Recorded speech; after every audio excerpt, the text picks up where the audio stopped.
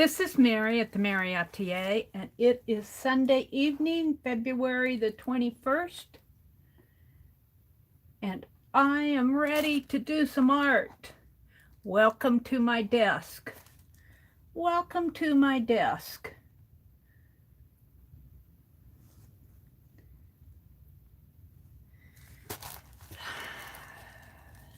So here's Penelope and the heart I did. And I am looking all over for my February art journal. I don't know where it ran off to. But we got lots of things to do. I need to start thinking about a March art journal. And Penelope's holding on to the heart. I thought this was pretty. I thought it would go in my Art Nouveau art journal. Maybe put a face up in here. Somebody sent this to me.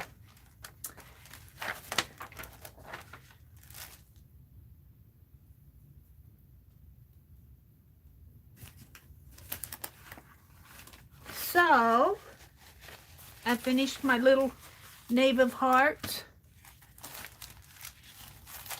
Can you guys find me? Live chat. I'm not showing anyone in here. Am I public? Let me switch gears here.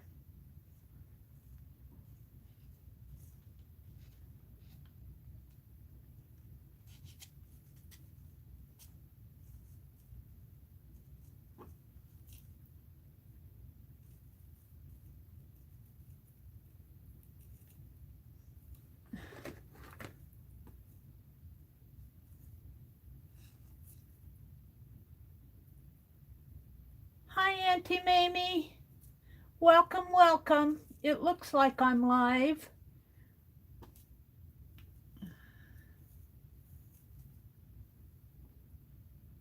Yeah. I'm switching gears here.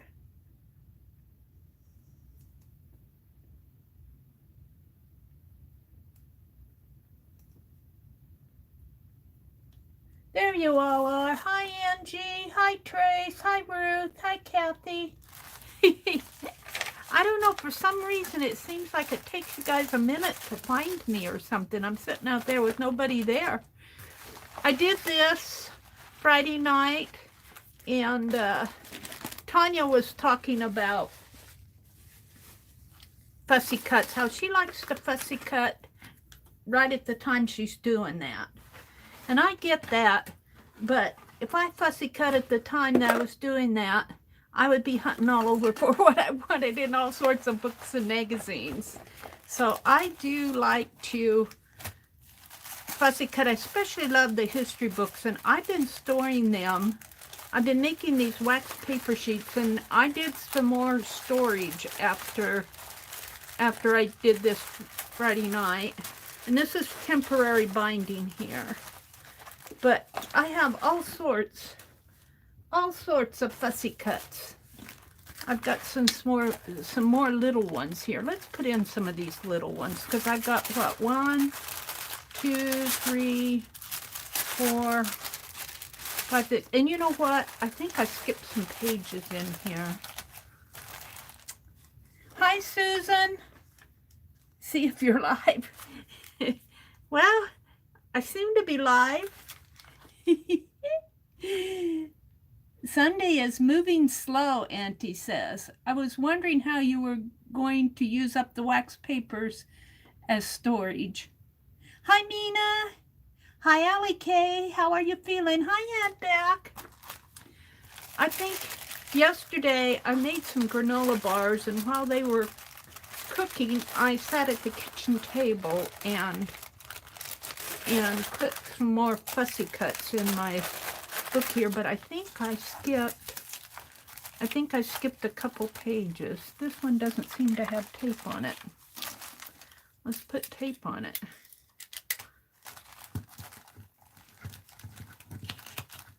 Sometimes this happens because, well, I'll show you why in a minute. Oh, this goes like this.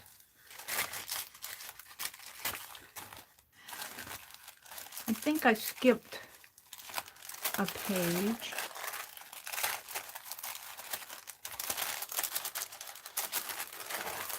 So I can look at my fussy cuts at a glance. And I really do like that. Here, I skipped this page. And this is perfect for some of these smalls. And Beth says hello to everybody. They're out there saying hi to everyone out there. So I have discovered when I do this, if I take my fussy cuts, and this is good to get them out of the package here. And I have a mixture of words and I'm going to keep my words separate. And if I turn them upside down, we'll start over here. If I turn them upside down while I'm placing them, oh, these are from some old cottage magazines that, or what were they? Romantic Home. They're no longer publishing them.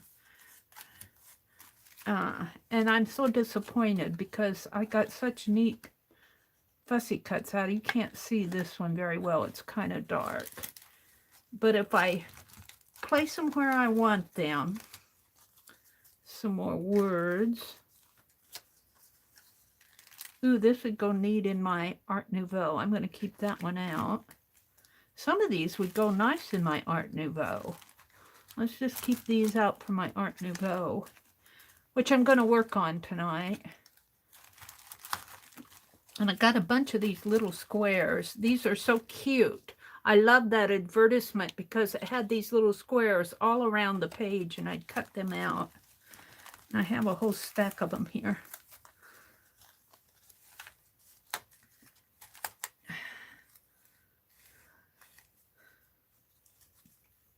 There's a little decorative element.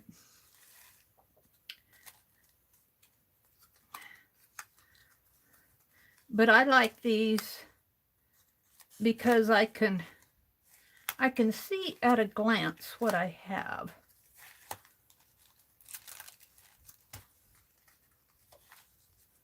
And this is words.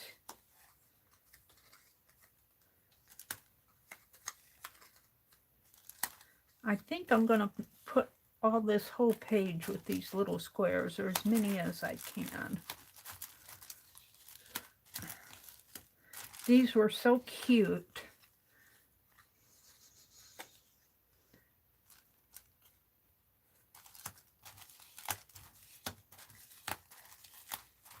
Almost like playing concentration here.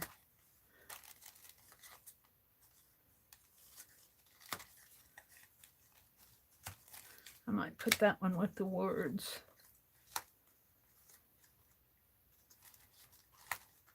And I've got enough for this page. So after I get them all placed, what I do is I turn them all upside down. Let me pull my sleeves up a little here. I turn them all upside down, and I find this is easier to do at production mode when you're doing this. If you do this, I just turn them all upside down.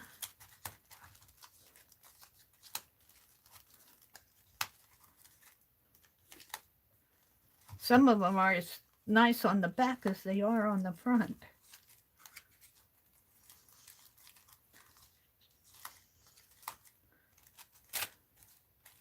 Whoops, I don't have one there.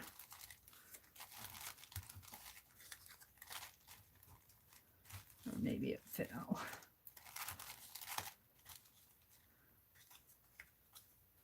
Like that. And then when I get ready to tape, it's a lot easier just to go over here. And I'm using this Dollar General double-sided tape.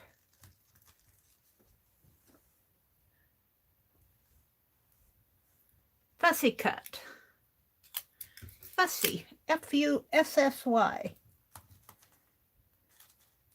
It means you're doing the fussy cutting. You're being fussy with your cutting.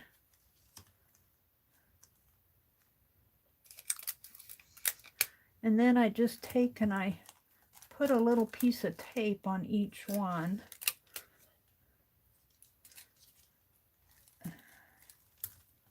We'll only do one page here. Just, I wanted to show you how I turned all these upside down. Is that one upside down? Sometimes it's kind of hard to tell because they're as nice on the back as they are on the front.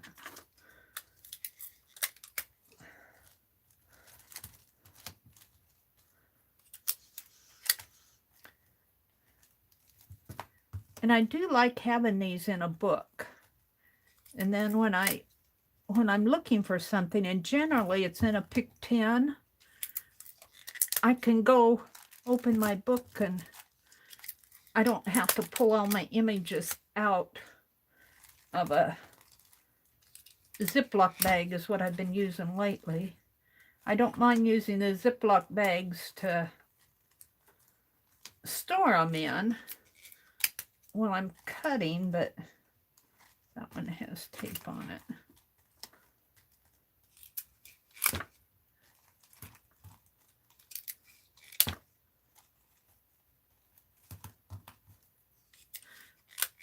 And generally I don't get this many on a page, but since these are smaller, it's taking me a bit longer here. There we go. And then after I got that done, all I have to do is go over here and flip them over and kind of press them down a little.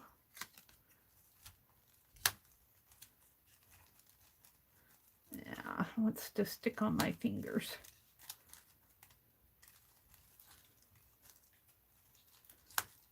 And these stay pretty good. If one comes loose, I just put it back in.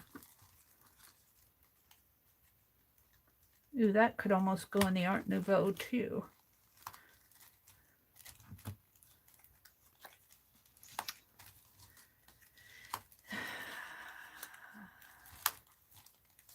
So the other thing Tanya did today was play in her little mini journal that I saw. I didn't stay for the whole chat.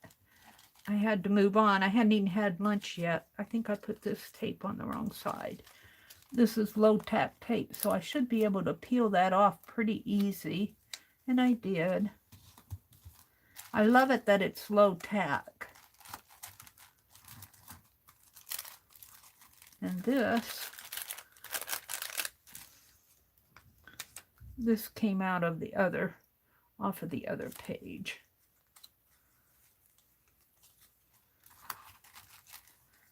There we go. So I've got a whole page of little ones here. And I've got two here that need to be put on another page. Let's see if I can find a space for them.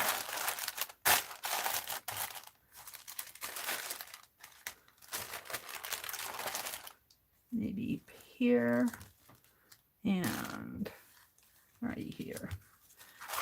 So that's all I wanted to show you out of that. I'll work on this by myself. Let's get these out of here though. Put those back in the package.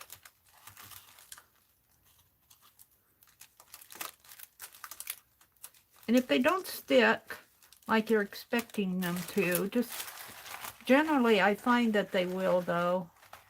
You have to kind of press on them a little. That tape is low tack, but that's what I like about it. So I'm going to set this behind me and let's put these fussy cuts away.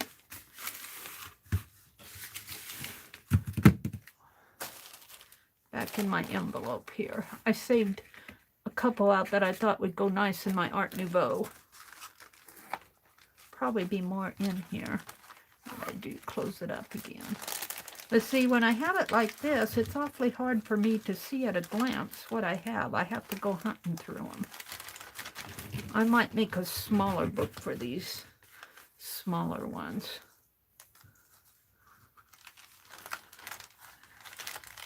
But this keeps me busy. this keeps me busy on a snowy day. We've been having a little bit of a warm-up lately, though. Okay.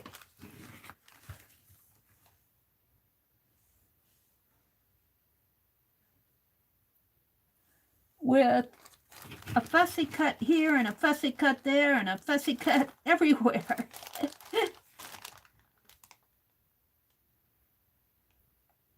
Yeah, I use Dollar General tape, double-sided tape that I get at the Dollar General store. It's the dollar store. Not only is it less expensive, it's low tack, which means when you put tape on the back of it, it comes off easy. But yet it still holds enough. It still holds enough. Okay, now the other thing that I thought I'd do tonight, and you guys are going to have to hold your breath, because I thought that I would work with this. No, I thought I'd work with this sampler. And I'm going to make a needlework ornament out of it. Let me get a piece of paper here that's long enough to make a model.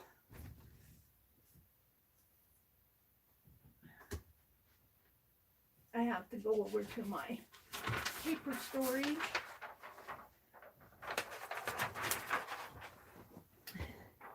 And what I want is a piece of, I want to measure this out, and I want to divide this into 3s.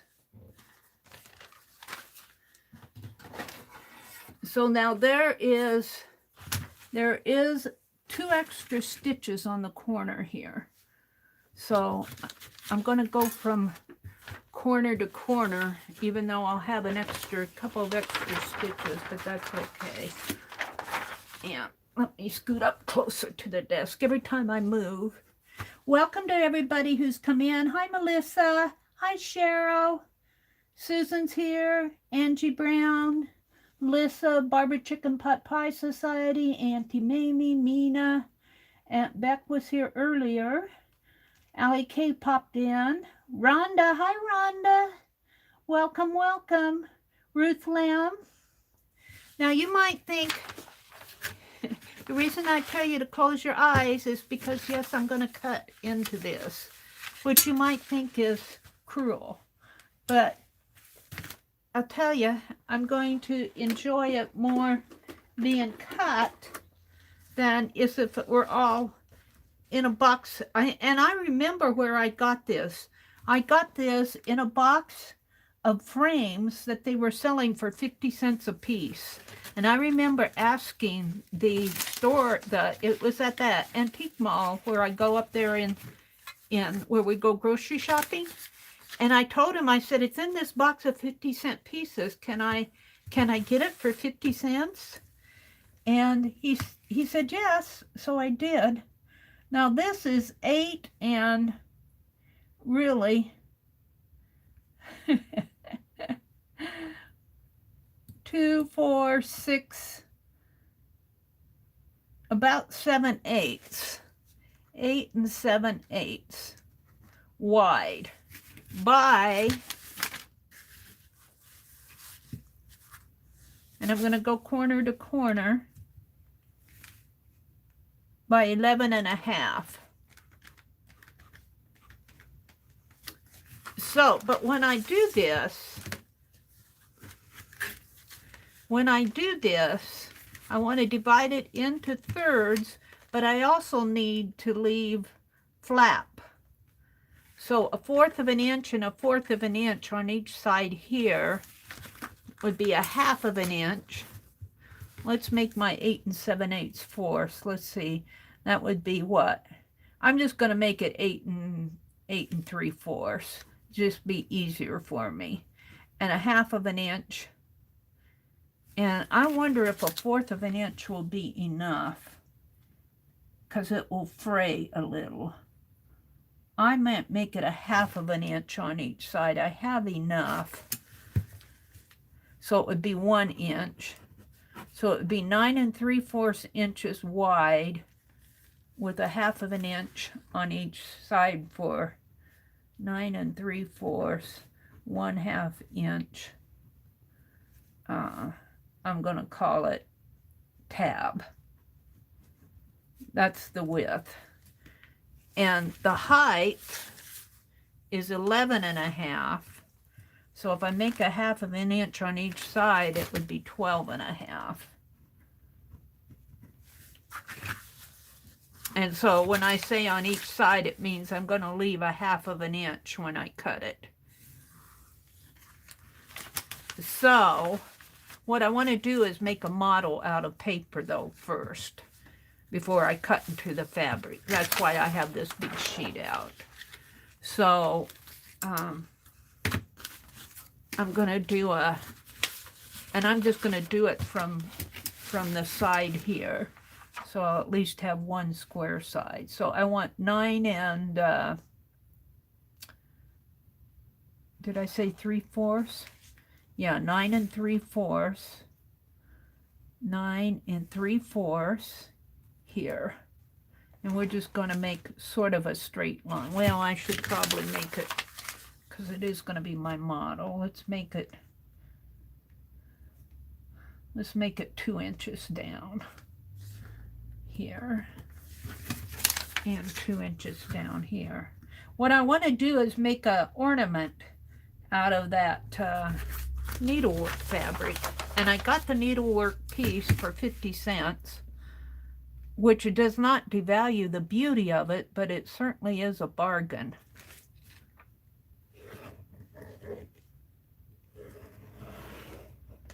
So out of this 9 3/4, I want a 1/2 inch here and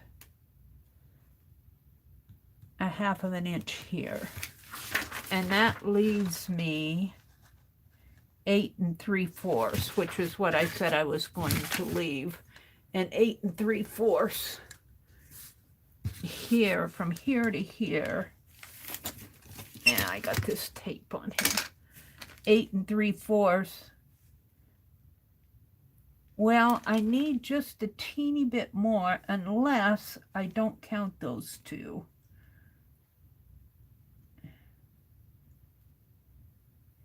Eight 3/4 if I don't count those two. So, because I got this is still 8 7/8.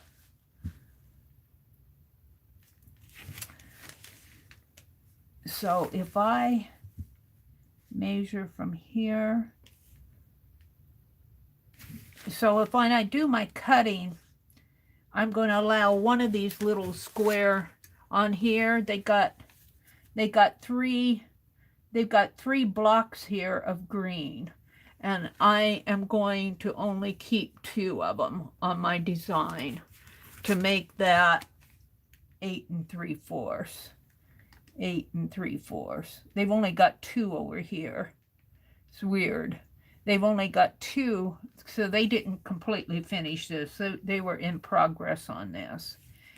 If I didn't use either one of those and just use one block, it would still be weird. It would be 8 5/8. I'll see when I get there.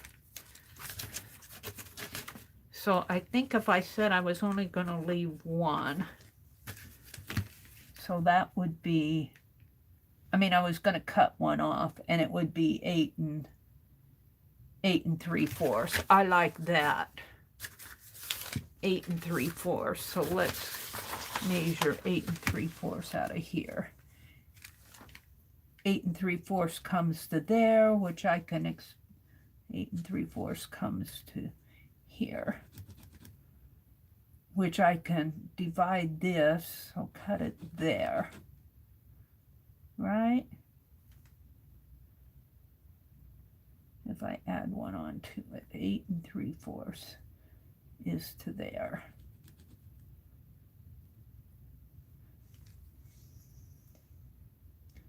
I could just leave that at 8 3/4 right there. Mary's thinking here, 8 3/4 there, and just let this be a little bit longer here, and I'll cut it off as I go. I think that might be the safest thing. I'll have more than 1/2 of an inch there. So I want to measure 1/2 of an inch here and 8 3/4 here. Now this is just the model, so if I goof on it, I can get another sheet of paper. 1/2 of an inch here and 8 3/4 here. And let's see, the width of it was, counting the 1/2 inch, was 12 1/2. So I want to come down. Well, let's finish 8 3/4. What did I do here? 8 3/4 is over here. I goofed on that. And 1/2 of an inch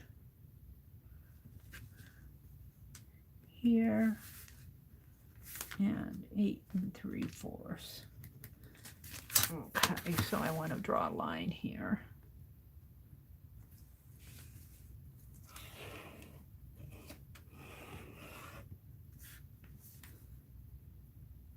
And I need my T-square out. So this might be a little wonky. Okay, and here.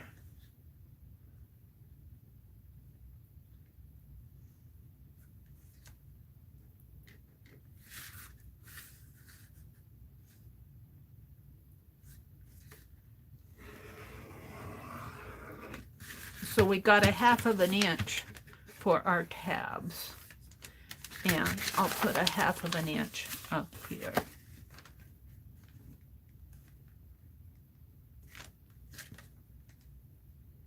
A 1/2 of an inch. Yeah.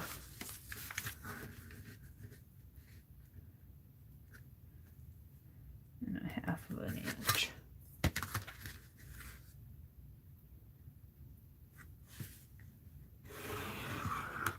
All right. So now this is 12 1/2, counting the cut lines. It's 11 1/2.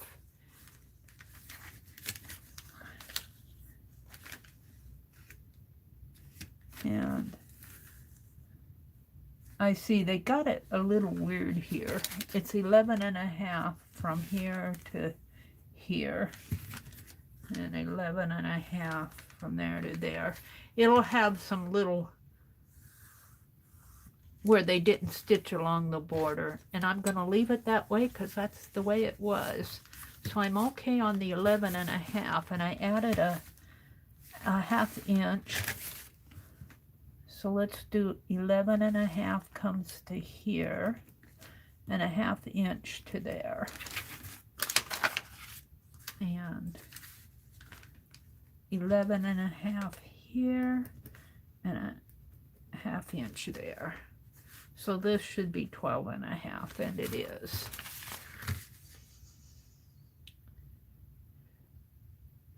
So it comes this way and this way. Now here's the challenge.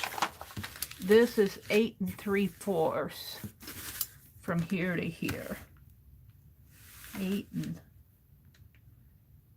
3/4. So 8 3/4 divided by 3. That's 24, 27/4.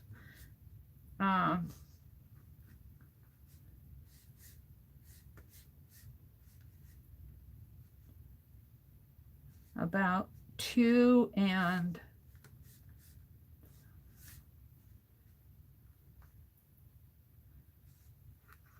3/12 I get, which would be 1/4. Would that be right? 2, 2, 2, and maybe I did that wrong. 3 will go into 12 into 27 goes 2 times 24. 3/12 be 1/4.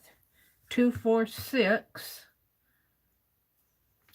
It's like I'm dividing it by 4 instead of 3.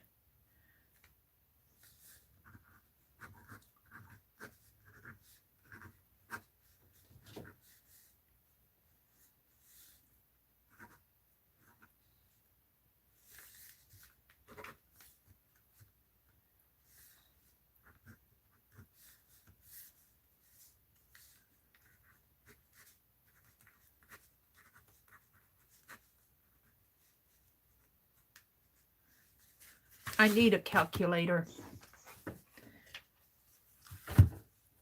You guys are already doing it for me, I bet. Mary's got to go do her calculating here on my desktop. Calculator. 8 3/4.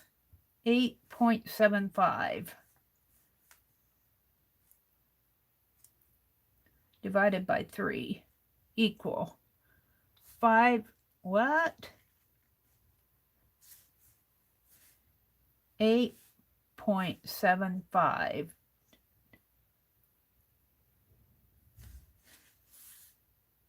8.75 divided by 3. 2.919. Oh dear. 2.91. So it's almost 3 inches.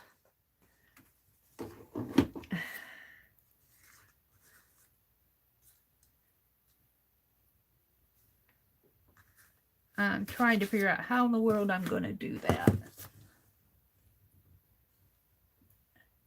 I could just round it off and make it look above Mary as Susan. Let's see. Susan says, Mary, look above. Mary, look above. I'm missing it.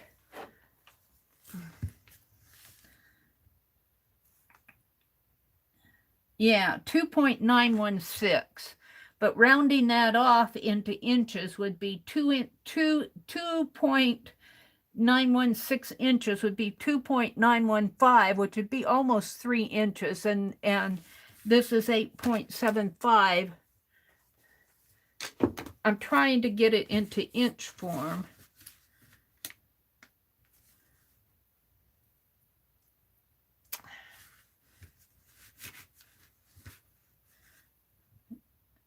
Two, 4, 6.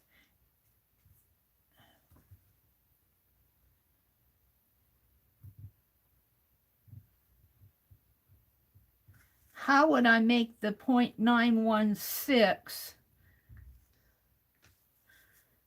divided by 3? 916 is almost 3 inches. I'm not sure how to make that equal.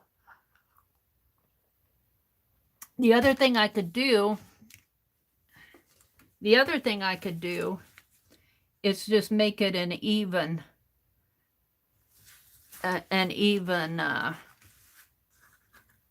9 inches. Bring this out to 9 inches. Might be easier. And if I brought it out to 9 inches, this is still 8 3/4 inch, but I could have a little border on the edge on each side. So I think that's what I'll do.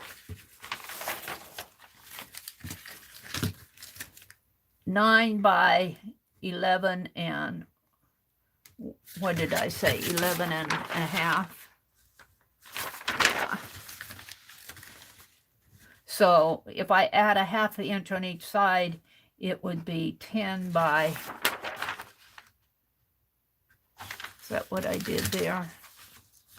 I want to make this an even 9 inches, even though this is not an even 9 inches.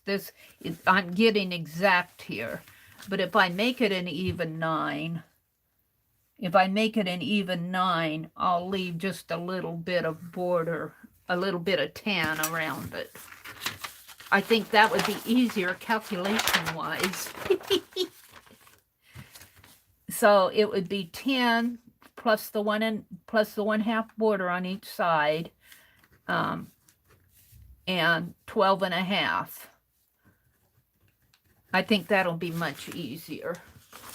So let's do this again. Let's see, I think I can measure from my, well, let's just do it.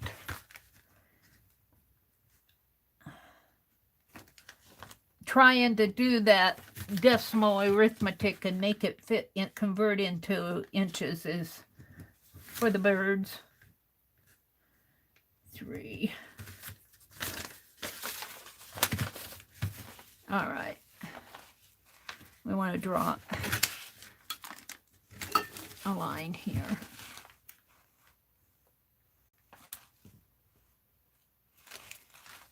Divide 2.916, convert that 2.916 into inches. All right. So we're going to go 1/2 inch in, we said, and I got that here, and I think my width is okay at 11.5 and 12.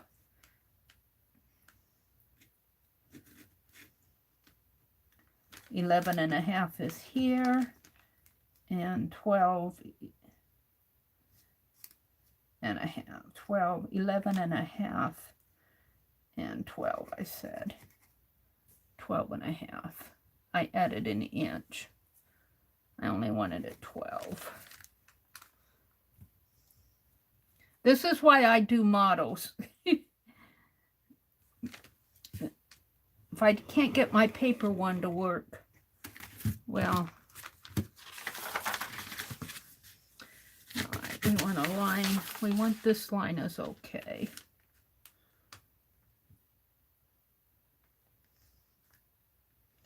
Here.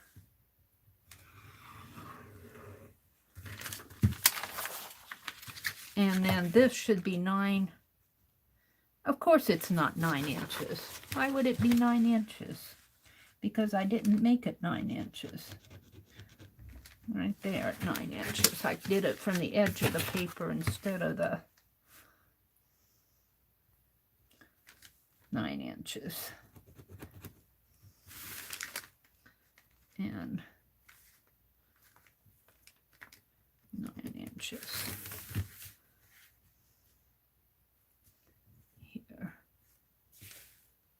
You're all going, does Mary know what she's doing? Sometimes I find my way through this.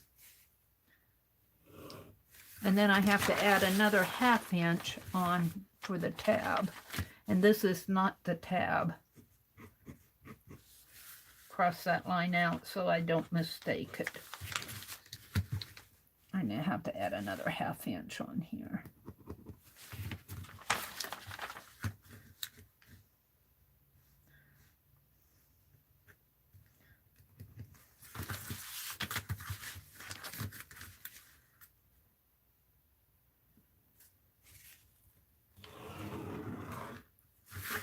And I want to come down 11.5 right here, and 12, and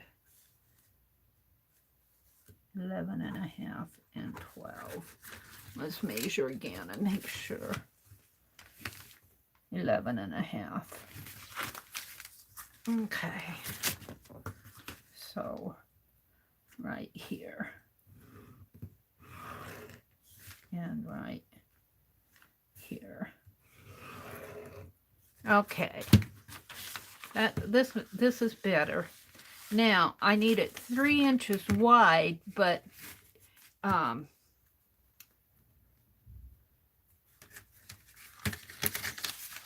here's the story. They're not going to be completely square unless I make the width 3 inches wide.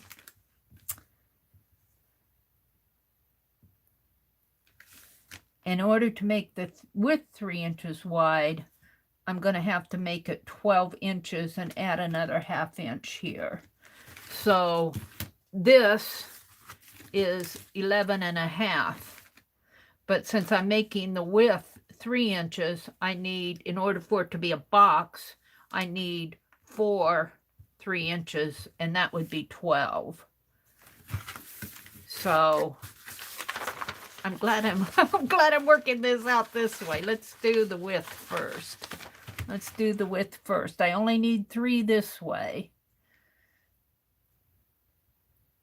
at 9. So it would be 3, 6, and 9. And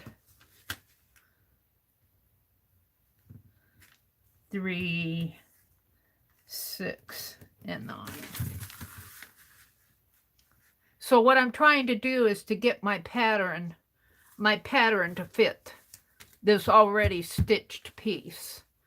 And I'm going to have to allow a little of the, because the piece was not made to be sized for something like this. It was made for its own dimensions. All right, I'm happy with that. But now I need to convert this into 12 inches here and add a 1/2 inch on each side. So from here to here is 12 inches. So if I add a 1/2 inch here and a 1/2 inch here, so there to there,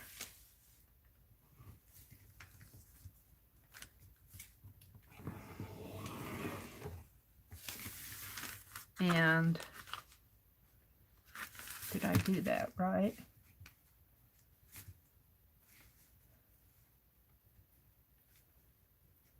Yeah. I have to make sure I'm right here because my 9 inches there, so my cutting line is here. Yeah, I didn't make that very straight, very dark. So after I get this in ink, I'll come back and, all right, so I need the same over here. I need a 1/2 inch here and 12 inches here and a 1/2 inch here. I'll come back in with my marker so I know what lines I want.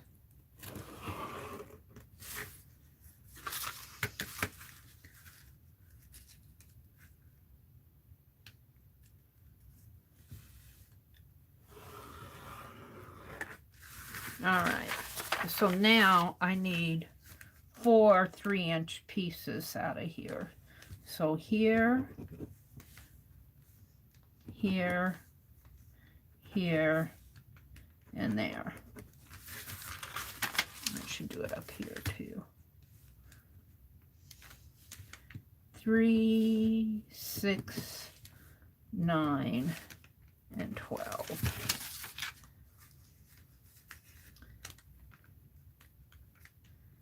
And 3, 6, 9, and 12.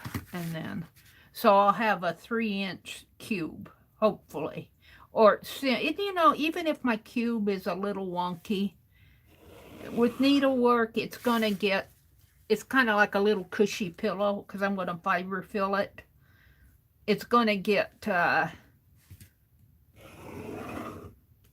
it's not going to have a stiff backing to it. So if it's a little wonky, it isn't going to show that much. All right, so there's my piece. Now what I want to do is take this pin and mark what lines I want to cut on.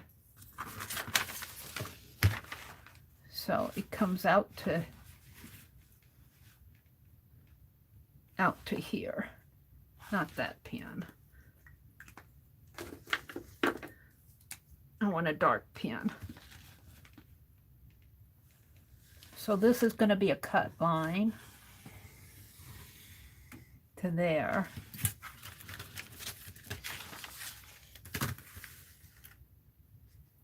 And this to there. Now I have to go 12 inches down, so it'll be this one here.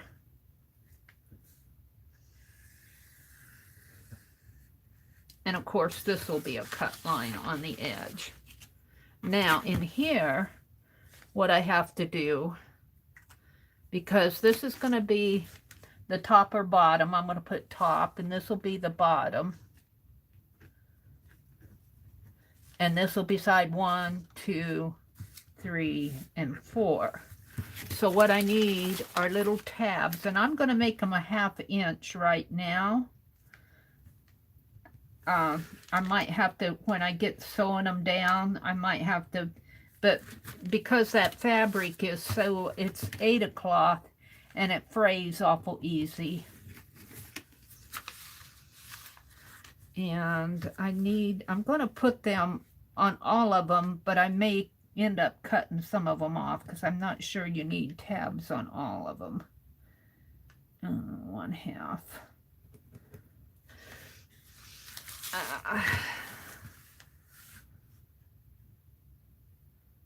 So let's draw a line here and here, and we need a 1/2 inch. We need a 1/2 inch in here, a 1/2 inch there, and a 1/2 inch there.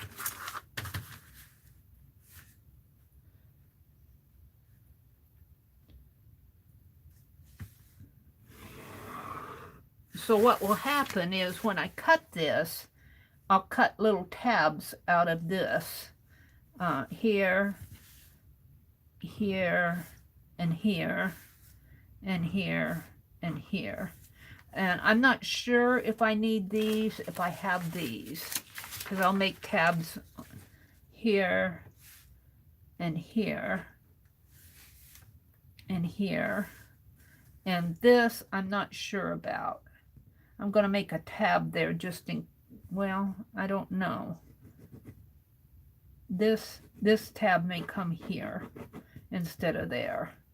I may cut it in there and cut it here and a 1/2 inch here. Now I'll cut a tab here and here and here.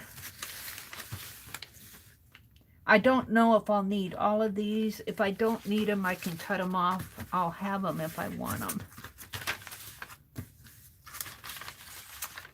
So the sad part about doing this with a piece of needlework, it's always easier for me to do this with pieces that I find that are unfinished, or pieces that somebody else did other than my own.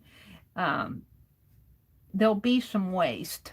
There'll be some leftover stitched. In here will be leftover, but I can use those on clusters or tab there. And let's see.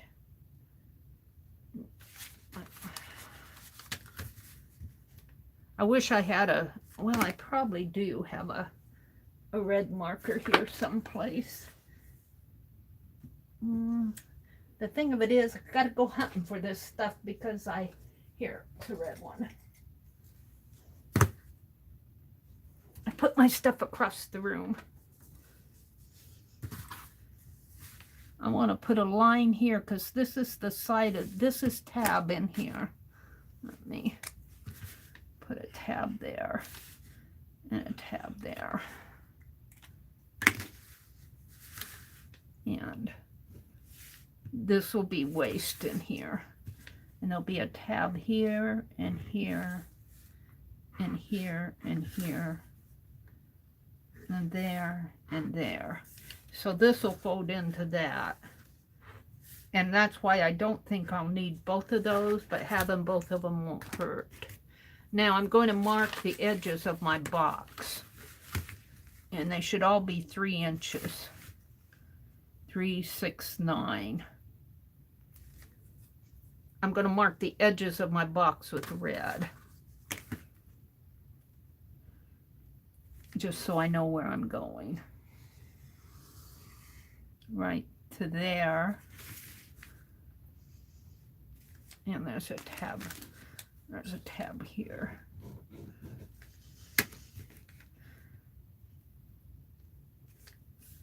Red.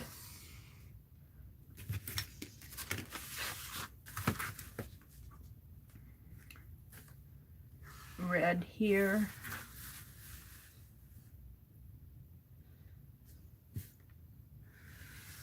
Red here.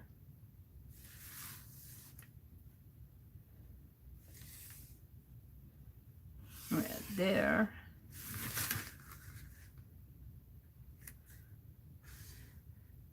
There. There.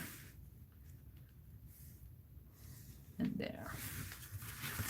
So I think I'm pretty happy with that once I got rid of that 2.916 business. So what I want to do is 2 things. Let's see, where's my fabric? I'm going to cut this out and see how it measures, how it fits on here.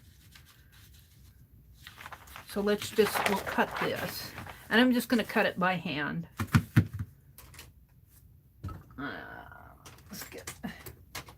Shall I use the big Tim Holtz scissors that Deborah Brown?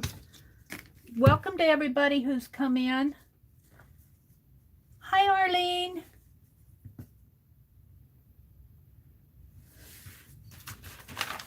All right, so I'm going to cut along where the tab lines are here, because we want to leave our tabs. And these are the Tim Holtz 9.5 inch scissors that Deborah Brown gifted to me around Valentine's Day. That was so nice of her to do that. All right, let's do the same over here. You know, it's nice when I can use these things that you guys have gifted me. And then, you know, I think about you while I'm using them. I do think about you. Now, we're going to snip to there. We're going to snip this side off over here. Now, if I had a photocopier, I should have taken a picture of this. But that's okay. I'll figure it out again if I need to. I'll have the paper pattern.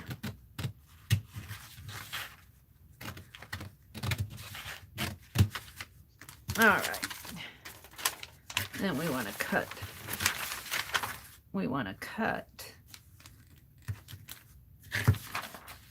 Did I cut that right?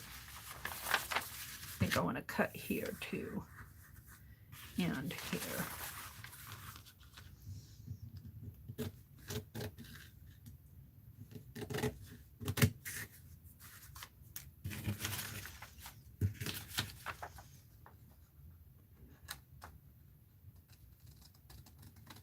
Something doesn't look right on the bottom to me. This is not 3.5 inches. I made my red line on the bottom too short.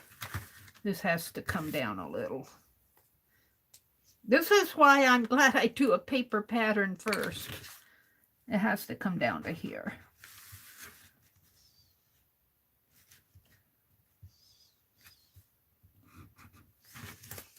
I'll probably get confused with that. Oh, Mary. That's about how I'd do it if I were alone, too.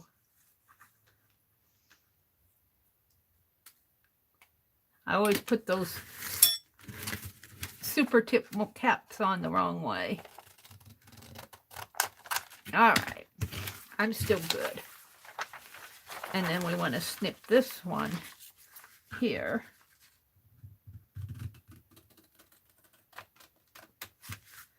Get rid of that. And this one we want to snip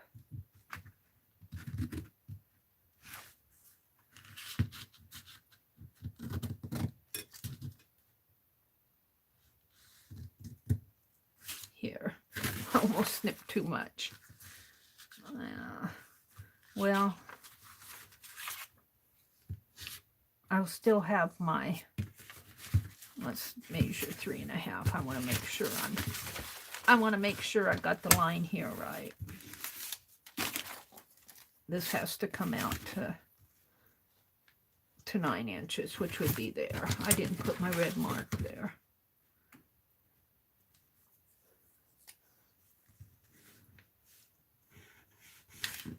There.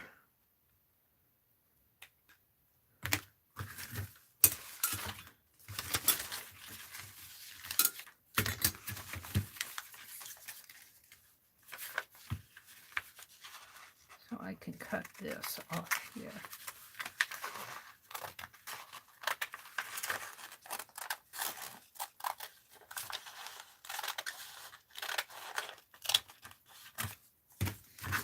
Okay.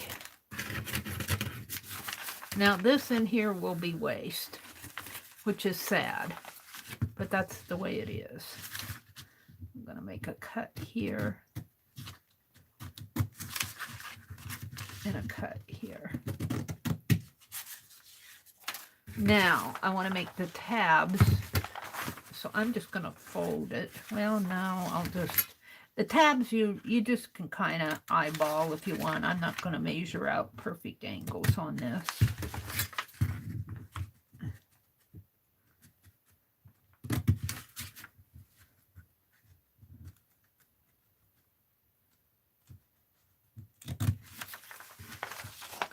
And I'm not going to make a tab, an angle V here. I'm just going to make a slit in the center on these corner ones. So it'll fold that way.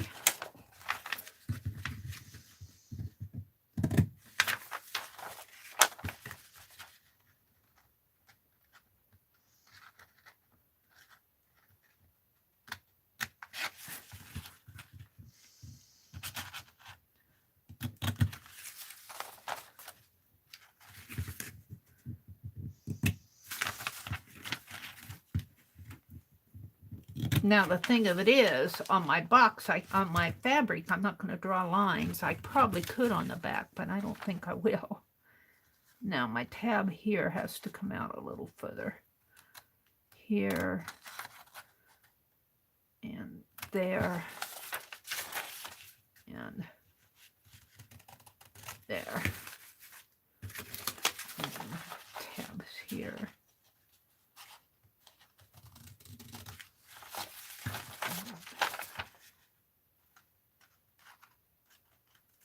Here.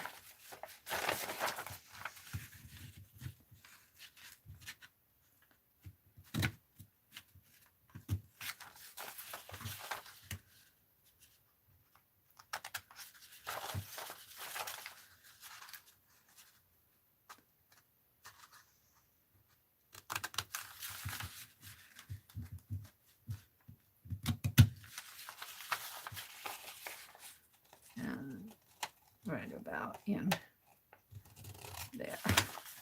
Okay. And you see how that's going to fold into a box? It'll fold. Let's do some folding here. Well, I want to put it on my paper first. Let's get rid of some of this stuff. I want to keep this for, because I made some notes on there. I'll decide what I want to keep later. The rest of this can be tossed. I might come back and use these on the fabric. We'll see.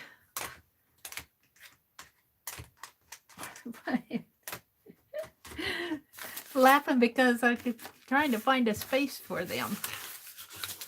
Let's get these off my desk.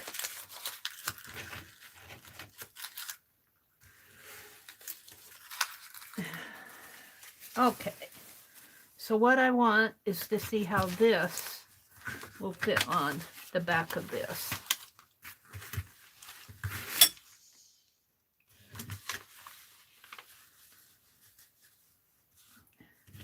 See, because I made it a little bit longer than 9 inches, if you guys could see, if you're pretty far away, but this is really 8 and, what did I say, 8 3/4. And so I made it just a little, so I'm going to have to pull it over this way a little and up this way, right about in there, like that. And it's going to be sad that these two pieces in here will be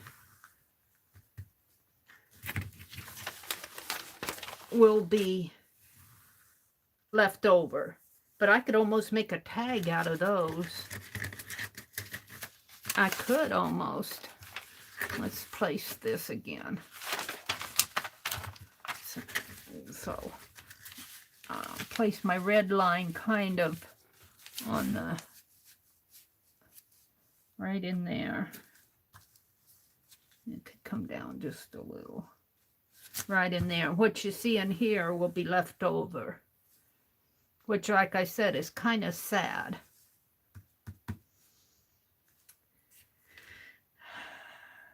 Now, I imagine this is 14 count Aida cloth,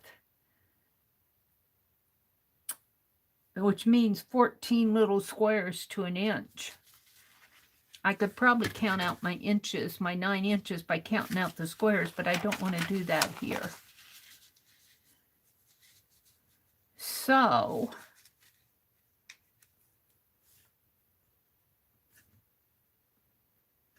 I'm going to have to find a way to mark this.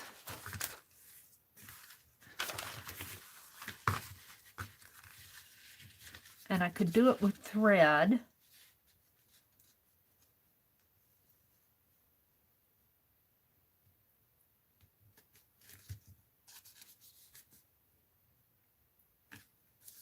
Bring it down just a little. Out here, it's not going to matter. Out here, because this is all border out here. Where it will matter is that I don't want to go marking on the inside. So I think I can mark along here. Let's pin this pattern on.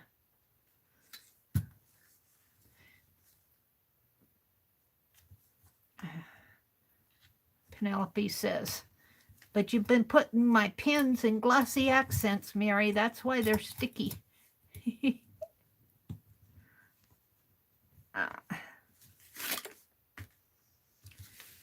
So I have it just about where I want it. And so I'm just going to put a pin in here.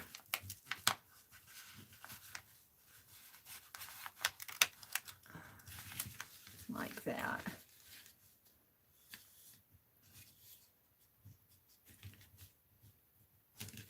That's about right. Where I don't want to mark it is on the inside in here, because that'll soak through. I can mark the outsides, so I might have to take some thread and stitch the inside lines here, here, and here. I'll make it get it straight. And I know I have it straight if my pieces are lining up with a line, and they are, generally.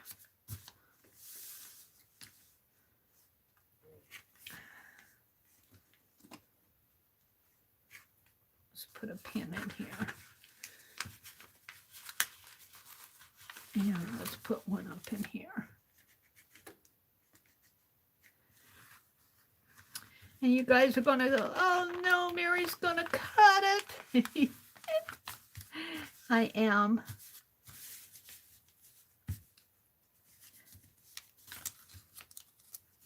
Now I know I could cut along this green line right there, because that's where that comes out at. And over here too. Here I could cut I may not have to mark it. Let's pin this.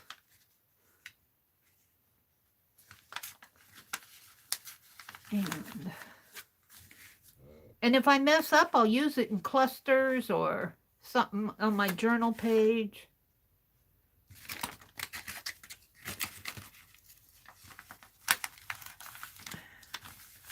So let's see if all these lines come out on the same. They do generally.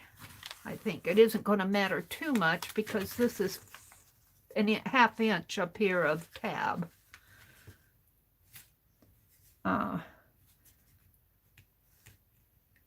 Okay. I think I'll cut this first. So you guys can close your eyes, or do you want me to zoom in a little? Let me zoom in just a teeny bit.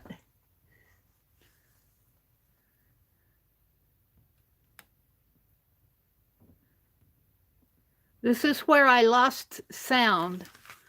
So if I lose sound, let me yell at me. I'll try to watch if I lose sound when I play with this zoom.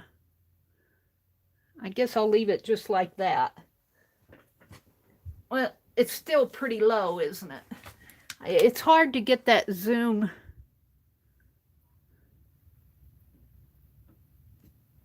It's hard to get the zoom positioned. Do I still have sound? Yell at me if I lost my sound. I'll watch.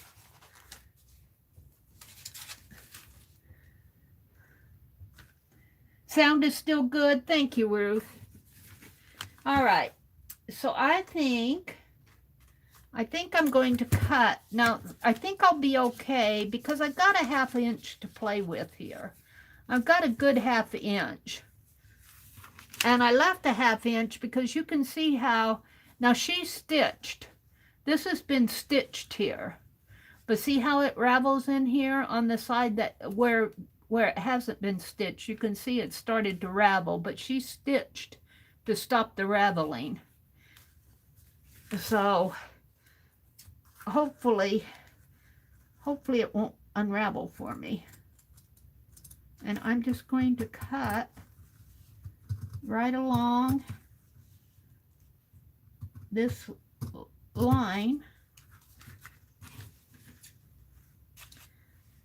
And I hope this lady is gone to her glory so she won't see what I've been doing to her needlework. I got it at the thrift store, at the antique store there in where I did my birthday thing a few years ago.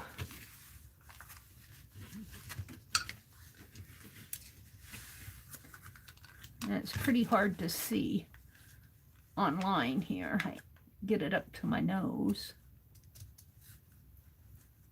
I'm trying to cut on the same.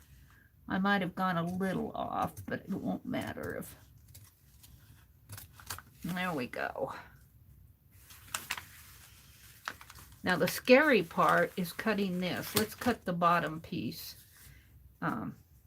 Let's cut the bottom. Well, you know what though? I'm going to have some bottom on these because, and I've already cut this off so I can't move that up. This is going to have some on these squares down here because my cut line is there. It's going to have some tan down here on these. And I'm going to leave that. Nobody's going to care. So on here, I need to cut,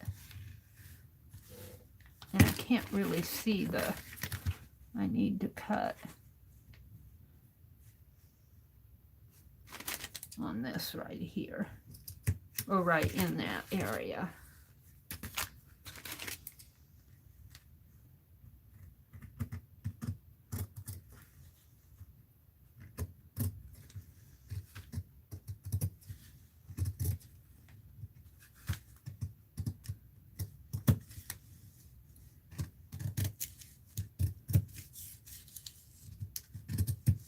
And I'm such a good cutter. They would not hire me at a fabric store.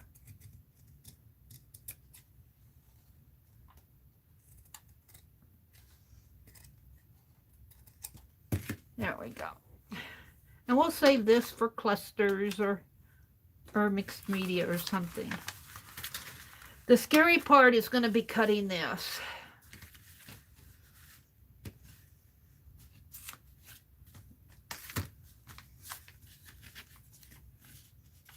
That is going to be the scary part. But you're just going to have to take a breath and go for it. Let's do this side first. Here we go. Let's see. I think I'm going to cut underneath of that brown stitch there. We'll leave it just a little bit more of a, I think there.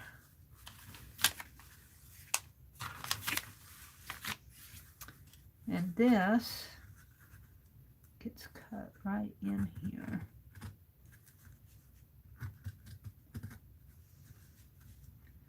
Now, I don't have any fray check, but you could put fray check on this.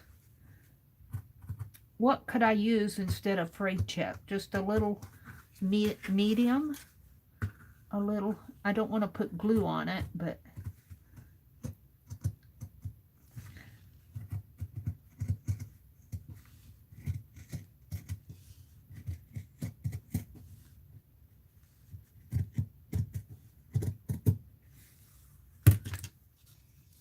see, that could be almost make a pretty tag, couldn't it? So you could still use that for something.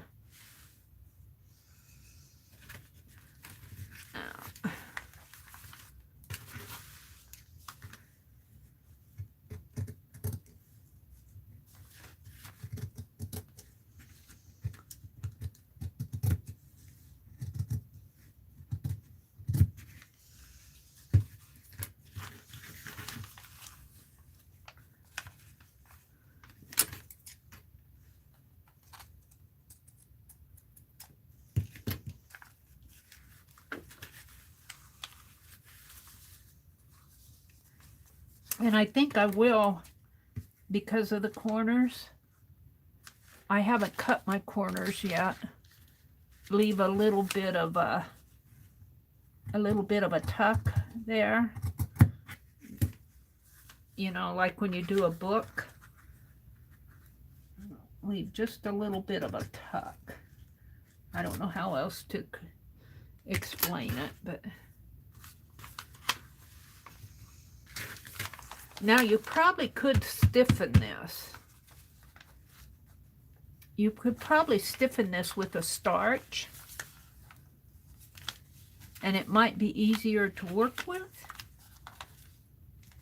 I don't have any starch either.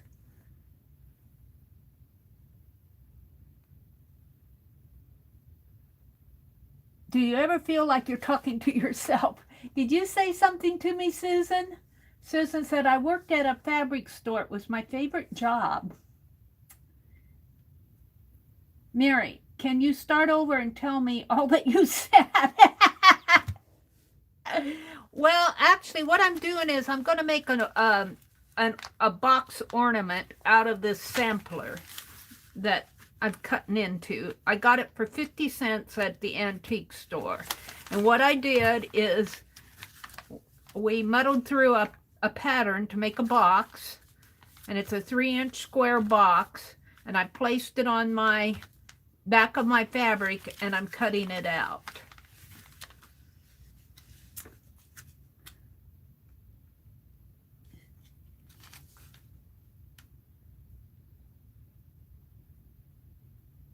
Arlene says she talks all the time.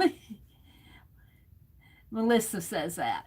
She said that to Arlene. Arlene says, I talk to myself constantly. I rarely see other people, so my excuse is I don't want to forget how.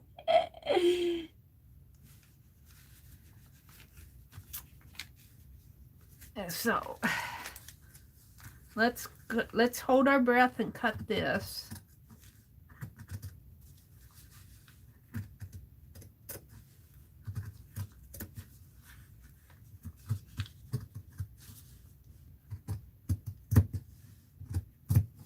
I think that the lady who's doing this is probably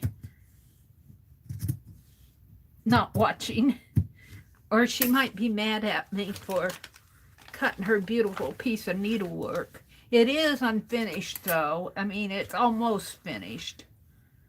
It's an almost finished piece, but I see there's some spots in there that need to be finished yet. And if you find a piece like this, let me tell you, it's always easier to cut into somebody else's than your own. But see, I can make tag. Look, that almost could go in a art journal, couldn't it? As a country. It would not go in my Art Nouveau, but we'll just save these out. Now I want to leave a little bit of leeway on these tabs here, because on the corners I want to have some tuck in there. That might be a little bit too much on that one. Well, let's cut this. Now the thing I want to do next is I want to get lines in here somehow, because I want to have, and I might just do it with a basted. I might mark a basting line here. And mark it with so I know where the tab is. And I don't want to draw on my fabric because it will soak through. It will soak through. How big is this needle? That's a big needle. I don't know, this is crochet thread's pretty thick. I'm looking for a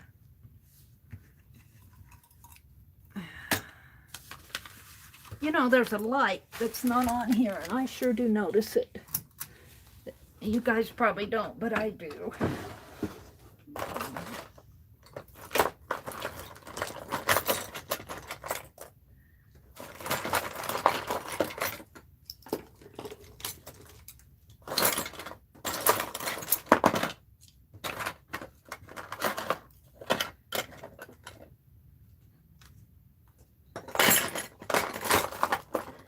I had to go down to the bottom of my pencils there to get that needle out, and it fell out of that super duper case.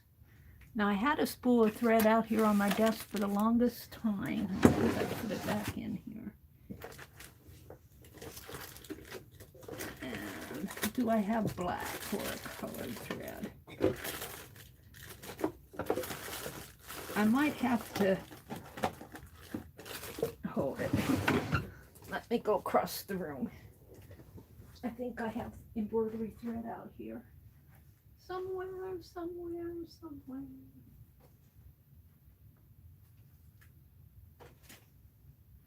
Here. Crack-a-lanch, something fell.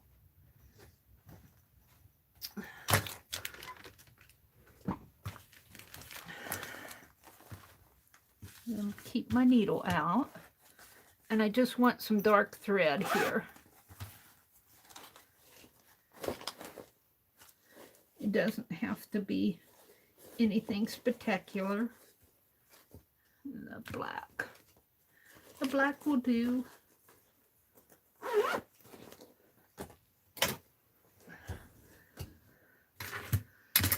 Yeah. You guys didn't count on a... Although this is kind of artsy, isn't it? Yeah, kind of artsy. It's not art journal-y, but now I only want one strand. This is 6-stranded floss, and I'm going to pull out one strand, maybe 2, if I can get it through the eye of that needle.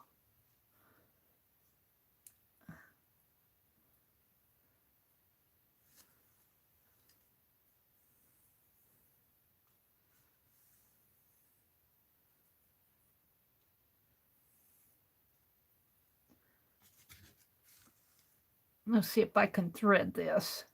Oh, that eye's pretty big. So what I want to do is I want to find a, let's pick this one.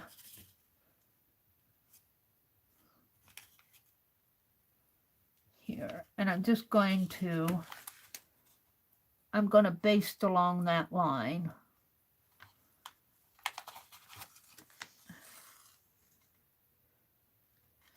And I'm going to leave a long tail. My thread is twisted. This will mark where my 3-inch square will be.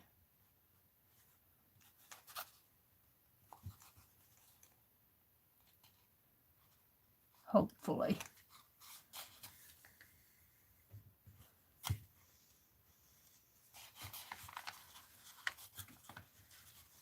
And this will be the tab.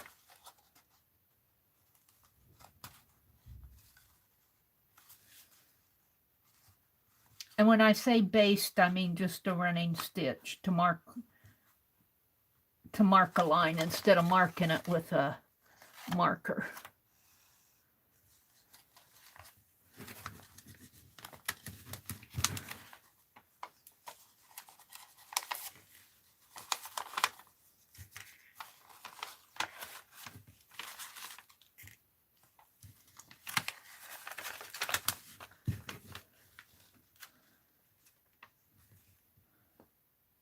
And I'm staying in the same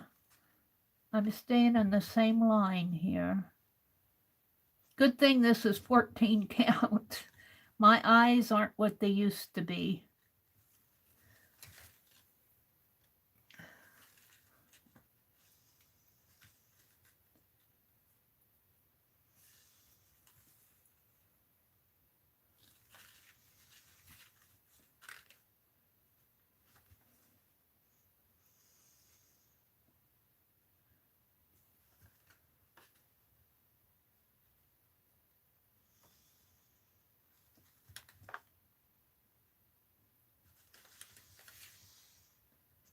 I need to get out my sewing machine before Becky goes live again.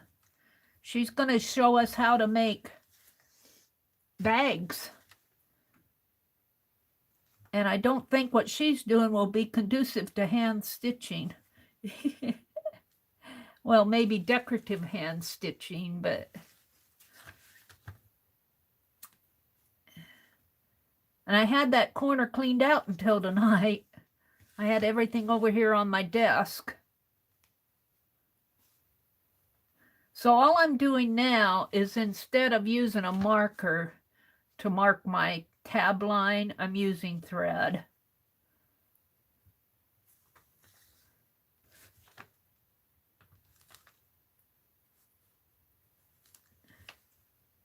And let's just park this thread over. Let's park it. Park it means just move it in the margin and leave a little snippet off the rest.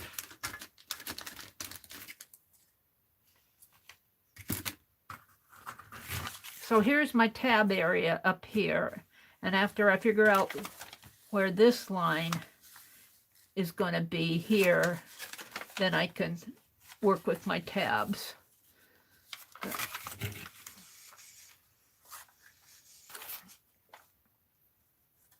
I might just park this thread and then come chat with you guys. Oh, I need white. If you put your needle over a white area in the background as you're threading your needle, it's a lot easier to see where the needle hole is. If you have something white behind your needle or light colored. I learned that from my needlework friends too.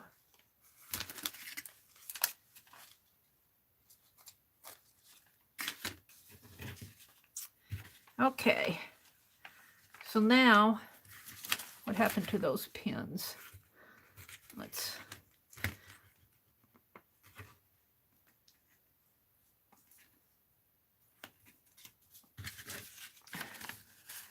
let's come chat with you guys, because I don't like to sit here and talk to myself the whole time. But see, I think it's going to make a nice ornament block, because this will be one. This will be on the side. These two will be top and bottom here. And may have enough area here to put a pin or something, at least on the top. Maybe a checker, a button, a big red button here. And maybe some little buttons, because it looks like a checkerboard. And then this will be a side. This will be a side. There'll be 4 sides. 1, 2, 3, 4. There's a 1/2 inch in here. So there's 2, 3, and 4. And their alphabet will be almost on a side in here. Be really cool, I think. All right, let me come out and chat. I can't work on my art and chat with you guys at the same time because I get too confused. I get mixed up with what I'm doing. I get mixed up with what I'm doing anyway, so. M-Life was a 4-letter word. I don't know what that means, Susan. May baby. Holly says, I look in the mirror and I see an old dried up cactus. Aww. My mother used to say that. I used to take her for drives, country drives, and we'd pass an old barn. And she said, oh, that barn has the shingles off the roof. And she says, so do I, or something like that. And I'd giggle at her. She would think that barn would be in better shape than she was. It's not really safe to eat and drink where you have your needlework out. All right. Susan Hill says, no one wanted to, so they passed me around. I ended up with my older brother and his stinky wife. They were mean. Aw, Susan. Well, I ended up with my older brother, but he's pretty good. He's a pretty good guy. They went ice fishing yesterday, him and his son, and they took his niece, my niece, his granddaughter with them. And I guess she caught most of the fish. But they got back around 6 o'clock, and I heard all this stuff going on in the back porch and went out there, and they were cleaning the fish. It was stinky. Talk about stinky. And I had put salt on the back step of our door, because it was icy, and I didn't want to slip and fall, and I didn't want anybody else to slip and fall, so I put salt on the back door the other day. They drug it all in on their feet. So now I have to vacuum to get the salt off of the floors. Yes, Arlene never ceases to amaze me. Deborah says, Arlene, with all your health issues, you never cease to amaze me. And I agree, too. Arlene's pretty amazing. Renee is here. She says, but how much could you change, Holly? It's only been maybe 3 years at the most. Trace is here. They're talking about age. You know, I think we do get better when we age, though. We're so much smarter than we used to be. I don't know about you guys, but I thought I knew it all, and now I'm finding out I didn't. Holly says, I look 80. Mary's a lot better shape than I am. She's even able to garden. I'm addicted to leaping pills? Sleeping pills. Oh, and you take over 30 prescribed. My brother takes a lot of medication. I do not, probably because I refuse to go to the doctor to find out what's wrong with me. But I am in pretty good health. I'm thankful for my health. But I get tired easy. I get tired a lot easier than I used to, even in the last year. Doing those marathons, I was up until 1 a.m. It was after 1 o'clock Friday night. Boy, and I was tired all day Saturday. Susan says she dresses like she's 20. Cheryl says, I was singing a Christmas song yesterday. I thought, what am I singing that Christmas is over? Well, because when we did our Pick 10 the other night, it was all Christmas, Cheryl. That's why you were singing it. We got you in the mood. Okay, they're talking about aging. And we're talking about talking by ourselves. Holly says she talks to the animals more than I do myself. Well, that's good, Holly. That's good. Deborah says, I'm just saying to my guy, but I'll bet Mary talks to herself a lot. I do talk to myself a lot. Sometimes, well, you know, and when I talk to my brother, because he won't wear his hearing aid around the house, I can count on having to say the same thing 3 times every time I talk to him. You know, he just, and I think a lot of it is habit too. I don't know. That's the way it goes.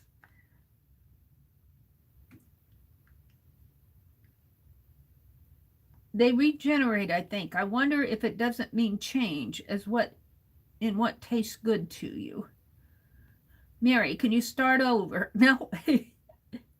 Janice Klein says, Mary, if you spread a little glue on the edges, it will help to spread. I was thinking that, Janice, maybe put, because this will be the tabs anyway, and I won't be getting glue on the needlework part. Now, part of this fence will be a part of the tab here. I can't avoid that. So I think I will just put just a little tiny bit, maybe from those glue pins that Norma sent me. But I'm going to cut everything first, and I'm going to baste out where the lines should be. And once I get that done, it should be pretty easy to stitch it together. The hardest part is figuring out where to cut. All right, let's finish my... Beth Schuler says, loud and clear, lurking and crafting. I was talking about the sound because I zoomed in. How old do mermaids get? I think mermaids are timeless, aren't they? Do they not age? Andy went and got some popcorn. I had popcorn this afternoon. I got hungry. Cheryl says, a brownie for dessert. How is that? Yum, yum. Cheryl said we had fish and chips. We didn't have supper tonight. Oh, Miss Mary Berry said, Mary's very good at model making. I'm very good at it. Well, I don't know how good I was, but I'm sure glad I measured it out first because, you know, it helped me catch some mistakes. All right, I'm going down to the bottom. Trace says, me too, Mary. I'll be talking away to my sister only to find out she doesn't have her hearing aids in. Yeah, they don't hear a thing you say. Cheryl says, thank you, Mary. Now I know why I was singing that Christmas song. Yeah, we did a Pick 10 the other night, a doodle one, and all the doodle prompt was an old list, and most of them were Christmas. I need to go out and look. Becky said she posted hers, and I need to go out and look. I forgot to do that. All right, I'm going to put you guys back, plug you back in, and put you back on this stand, and I'm going to continue with my measuring here. Hold it. Plug you guys back in and put you back up, stand you back up. So now, let's see, it'll be pretty easy to do. Let's get another 2 threads out here.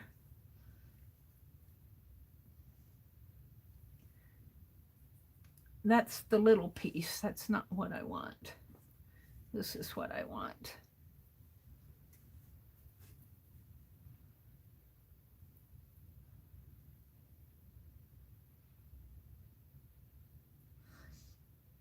If any of my needlework friends were watching, they would probably be mad at me. You cut that gorgeous piece of needlework. We're never going to send you any of ours. We used to have swaps. I kind of got out of the habit of doing that when I moved down here. but I didn't do much stitching after I moved down. I need to do this better, but there's one strand. Or is there two there?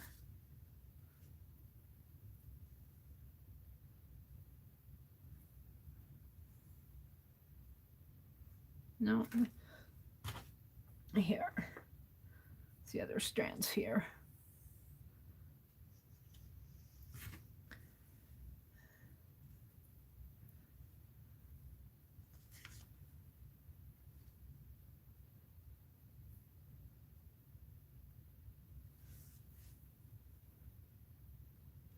Okay. Let's thread our needle again.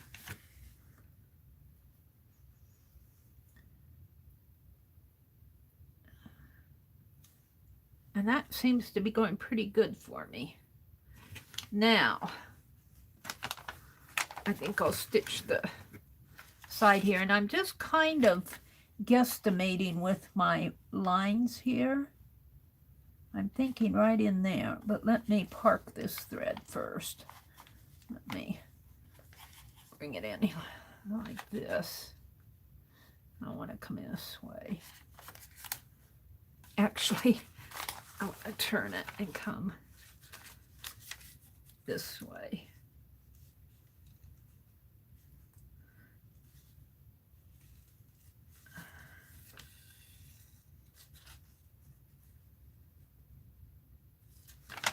And then, now I'm kind of guessing on where 3 inches is on this, just by looking at the line here and here.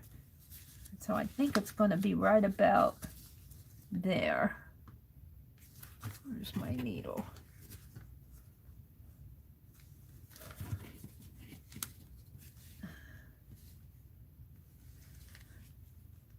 And this might be where I'm hoping that my sides will be pretty good at 3-inch blocks. I'll measure, and if they're not, I can always compensate before I stitch it. I just need to get some lines in there. All right, let's fold that back. And I'm going to go through this one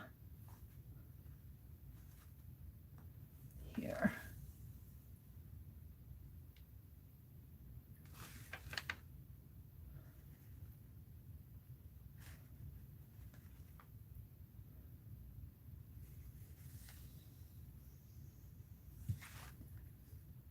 And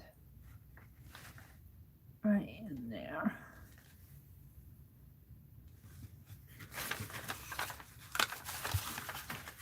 Now I'm going to park this. Now what I'm thinking, let's get my ruler out.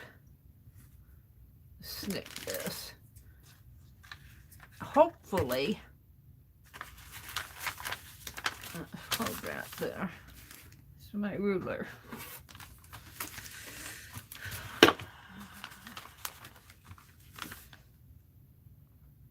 This is good, because see, I made my thread right here at 3 inch at 0. 3 inches would be right here, and I could actually mark this out with my pen on the border, because it isn't going to matter there.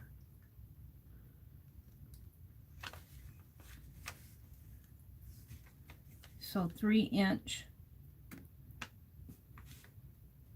Make sure I got it at 3 right here.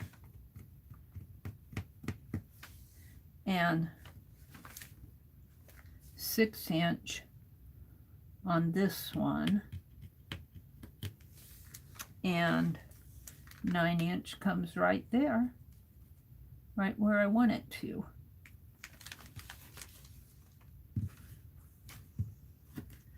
So let me do this. This one I really don't need to do because I know it comes right to the edge right there. So let me, I need to do this.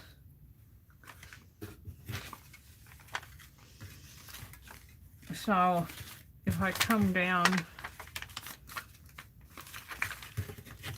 from here,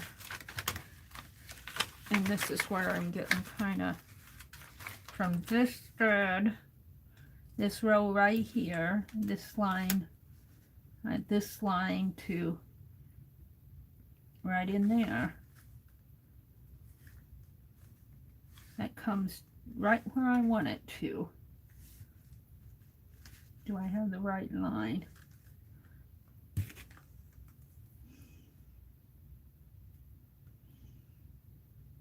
Right there.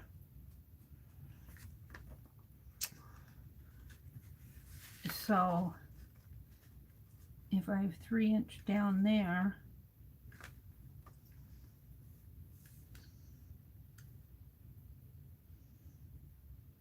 it's right there.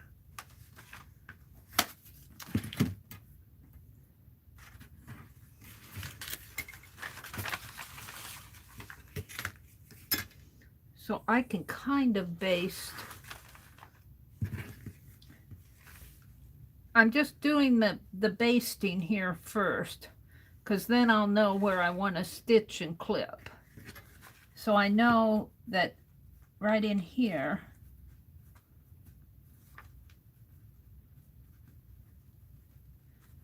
from here to here should be 3 inches.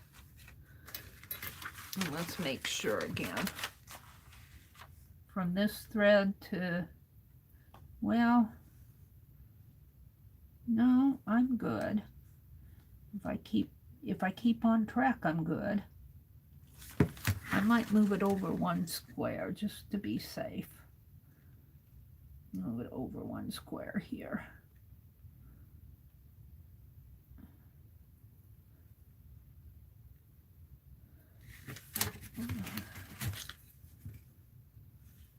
Yeah, that's probably better.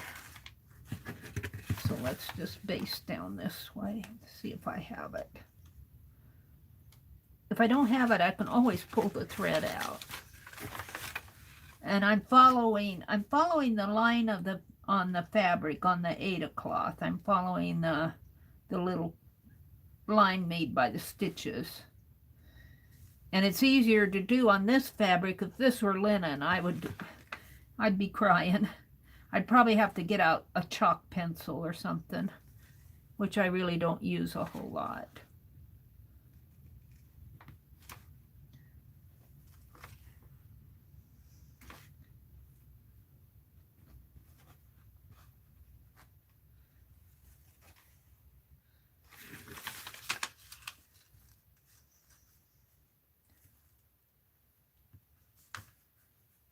It's hard to see. Right here. Right there? No, right in there.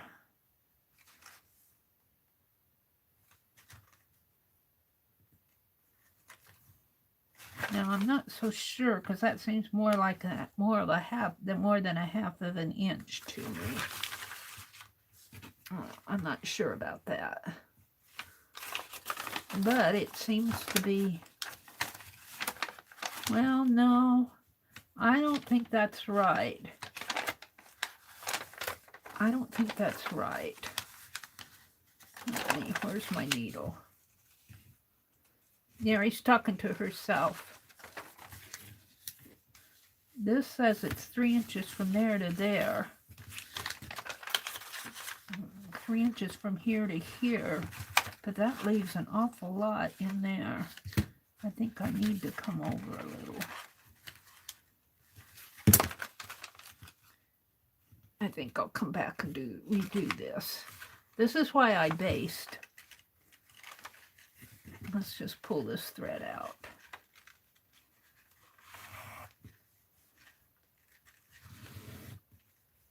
I'd rather baste and have to pull out my thread than cut it and cut it wrong.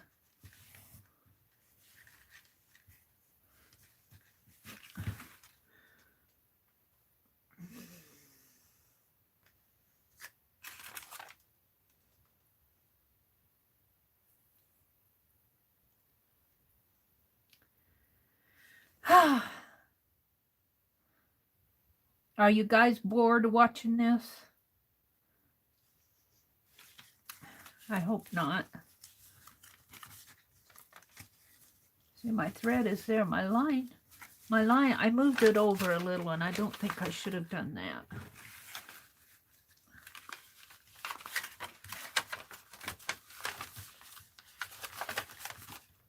Here's another way you can do it, is take your pen and poke a hole right there.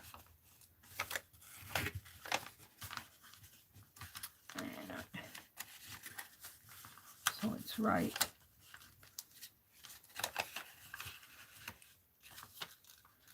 there.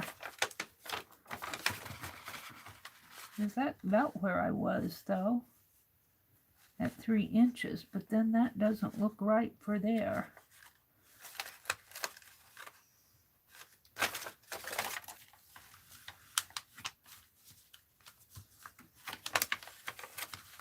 And that is 3 inches.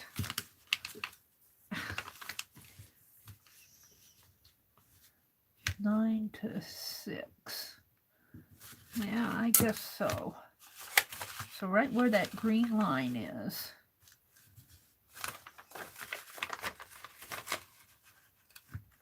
I think I'm going to come back to that later because I'm a little iffy on that. Let's go over here. And this is where I'd like to mark on my fabric. I really would. Pull this down. Put my needle in there. Maybe if I'm careful.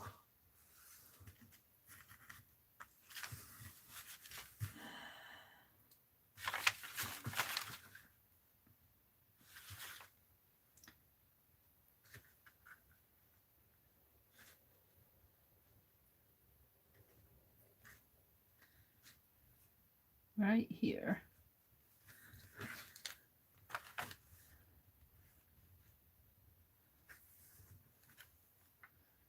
Right there.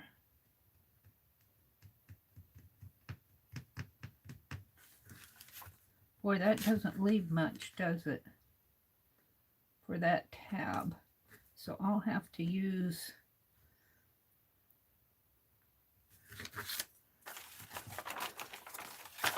I'm going to take this out. It's bothering me.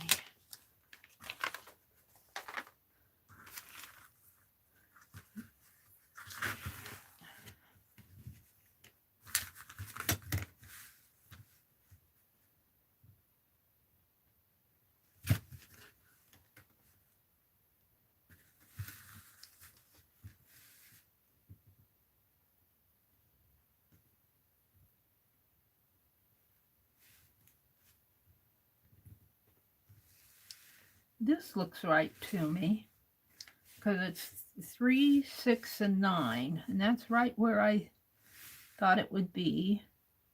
3, 6, and 9 right in here, right in there. This looks right here.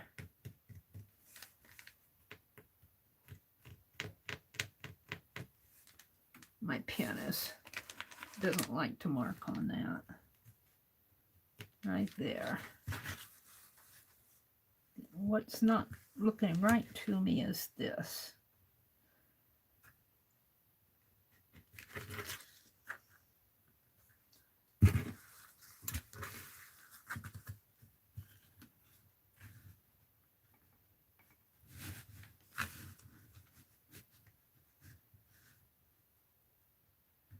Right here. That looks right.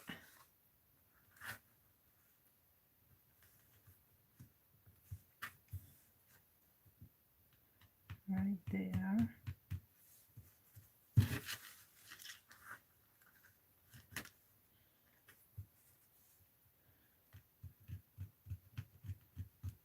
Right there.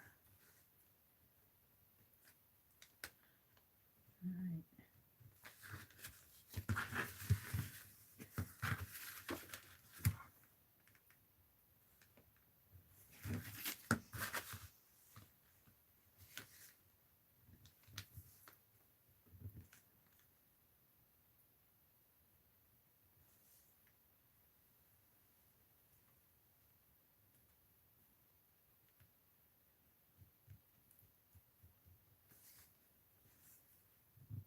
Well, that's right where I was. It sure didn't look right to me, though.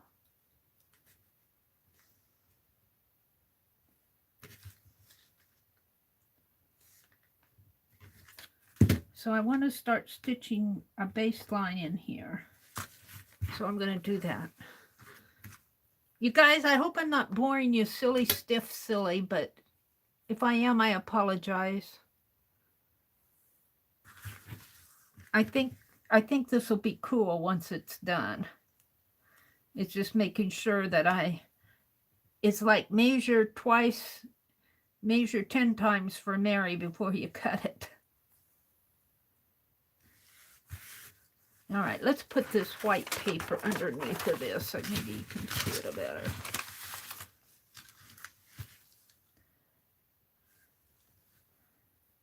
So I want to come and start my baselines here, my basting. And I'm going to go on this line. This is kind of slow stitching. Think of this as slow stitching. And we're just going to baste.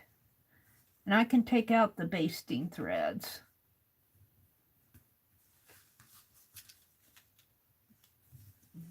There. I want to baste so that I know I have 3-inch blocks before I cut into it. I know I do, but I want to make sure I know where they are. Now I unthreaded my needle.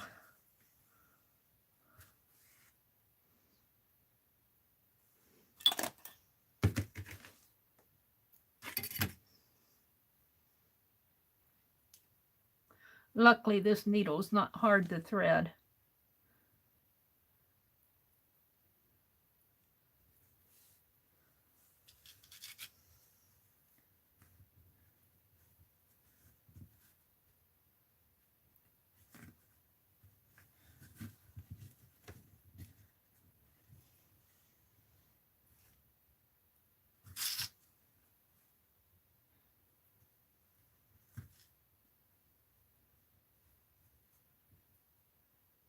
It's hard to see where that went off to.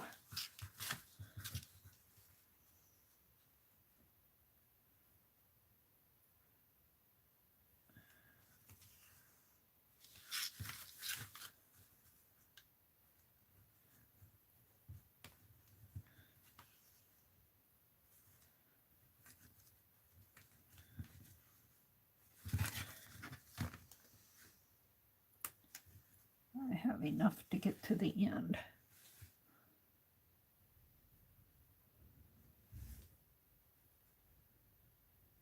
I'm off one. Now I went off here.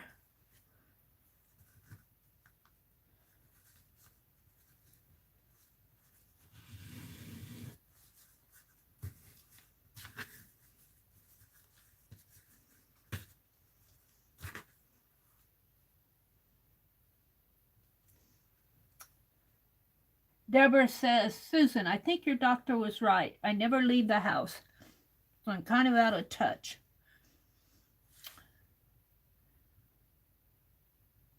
Oh my goodness. Hi, Lucia. Welcome, welcome. Lucia, I'm making a needlework ornament out of a sampler that I bought it for 50 cents. That'll make it sound easy. And I made the pattern. Here's the pattern. It's going to be a 3-inch square, and I'm basting now, but I see I went off, and I'm still off here. I see I went off of my track here. So I'm redoing my basting. Rather than marking it, I'm basting it so I can see where my squares should be. And this is taking some time, but at least you guys are seeing what I'm doing.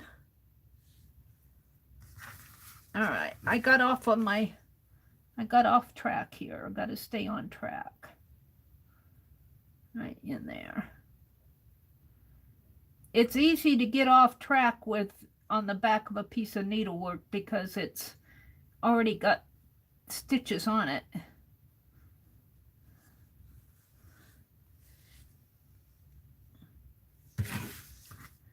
Am I on track yet? Stay on track, Mary. Right in here.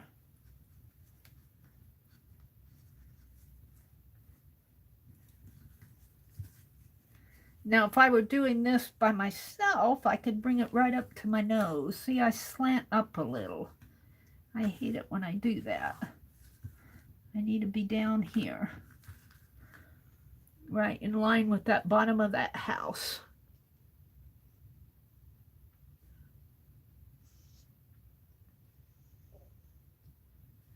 How many times have I rethreaded this needle tonight already? All right, now I know I need to be in line with the bottom of the house. So that helps.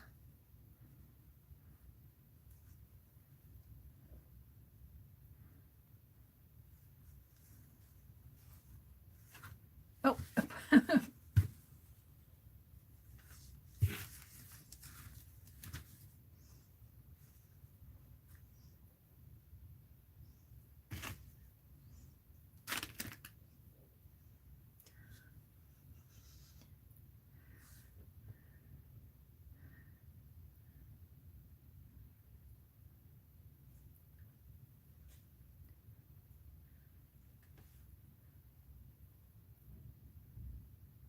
Lucia, are you guys warming up out there in Oregon?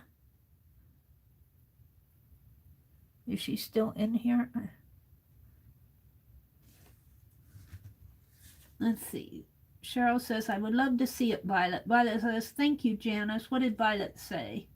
I'm thinking of making another video of the latest one and posting it in Fibsville. Let's see. What did Violet say? Janice, I'm still working on that big project of crocheted mini journals. Oh, Violet, those mini journals, those little crocheted mini journals were wonderful. Those were so darling. I don't know if you did more than one video. I saw one video of it. It helps to know that I need to be in line with the bottom of the house.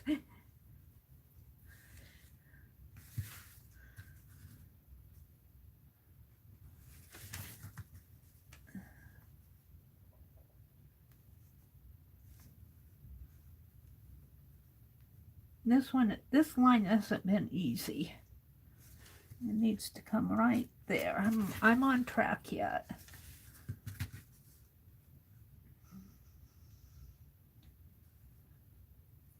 Of course, now this is a basting line, so if it isn't perfect, it doesn't matter because the thread's going to eventually come out anyway, but I need it to be pretty exact so I can see where my 3 inches are, which is going to go right in here. I'm on track. All righty. Now park that thread. Now, you could just take this to the machine and stitch it up.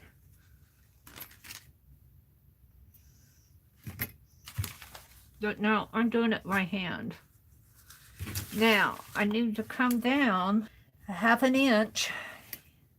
So I need to make sure that I have this correct. So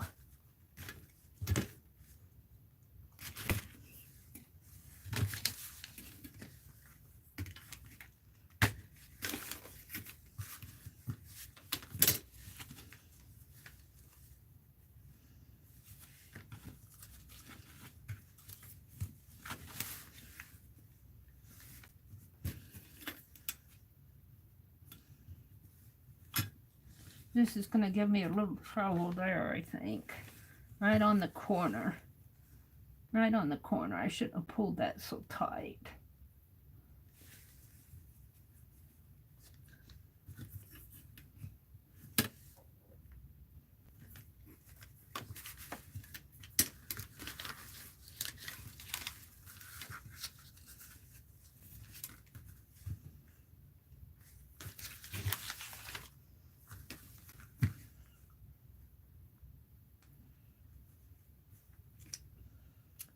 So,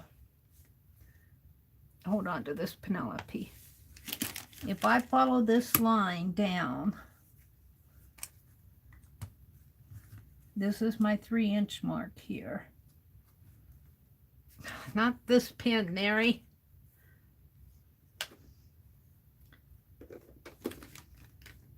Not that pin. This one.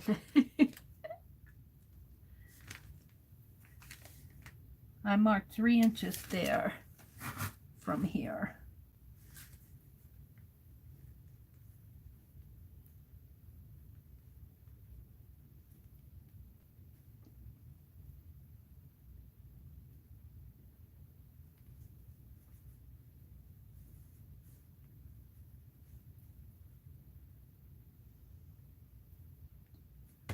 So if I come down, follow that line down there. Yeah, it's awful hard to see with that dark green. It should come out right about in here, which is about 1/2 of an inch.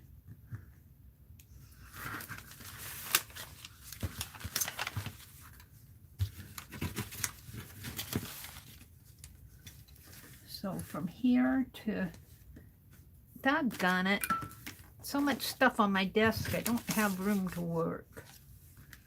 From here to here is 3 inches right there. And so up here to here is 3 inches. I might go over one right there. And it doesn't, there'll be a little play in this. There'll be a little bit of play. All right, let's see how I'm doing here. So if I follow this down, follow it down there, follow it down there, follow it down there, follow it down there, and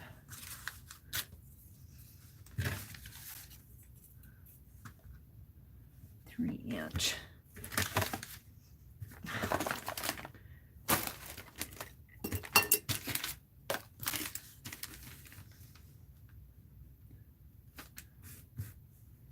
be right about here. Follow that up, follow it up, follow it up. And that's right where I was.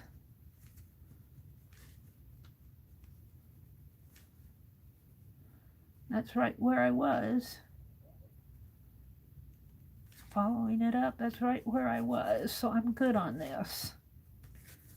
Follow this down. All right, so I'm going to get me a longer thread, and I'm going to baste down this way, and I'm going to baste down that way.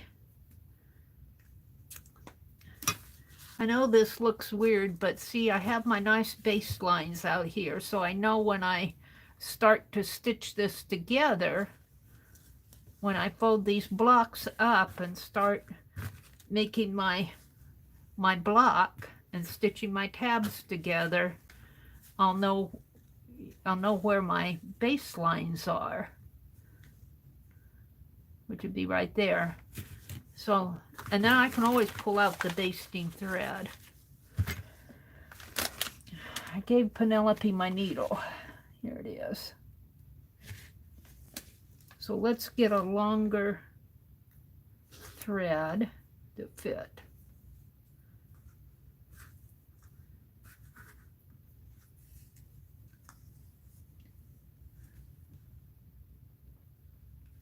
Janice says, I seem distracted. I'm also watching American Idol. I like to watch that every now and then on YouTube. They show some of them on YouTube. Arlene says, Violet, have you posted any pics of the crochet journals? Didn't Violet did a little video, didn't she? What did I do with my needle? Did I give it back to Penelope? Where's my needle? There it is. Right there. those little crochet journals, those little ones were just, the mini ones were to die for. Well, you know, they were just darling. You did a great job on those crochet journals, Violet. Come on.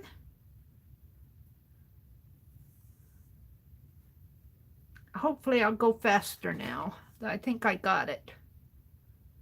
I think I got it.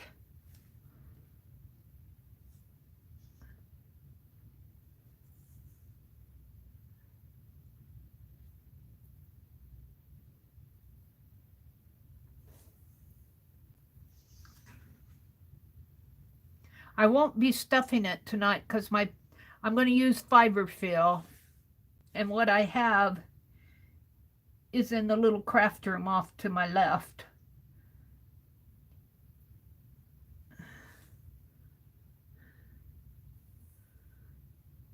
And I'll have to move everything to get in there. Which one shall I start on? This one? I think I will. So I'm going to start here. I'm going to give it some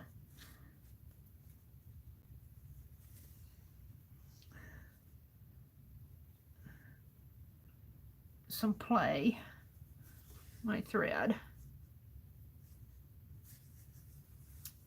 And then I'm going to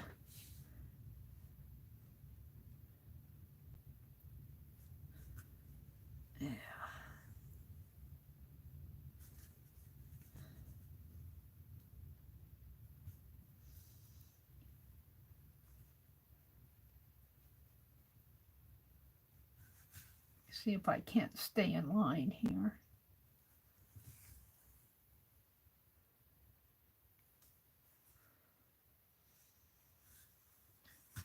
I'm already out of line.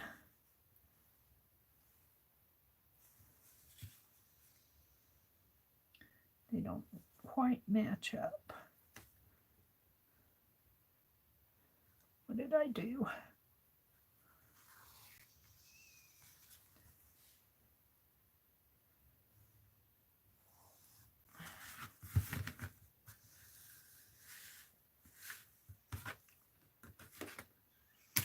I might have to shut this down and move on to something else. I'm afraid I'm boring you guys. I want to make sure my things are accurate, which means I may take it out a couple times before I 3, 3, 3. Maybe I should start on this one.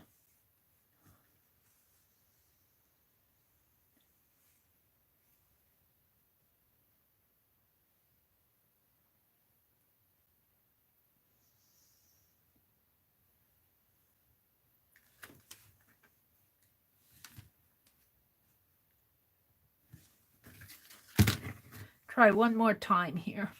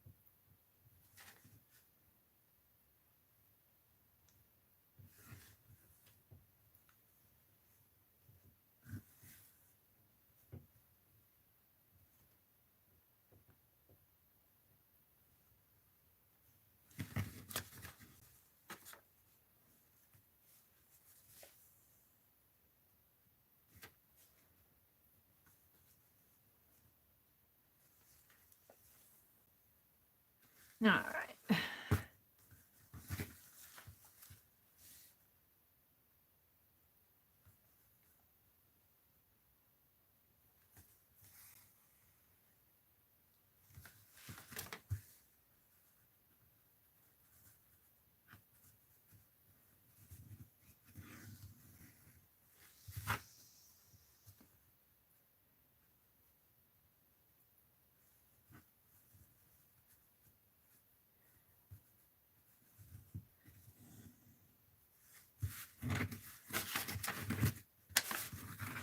We'll do this one, and then I think I'll move on to something different because I don't want to bore you guys silly. I know this can get kind of boring to watch.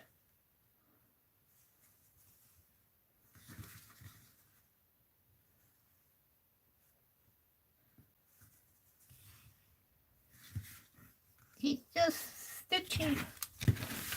He's doing slow stitching.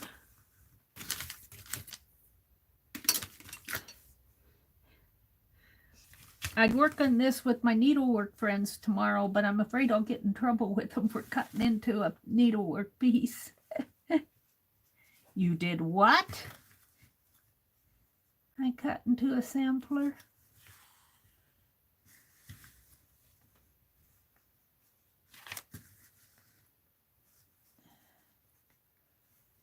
Am I still online? I don't know if I'm still online. I think I am.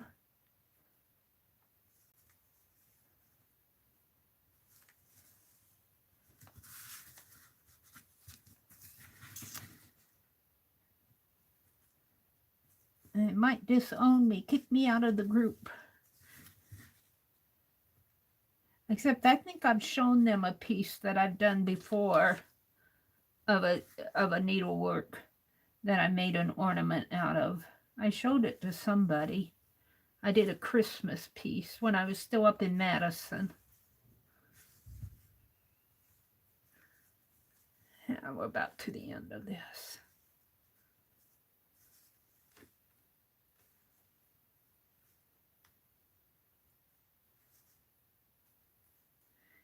And I think I'll do the rest of it off camera. But what I want to do, where I'm going with this, let me park the thread here.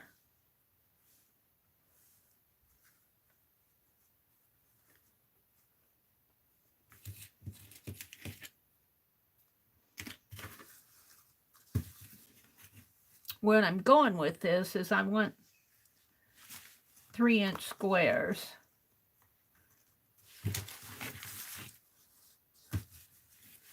I think I'm pretty accurate here. I've measured it enough times. I went down a little there though, but that's okay. I come back up there. I went down to the bottom of the house here, and then I went up. This isn't straight in here, but that's okay. It's just basting thread. So it'll be top and bottom and 1, 2, 3, and 4 sides. And it'll look like this.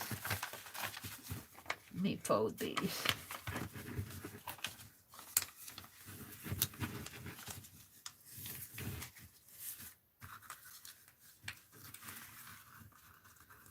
When I get it all done,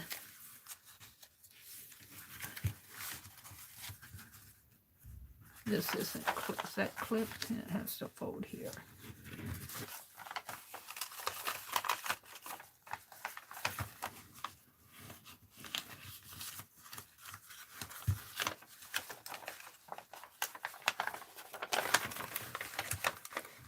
I can't see where the line is exactly.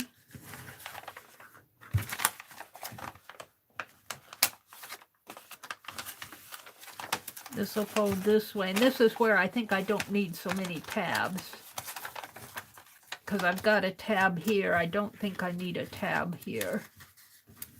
Fold this tab. These two will come together like this. These two will come together here, like that, like that. Where's my washi tape? Let's put a piece of washi tape. Hopefully my washi tape will hold it while I'm talking here.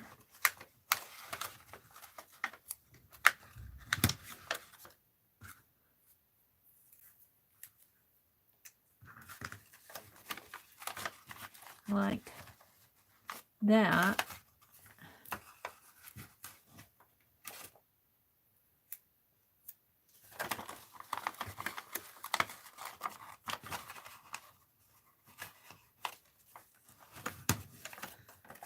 these will come this way, like this.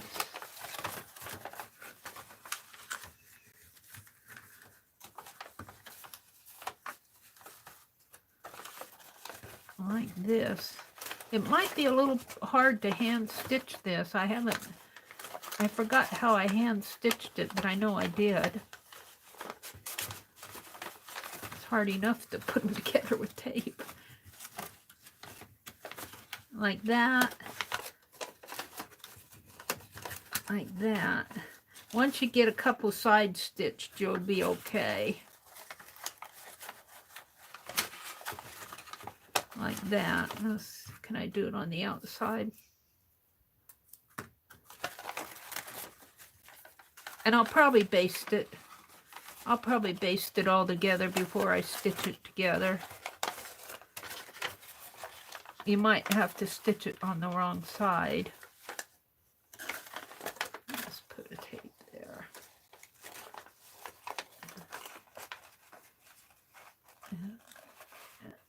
There. But anyway, you just keep putting the sides together. And it will eventually form a box.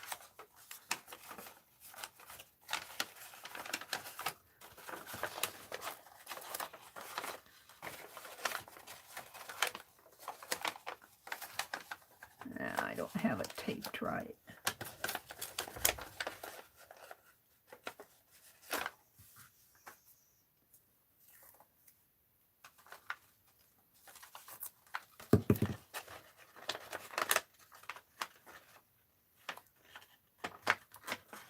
This is where you need more than one hand.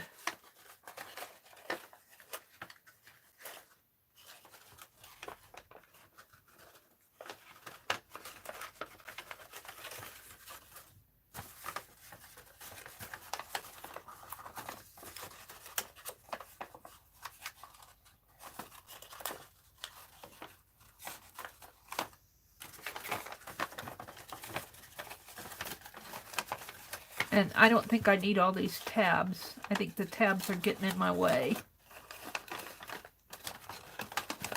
Which is a good lesson before I get to the fabric. The tabs are getting in my way. I don't think I need them all.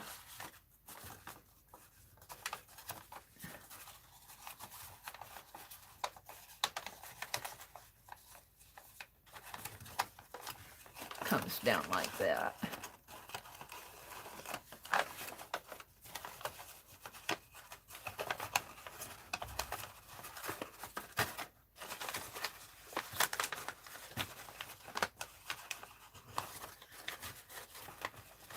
This side isn't taped right.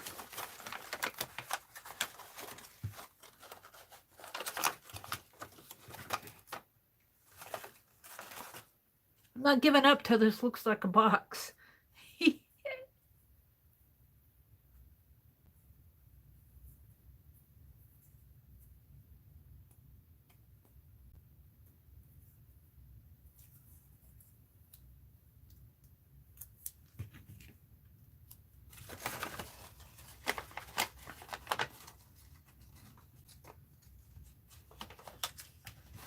Like that, and then like this.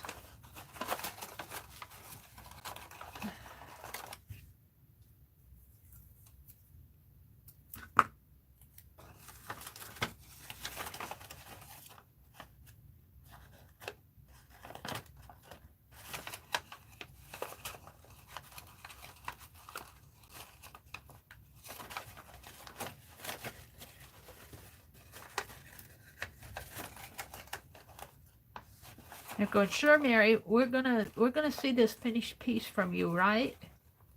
Yes, you are.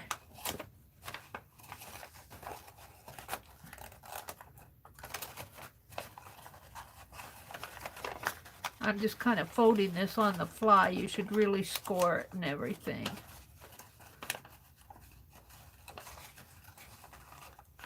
And my tabs are getting in the way in here. The tabs are getting in the way of each other.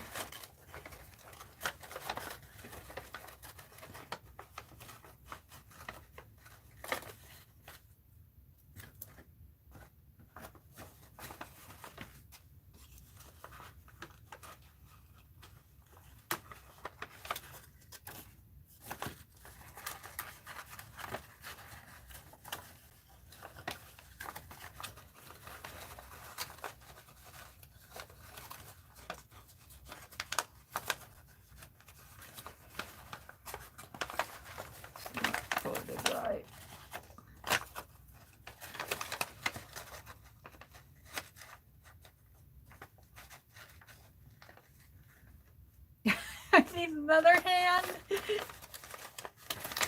I need another hand.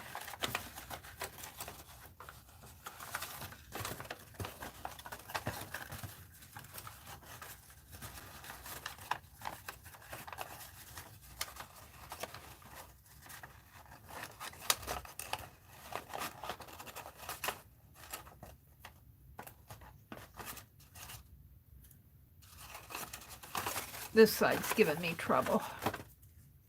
They're still in River City. It's not folded straight, that's why.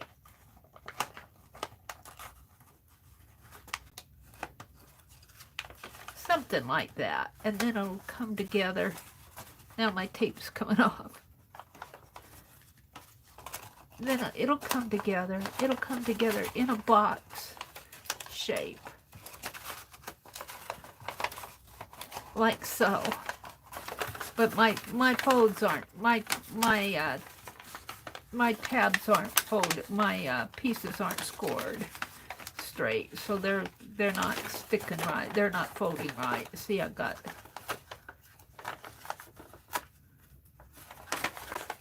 let's take it all off.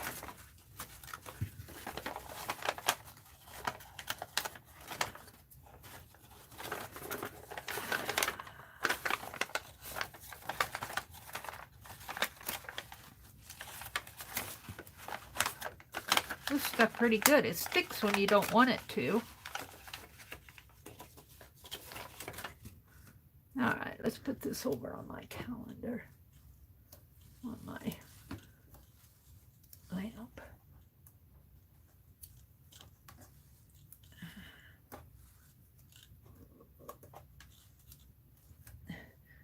So what I'm going to do is finish basting this. So I know where my lines are. And I don't think I'm going to need all those tabs. I'm going to play with this a little bit more to figure out what tabs I need and what I don't. Because I think that's what's frustrating me here, is I got all these tabs. I don't think I need them all.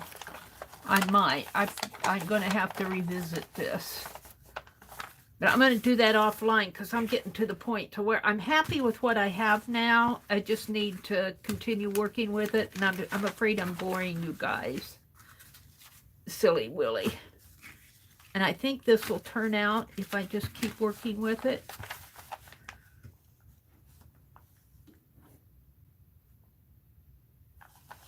So I'm going to set it aside.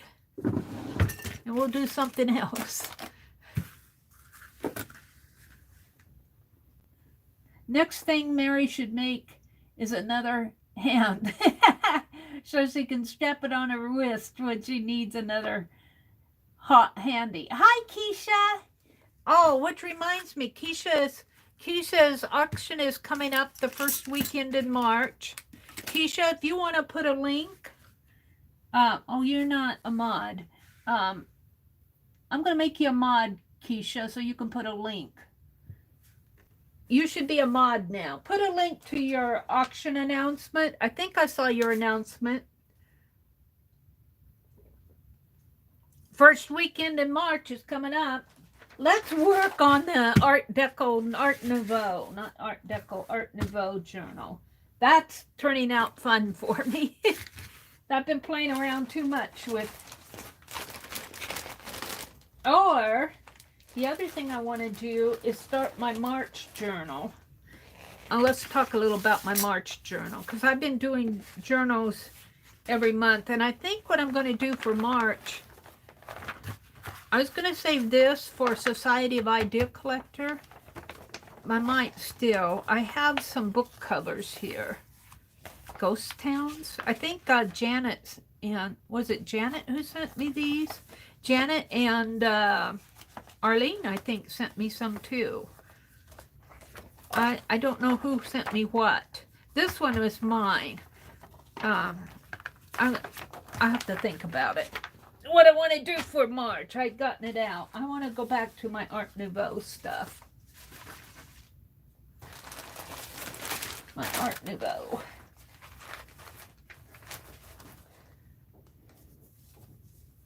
Art Nouveau. What did I do with it? It's right here. We're going to work on the Art Nouveau journal. Let's do some journaling. There you go, Keisha. Now, if you see a troll come in, zap him for me. This is my Art Nouveau art journal right here. Rosemary Morris, of course, her Kaboodles. But I thought what I would do is work on some of the pages in here. Let's work on some of these pages. So we're going to do some journaling. Yeah, let's keep some of this out. Let's keep some of these out. Or I want to make a pretty lady. I was saving the pretty ladies out here. I might do that too. All right. So we're going to fold this back up and put it out of the way. Put this out of the way. Come back to that. So I want to do some journaling. Let's do some real art journaling here. Is my camera kind of off kilter with... Let me adjust my camera. If I lose sound, yell at me. Let me move my camera this way a little. Is that better? Yeah, I think so. So this is the avocado dyeing here. And I heard Lisa talk about avocado spray. And I still got some of that avocado. I might put it in a spray bottle and see if it's dark enough to spray. This has been dried in the oven. She will look good in here, won't she? And I wanted to do something with this. Maybe on the back cover. I think I'm getting inspired. Where's my lady? If I do a lady like this, only draw her and put her on here and cut this down to fit this in here is what I want. So let's keep this lady out for inspiration. And let's grab a sheet of paper. Which is easier said than done these days. Where's all my papers?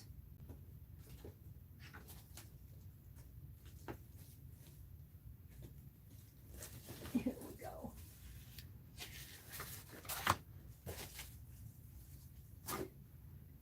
And I'm going to wing it here with her. Put it this way.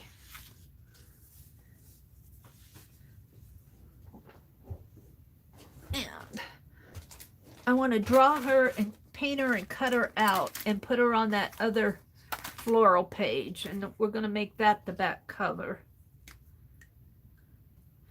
And I'm just going to kind of use this as a model. So, and she may not look exactly the same, but she will be similar.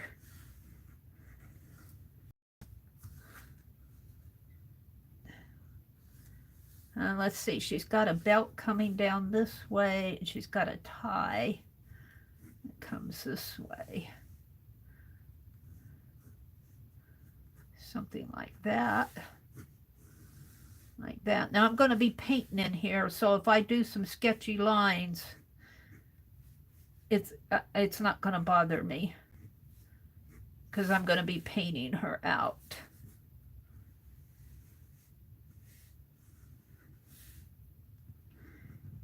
And you do this because you don't have a photocopy machine, just go copy it.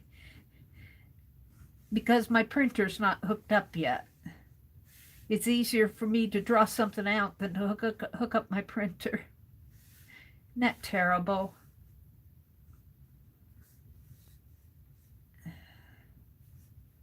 And her bow comes in here like this, and maybe over this way like this. Yeah, it comes out over this way, and then shoulder comes in here like so, and her head. And here again, if I get sketchy lines, it'll be easy for me to paint it out.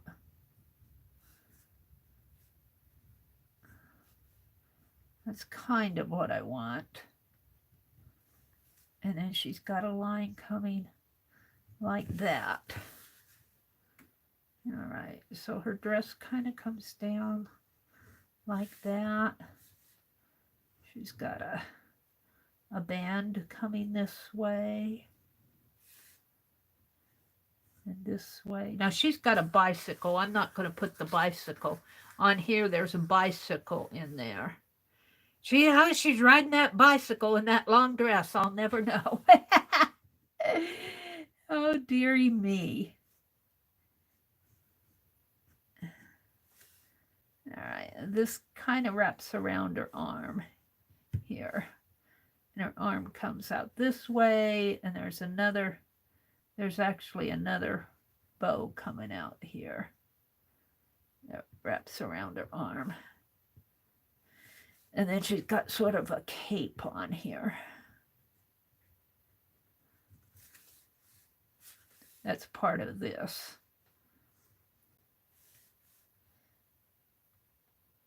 And this arm comes out and it's like it's sitting on her hip or something. It kind of comes out like that. And then she's got drapey fabric coming down this way. Fabric draped down this way. And that arm could come out a little bit more. All right, and then she's got a scarf coming out this way, like that. And my goodness, what does her hair fix look like? It's like this, and she's got something in her hair like that. And it's got kind of a headdress on up there. All right, I'm pretty happy with that. And then her dress comes all the way down like that. How she rides that bicycle in that dress, maybe she's not riding it. Maybe she went and got it for her son or something. Because I think it would be hard to ride a bicycle in this dress. All right, so her dress swooshes this way and swooshes and comes out like so. And then her leg comes this way and this way and like so. And then her other leg, you can hardly see her other leg. It's there though. Something like that. And then this dress comes and swooshes out this way.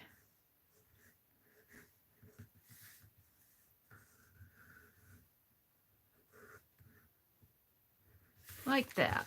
I think I'm pretty happy with that. Her arm in here is resting on her hip. And this arm is coming out and holding on to the bicycle. And I'm just going to have it come out and just be out there like so. Like that. All right. So now I'm going to paint her out and put her in the, I'm going to put her, cut her out and put her on here. I think she needs to be a little thinner. Mine gained some weight, like about 40 pounds. This is the size, the maxi size, 2X size. Where's my Bimini paint? Let's paint her out. Aw.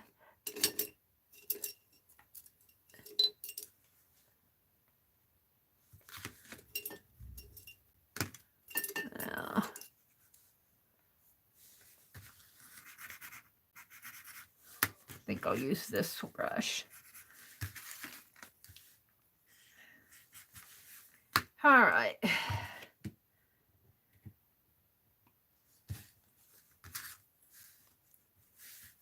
So let's just paint. I like this Bimini blue. This is Apple Barrel paint. Apple Barrel Bimini blue. You can get it at Walmart. I love the color. Now I am going to mix a little navy with it to show the shadow. That's brown. English navy. It's not open. What's this? Midnight blue will work. English navy, and I think this midnight blue does too. It has a little gray tone to it, which will work for the shadow. Put a little shadow in here. That's too much. There we go. A little shadowing up around in here. Oh, she's got wings. I'll have to do the wings separately.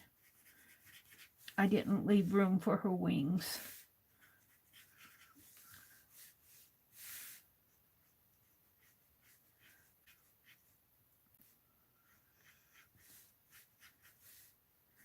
I think my lady's got a little bit fluffier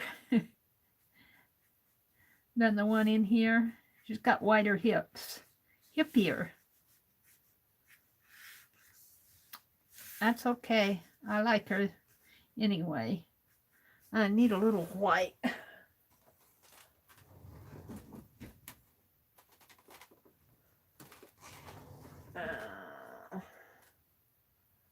Hold it. Light shining in my eyes. I'll use a little white.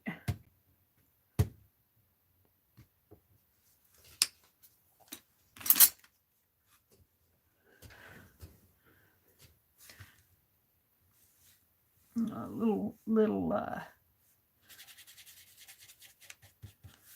little highlighting in here. A little more. There.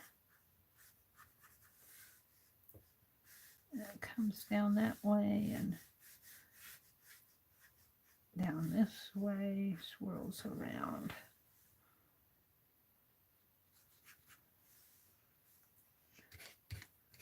I need a towel.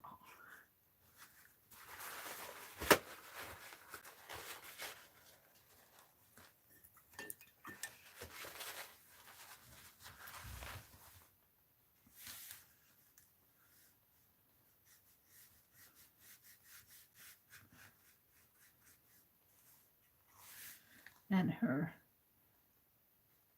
top of her dress up in here is actually dark in here.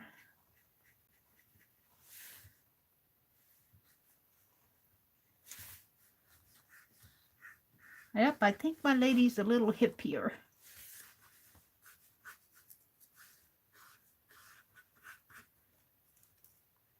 But for just doing a quick sketch, I'm not too unhappy with her.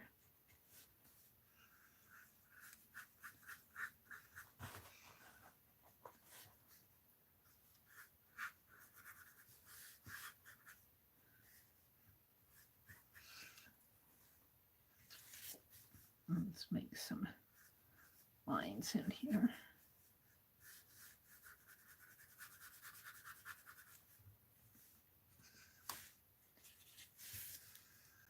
Oops.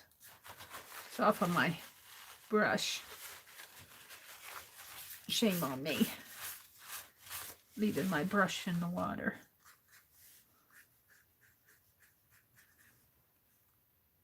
This one wasn't in the water, though. It was in the water at one time, but I got this out clean. All right, her legs here are brown, but I'm going to make them this dark blue.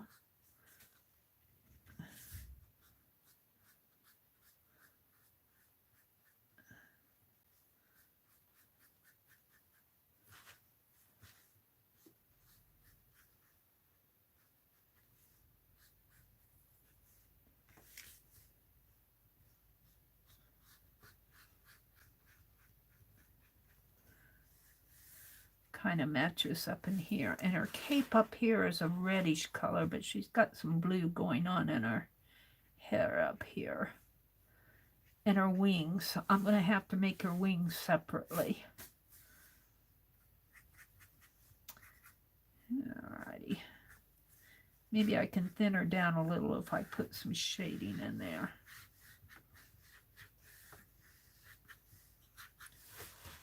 Or I might trim her down a little when I cut it. Okay, I think I'm ready for some rusty red color.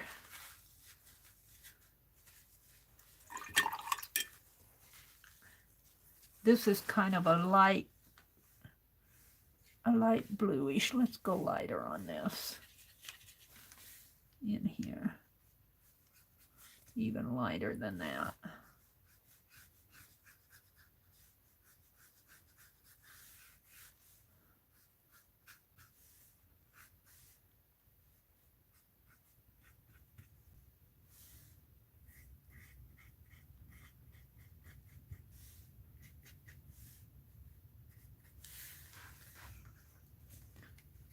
Add some white highlights in here.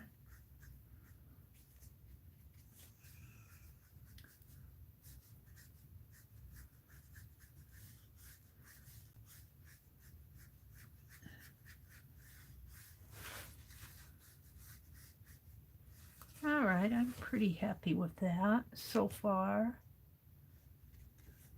Let's shape this up a little more in here.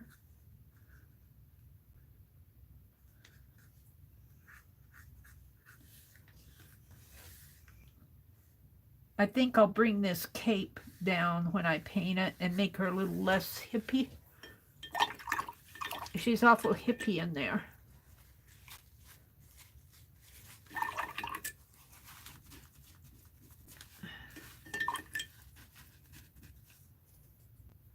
All right, let's go to some red, maybe even the Georgia clay if I can find it.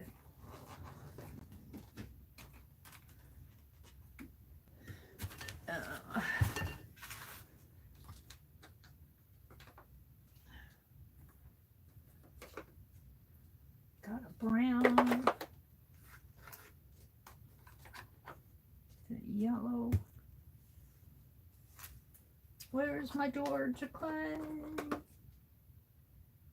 Heritage brick might work.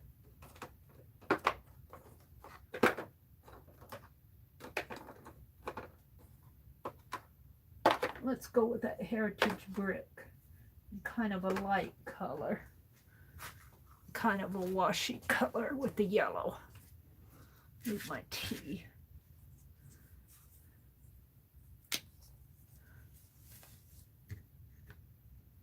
Oh, I didn't shake it up.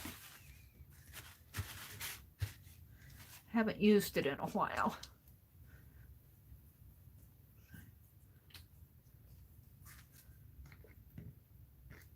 Yeah, that might be the color I want, and then I'll lighten it a little with the yellow.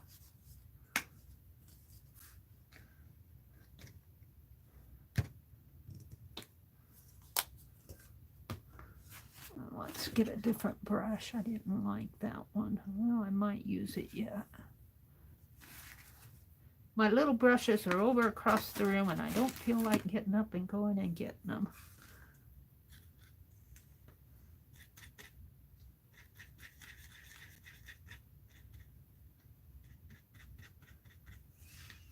I'm not sure that that's going to be red enough.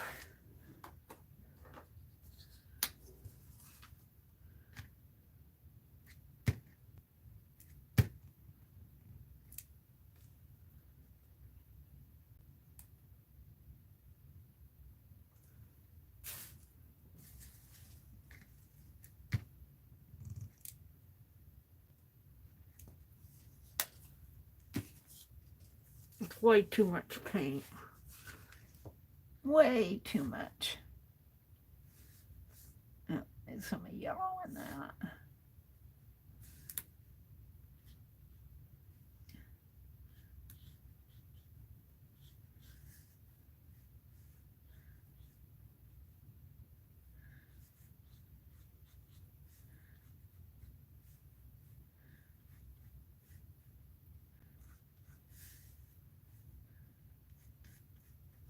See, I said I was going to bring this down and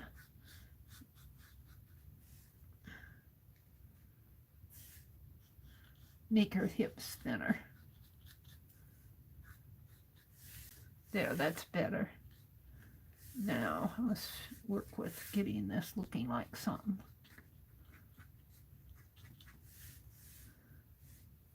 And that comes out over this way.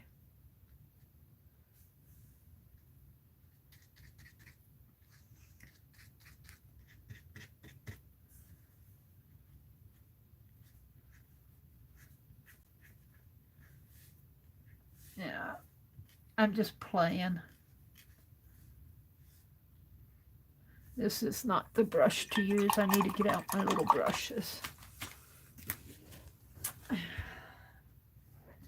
They're right over here in the mug that Deborah sent me. I have all my little brushes. But I don't like putting it on here because I get stuff messy and I don't want to get it messy. Put my tea back over there where that was.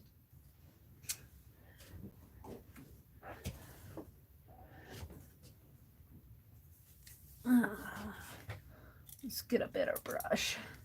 We need to bring this down a little more. Where's my teal? Lemony blue. Her arm comes down this way. With a little navy in there. Now I will be cutting this out, so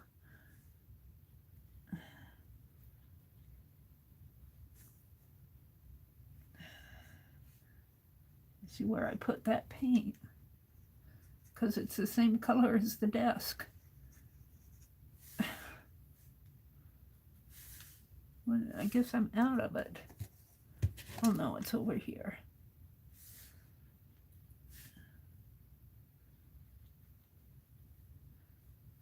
Now the bow tie itself here is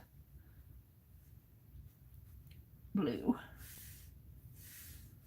Oh, bow tie in here.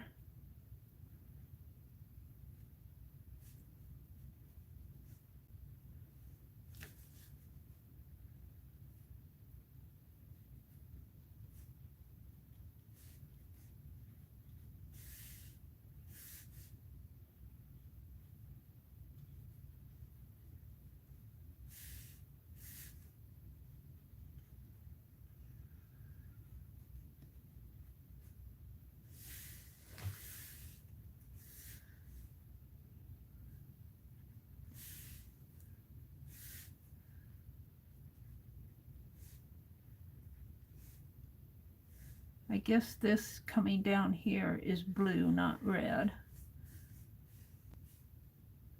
I made it red. And this is a darker blue in here. Sort of like so. It's not gonna, because I'm doing this fast, it's not gonna look exactly like what I'm getting inspired by.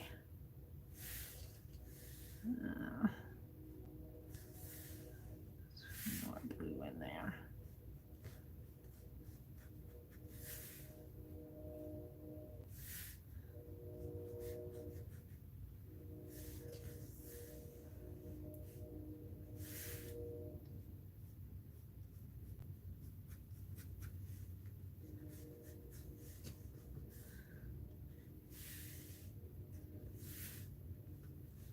And then there's kind of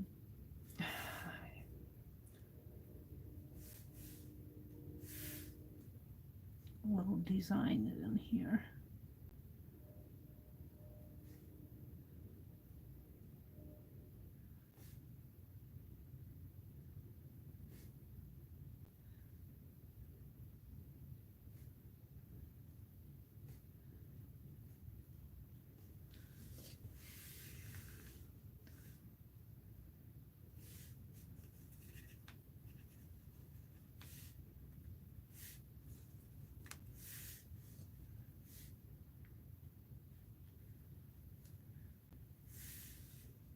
White over that.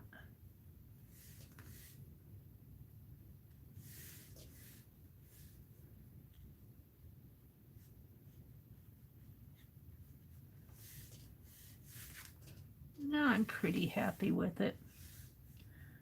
So it's dark in there. And some blue up in here.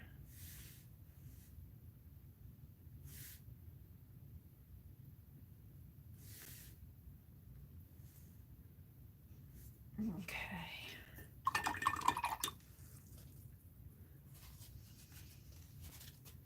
She's still kind of fat in here. I'll trim that down when I cut it. Let's make some dark lines in here.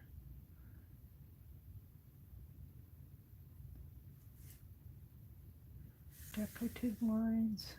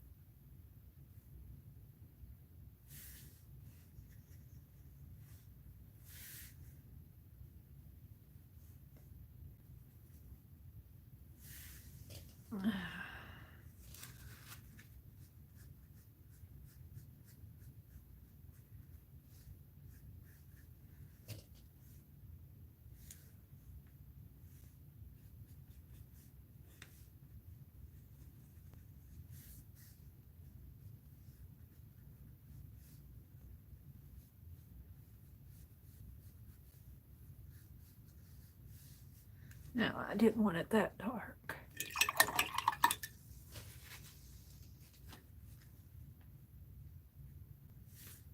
I don't know if I have enough.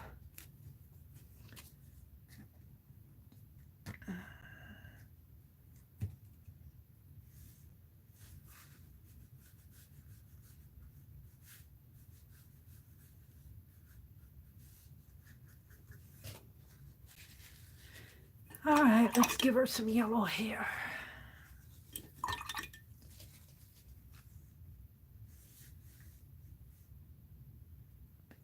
Kind of a yellowish, yellow brownish hair.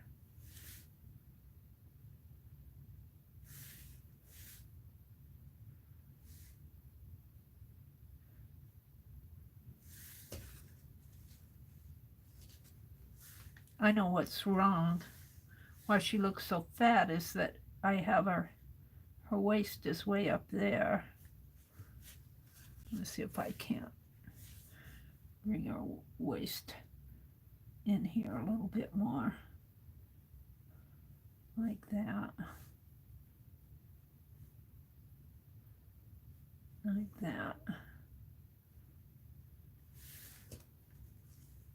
And then when I cut it, I'll cut it a little bit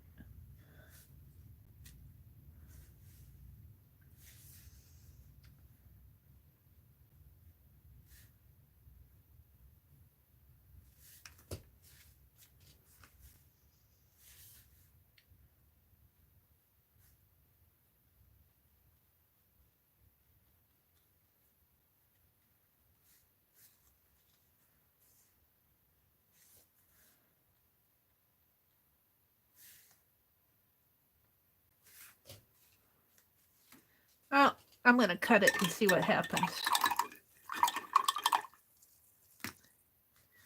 I'm going to cut it and see what happens.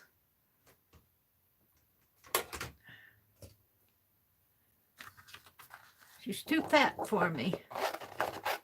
She's not that fat.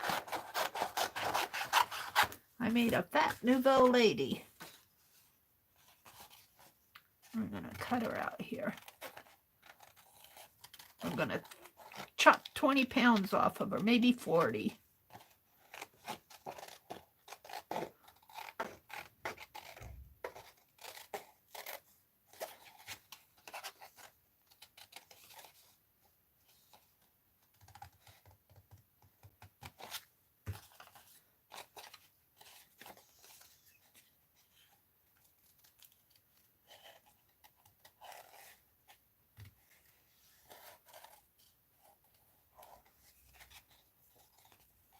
Two inches at least off of her waist on this side.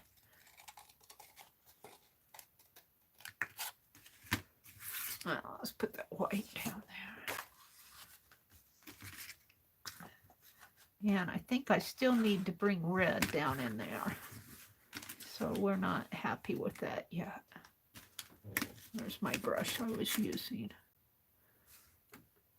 I want to thin her out a little in here.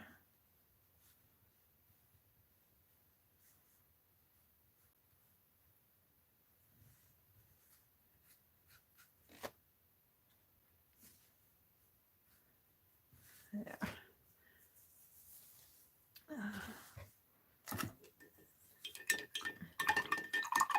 I think I trimmed her weight down a little. I'm not going for perfection here. She needs to be a little hippier in there. Maybe some blue in there.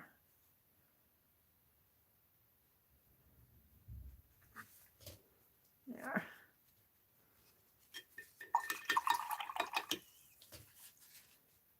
I'm happier with her. Let's finish cutting her out.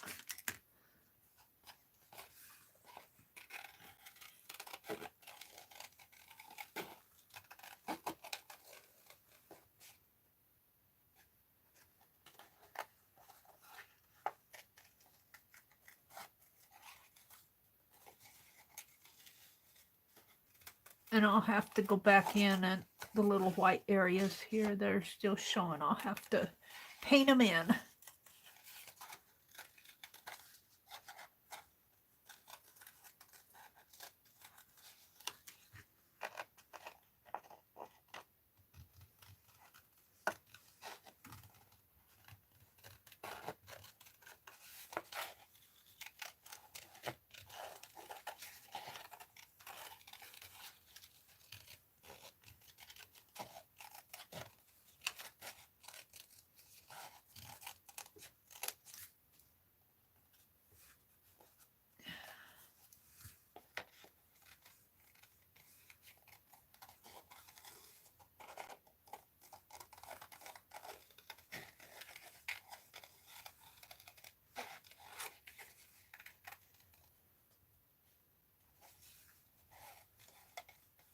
And this is just kind of like a paint sketch. This isn't supposed to be a photograph of that. It's just Mary playing.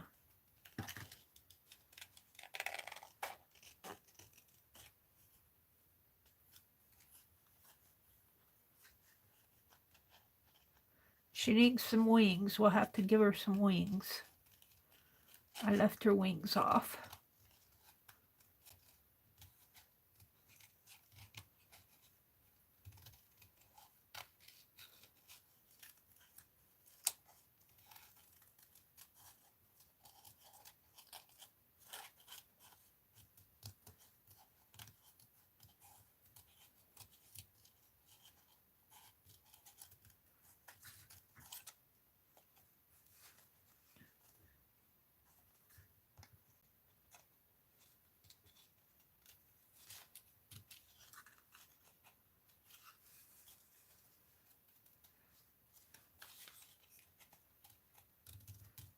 I was going to work in the little mini journal. I forgot. I'm doing this now. I like her. She's much better. Let's get out this piece. I'm going to put her like in here. Oh yeah. So we want to fit this piece. I'm awful. I should have put wax paper down there. I'm afraid I'm going to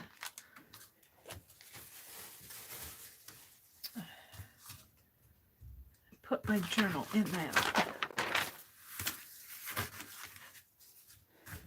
Let's get my Crack-a-Lackin' journal out and get rid of some of that paint.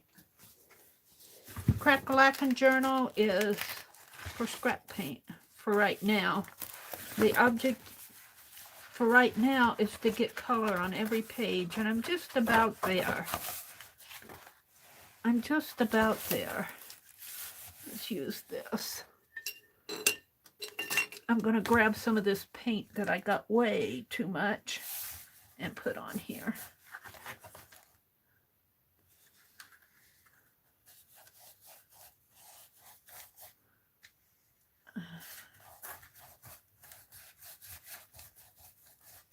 Doesn't look like so much here, but it looks like a lot on my desktop.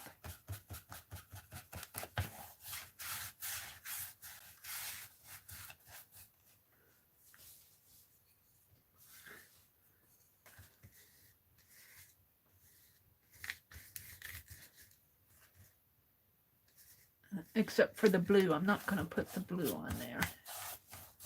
All right. This is good. That's all I need. I just needed to get it off of my... Where's my towel?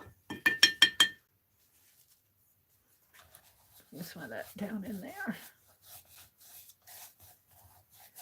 I just needed to get it off of my tabletop, so I didn't want to put my Art Nouveau in there. And I'm down.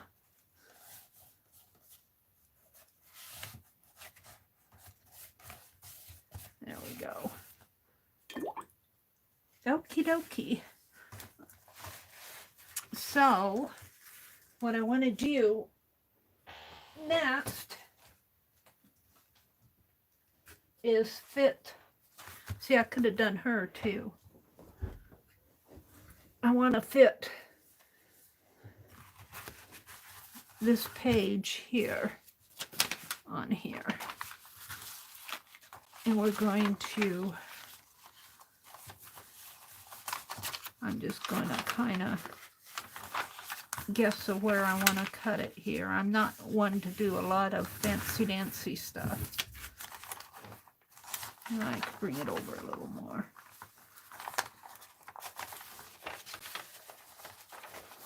Let's cut this off here. Or better yet, let's tear it.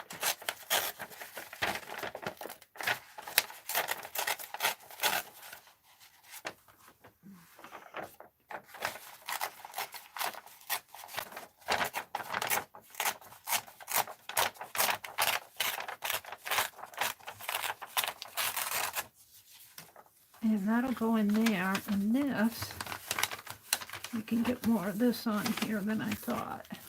I'm going to leave a blue edge there. And let's leave a blue edge over here.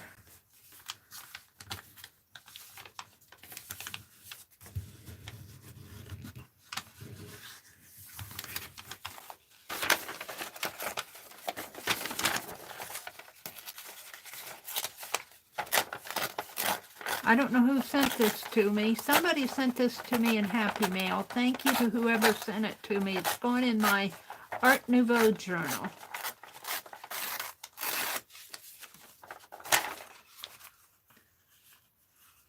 Now, do I want to leave that? I'm going to put wings on her.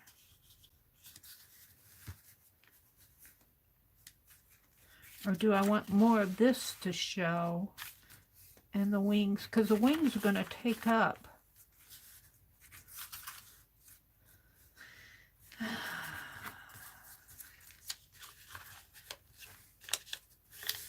right about here. And there.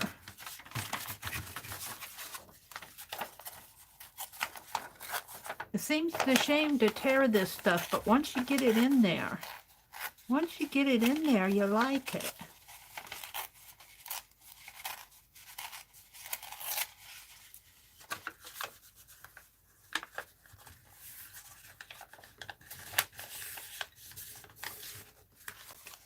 And the reason I'm not worrying about straight lines is that I'm going to tear it anyway, so.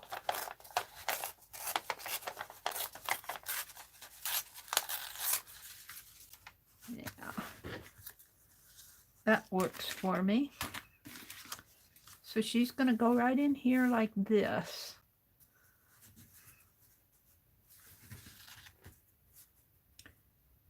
Right like that. Now, her wings. We need to sketch her wings.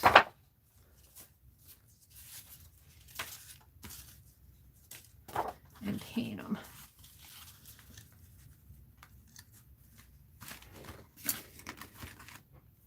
And then we'll be wanting to cut those out. What did I do with my pen?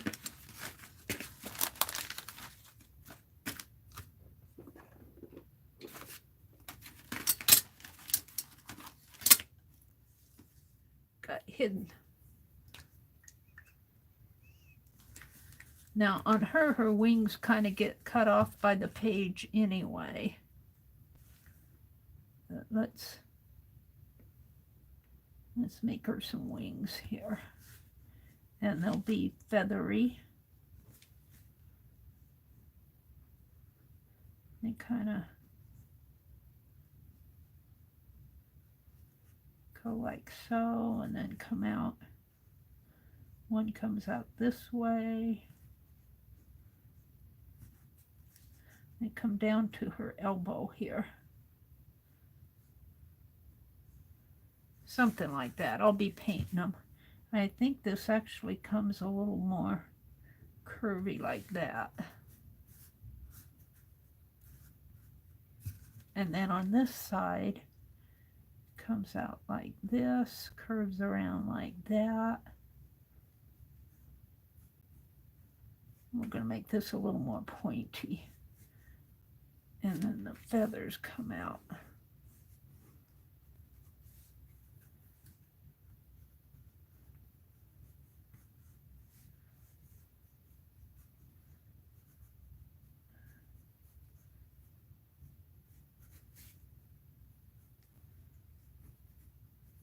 Something like that. Now, that's going to be an awful lot on that page. I might have to cut them down a little. But let's go ahead and paint them out. Let's paint out the wings with the blue. And I can kind of feather them with my brush. Like so. I should have kept my dark blue.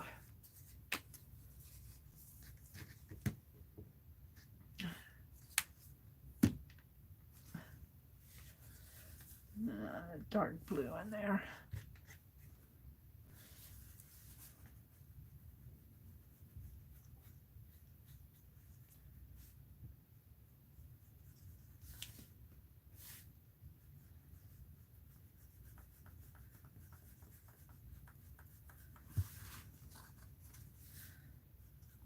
Yeah.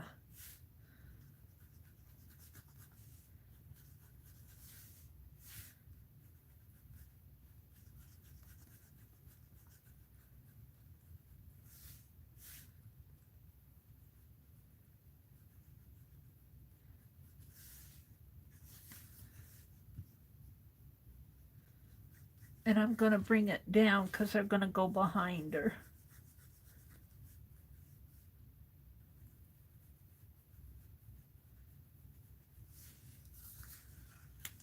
And let's give this a little bit more if I can. Some definition lines in here.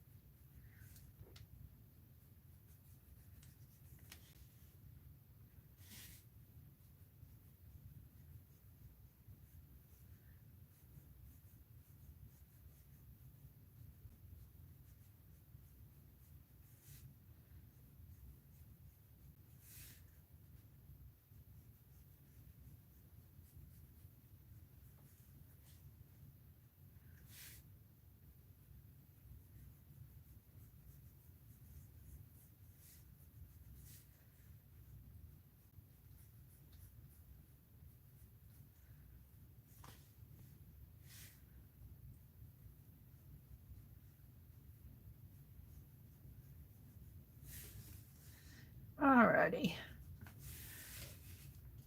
This is a little bit more curvy in here. I'll have to cut that a little curvier in there. Alright, let's cut it out and see if how I can put them behind her. See how they look on her. Right in there. And then I'm going to make that a little bit curvier there. Maybe a little more of a definition of wings in here, of feathers in here.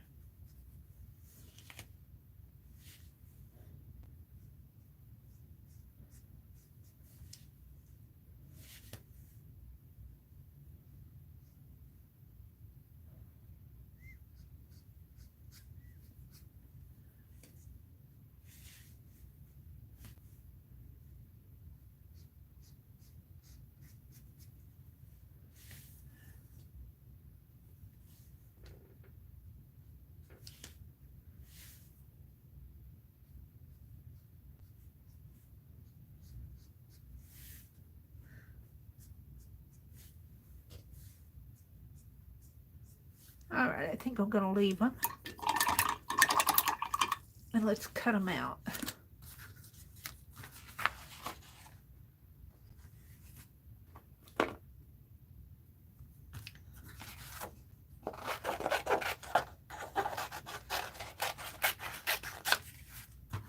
I can always go in and detail those. What time is it getting to be? 9 o'clock. Angie says, I'm going to go this time. Good night, ladies. Good night, Angie. Sleep well. Rhonda says, Keisha, wonderful to hear. All well is here, and thank you for asking. Keisha, cool. Can I see the card? Keisha says, I'm working on a card kits for March. I haven't seen your card kits yet, Keisha. I gotta go out and look. I tell you, I haven't, I've been pretty bad about getting on. I did watch Lisa Conway's texture video, though. Oh, she did a good job on it. She wasn't liking it for a while there, and then all of a sudden she started liking it. You know, I'm that way with my urban sketching. And I think for me, I know for me, I get awfully close to what I'm doing, and I don't like what I'm doing.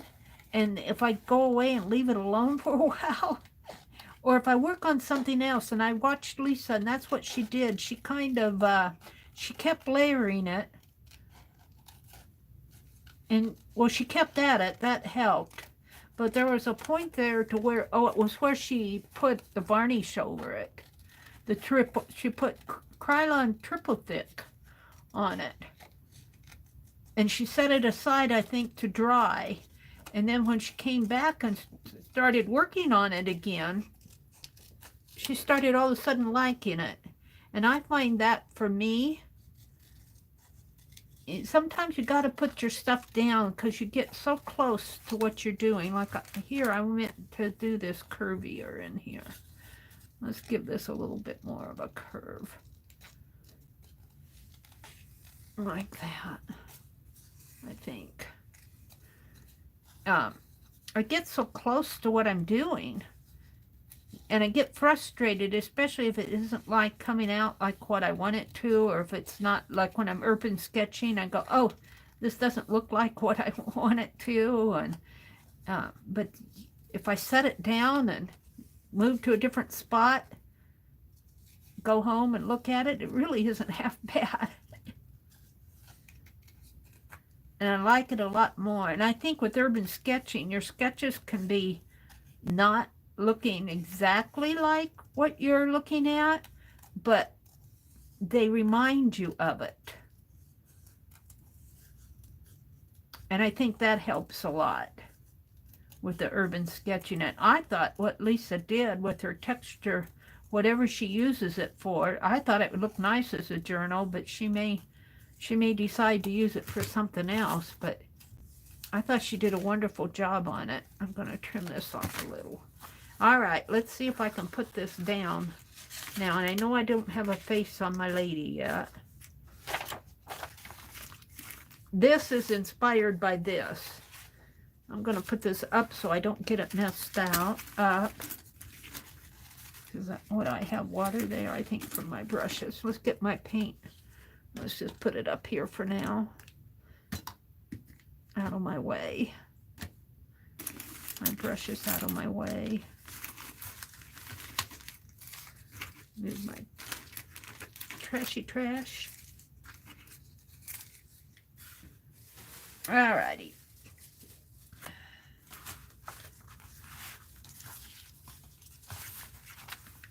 So we're going to put this down here. This wing, I think, goes over here. And I can actually have the wings go, I don't know, my desk is wet. I can have them go up a little like that. Well, I won't have them, I'll have them glued down. And I think this wing comes under here. Ooh, I think I'm liking it. But I don't have to put that wing so far up. I can move it down, let some of those flowers show.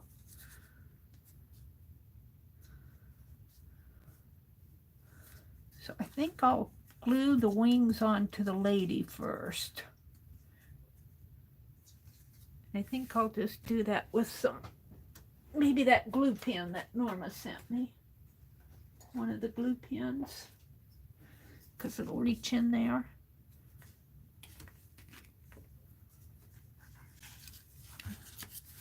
Put some glue on here.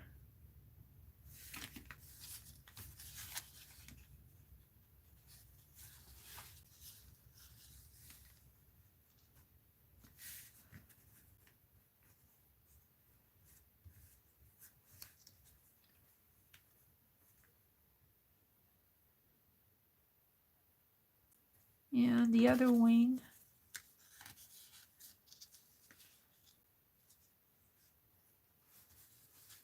I'm going to put right in here, I think off of her shoulder.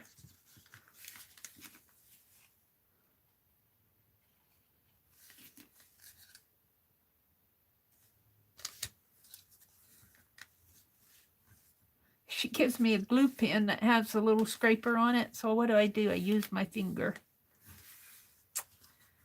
Yeah, I think I'm going to like that. Oops, I didn't want to glue it down, though. And I want more of this flower to show, so I'm going to put her down here a little ways. So I might have to adjust this wing a little if I can. There, maybe like that. Now that's blending in, but I'll take a black pen. And that, but that's, you know, it's not where I want it. I want more of that flower to show.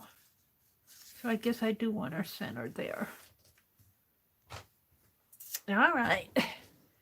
So let's go ahead and glue this down. What am I going to use? I think I'll use wet glue. I don't think a glue stick will hold this on. Let's put some of this paint away. Yellow, where the yellow goes.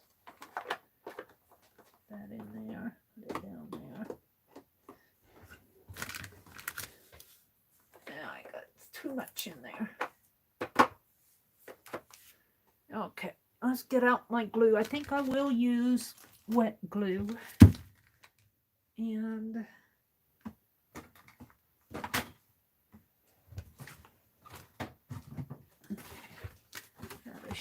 I had to laugh. I had to laugh because if you guys watch those deco art moments, Mark Montano was doing a deco art for the deco, you know, art deco. Not deco art. Art deco site, you know, they make Americana paint. And he was doing an art moment for them, and he was touting wax paper to put down on your desk.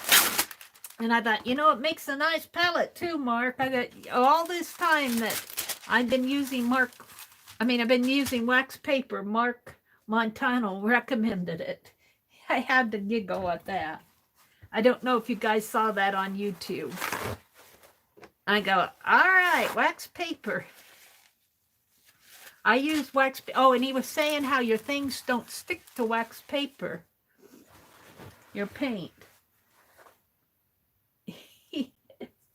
I gotta pull my sleeves up here. We're gonna use wax paper as a catch-all for this. And what did I use? What did I use that brush for? Black or what? What do I want to use?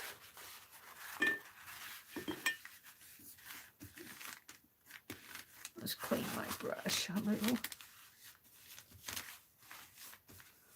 All right. And this is just school glue.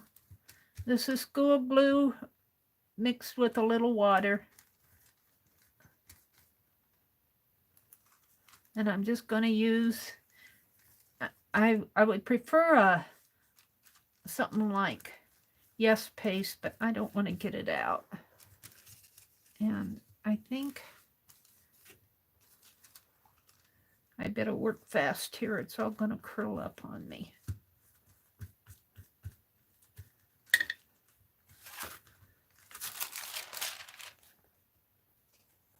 We're just going to put it right down in here, I believe. Right about like so. I think I'm happy with that.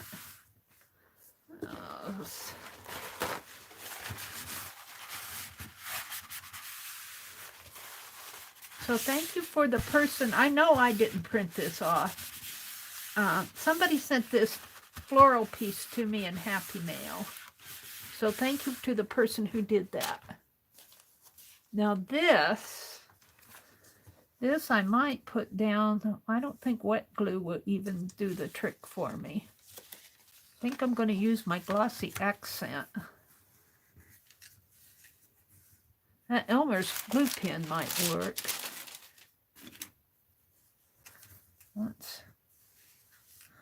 Let's try it.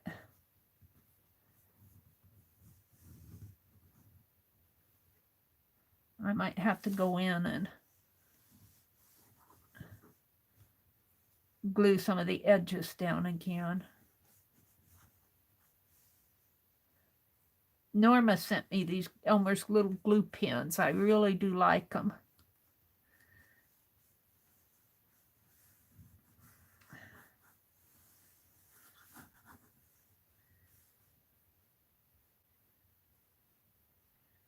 And I think of you guys every time I use this stuff from you. And then, oh, we need my wax paper down.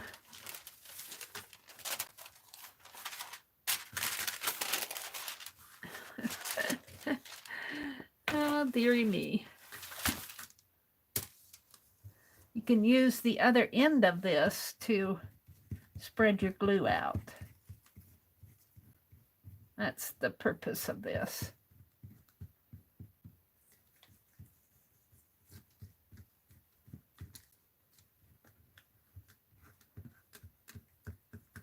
Oh, I have so many things I want to do. I had another project I wanted to work on tonight, but I'm sure not going to get to it. All right. Let's lift this up. Bring this back down in here.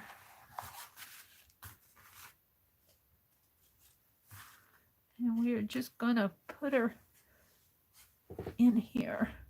I want some of that flower to show.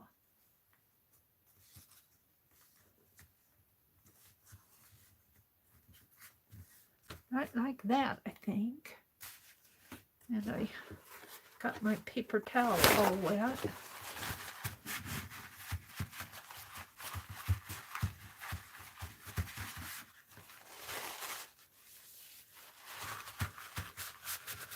Now, I want to come in and just put the cap back on my glue pen.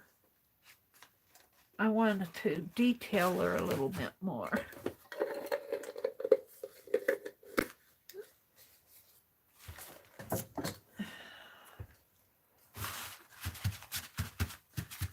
And I don't know if this will be sharp enough to do that. No, not that one.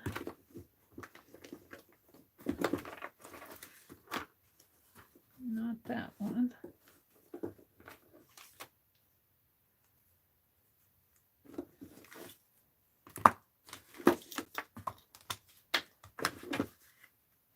Well, I took them all off my desk. Do I have another one out here?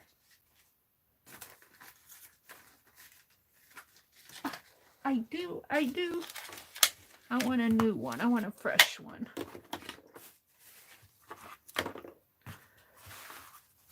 So what I'm going to do is get her out again here.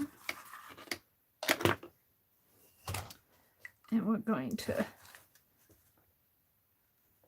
put up some detail lines in her.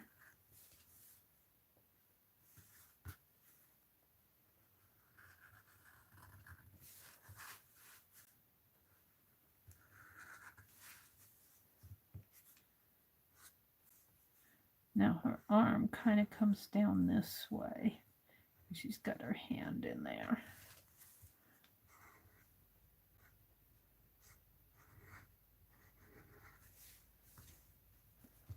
And this actually comes around.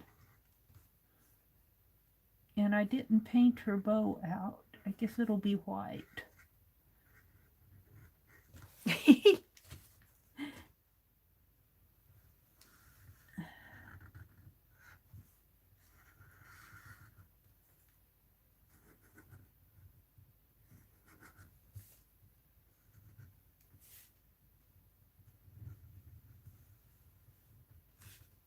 And I skinnied her off.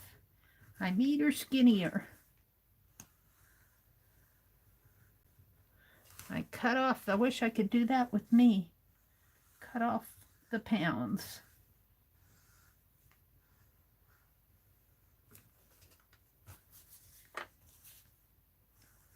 And this is almost like I want it. It kind of drapes over her arms like that. I'm not going to fool too much with that. And this comes around her face, up and around like that.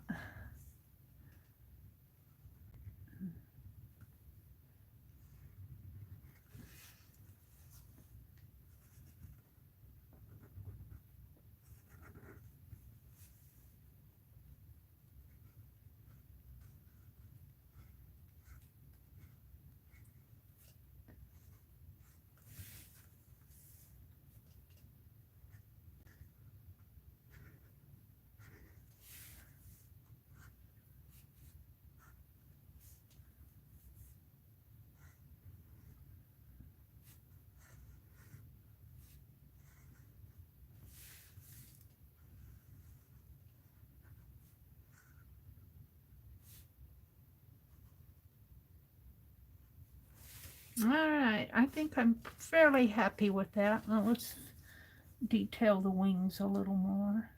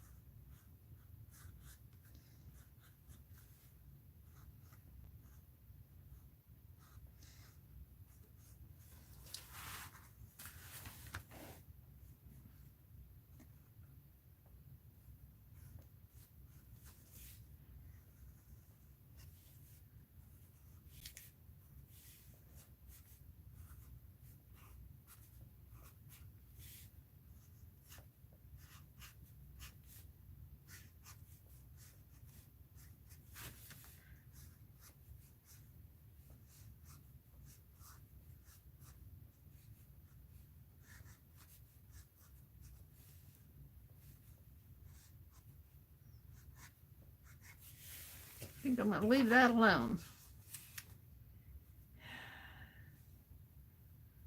Now I do need some sort of words or something on there.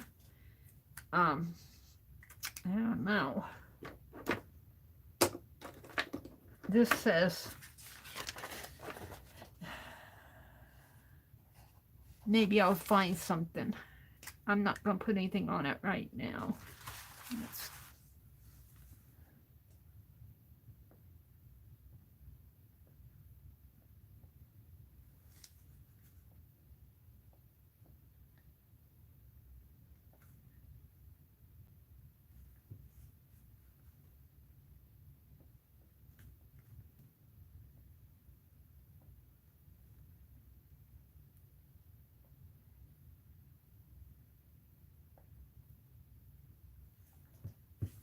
I always hate working on the face. I always hate working on the face because I'm so afraid I'm going to mess it up.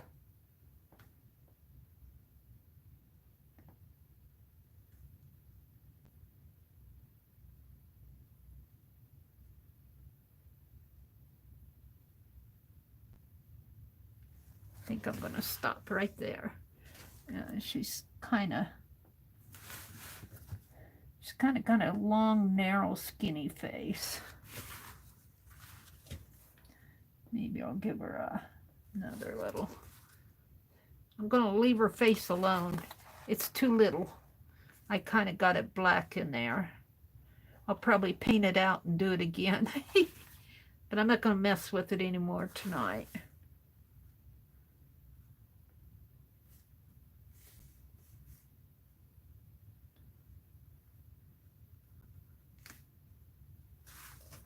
All right. I don't like her face.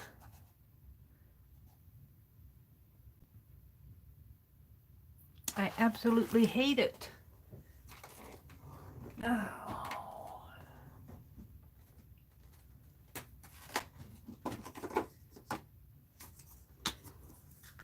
This is why I don't like doing the faces on them. Tiny faces are a challenge to me. And I should have done her like I did my little boy. I should have practiced her. I'm going to paint it out. And I'll probably have to give it a couple layers.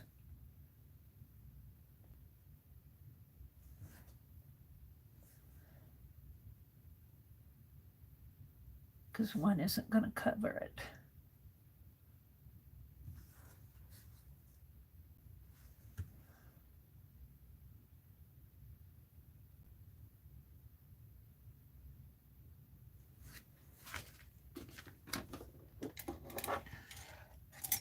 Heat gun alert.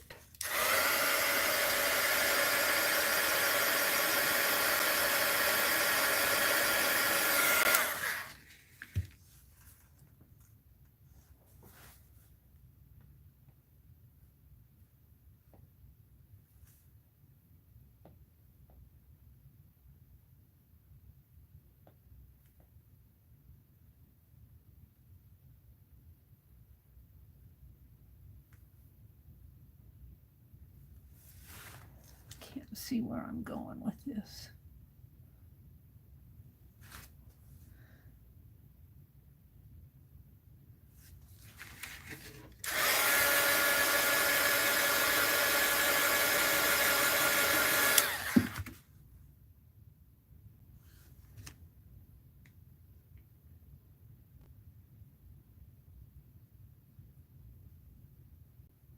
All right, we're going to let that dry. And I'll fill it in another time. So,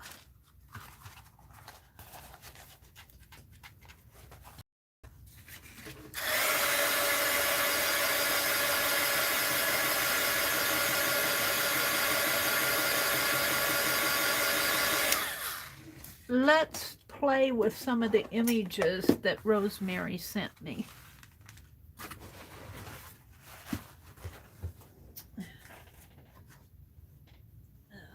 Hold the phone.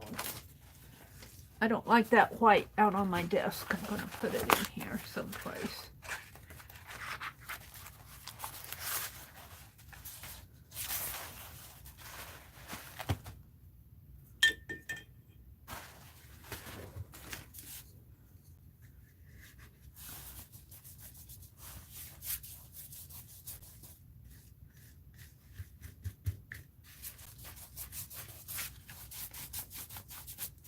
I don't want to mess up my book.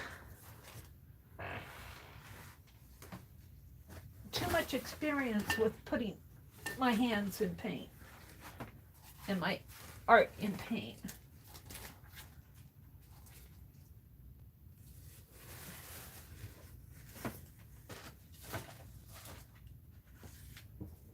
Okay, I want to play with some of these images that Rosemary sent, because if I don't start putting them in, they won't get done by the end of February.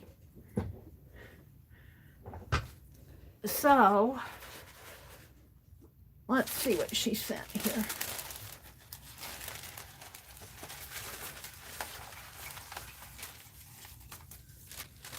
I could use that.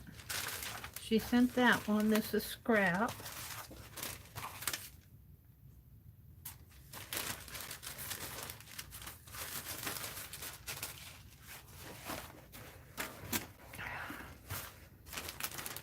See what else she sent here.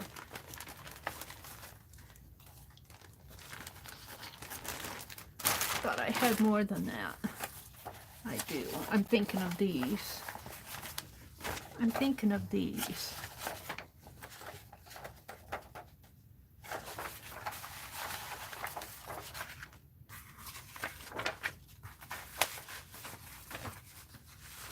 No, we don't want to ruin the peacock feather.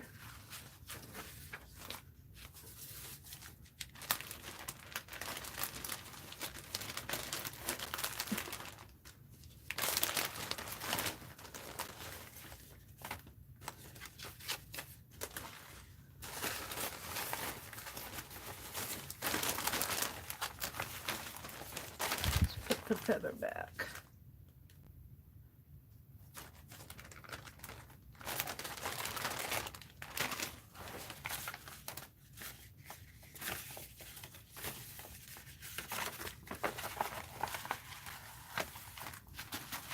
I'm thinking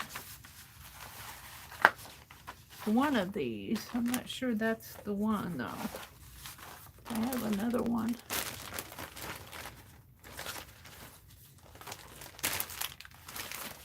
Might look good with some of these. Yeah.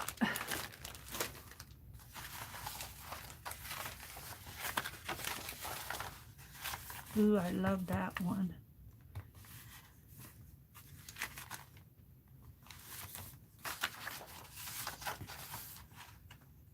See, and she cuts off those florals. She sends some florals too. I don't think I have everything out here. Didn't she send some florals? I know she did.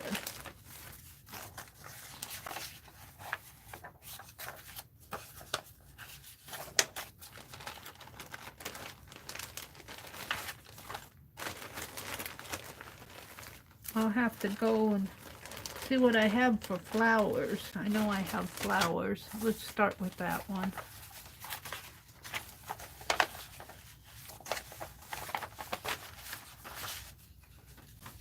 And she does things like, ooh, I think I like this one better. Why does it have to be both sides?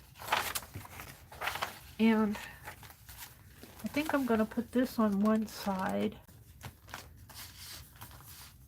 Let's cut it here.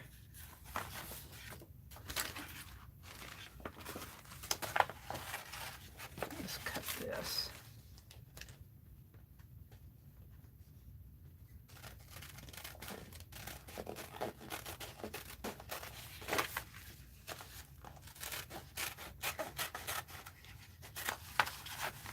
I'm going to put this on one side. And then I think I'm going to use one of these.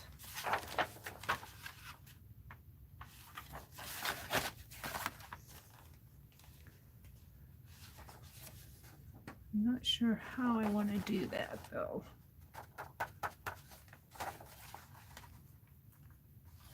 I love the grays, the playing off of the grays and the pinks.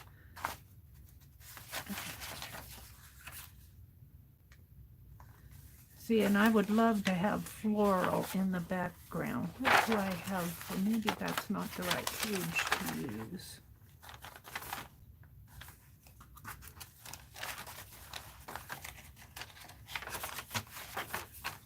I like that. Maybe that one.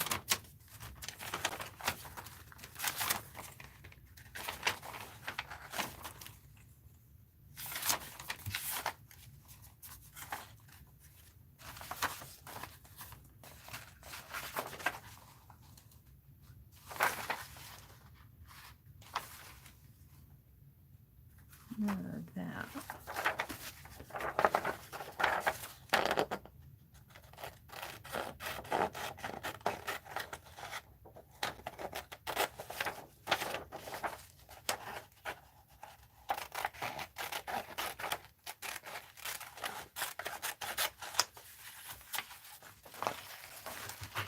And this.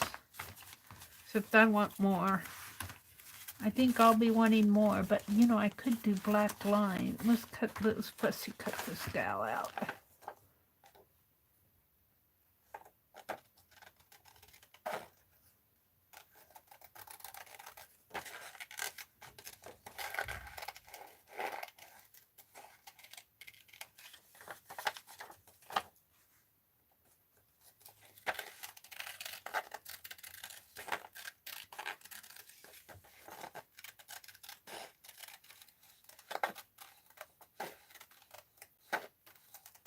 I should stop and chat with you guys. I get all involved in what I'm doing here.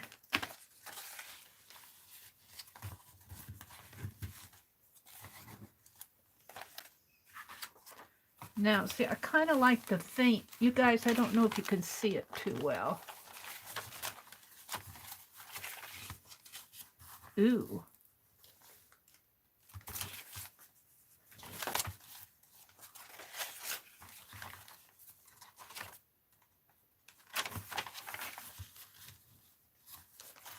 I like that, but I don't want to cover this up.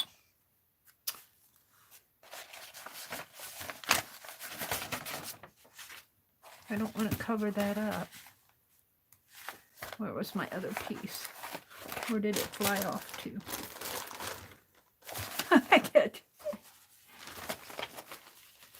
I don't know where my other piece flew off to. The other side of this, is it still in here? Didn't fly anyplace. I could fussy cut this out and use this.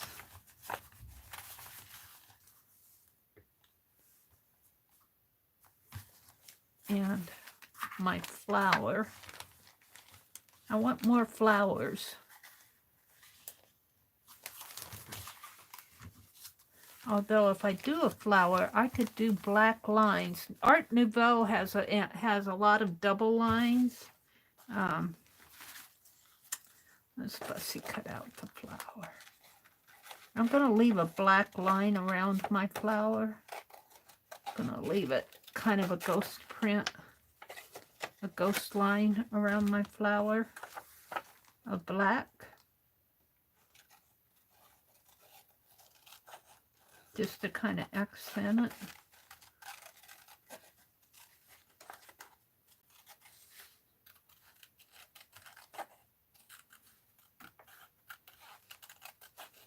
I can see I'm not going to get this entire journal done in February.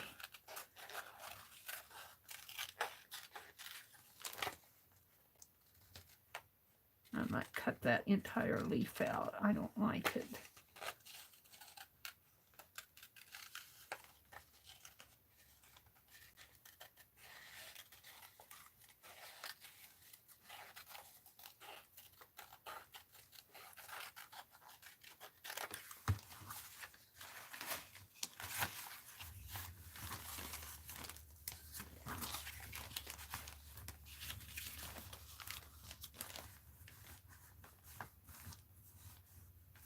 I like that.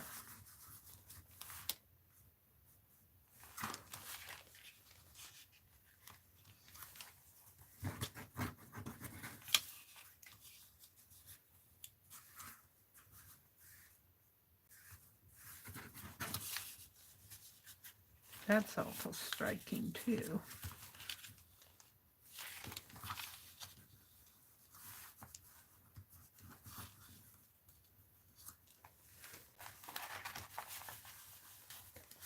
See, I'm thinking about fussy cutting this out so that more of this background shows.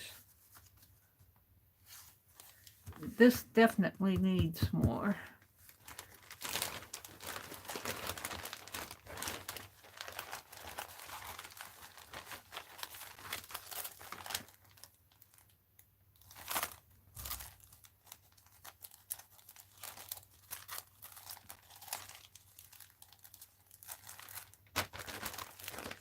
I don't know.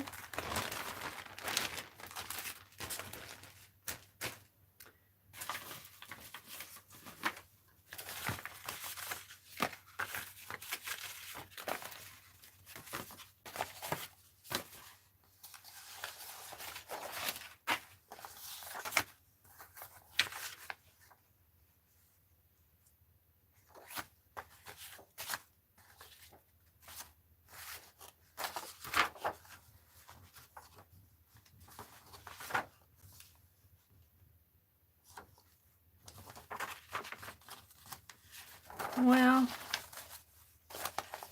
I'm not happy with any of them. Let's cut this. Yep, I'm going to bite the bullet and cut this. Here it goes.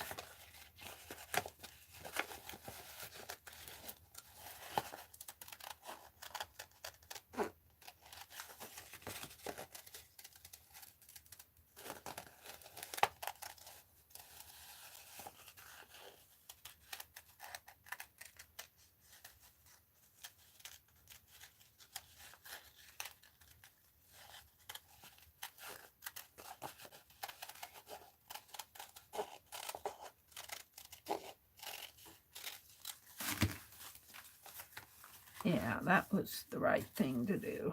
And I'm thinking maybe this could go over here somehow.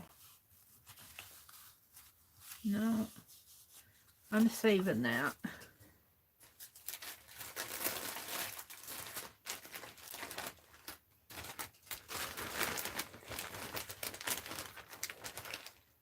Maybe some of that beautiful fabric that Journey sent me. Let's throw some of this away. Or even maybe something like that fussy cut. Let's fussy cut it anyway.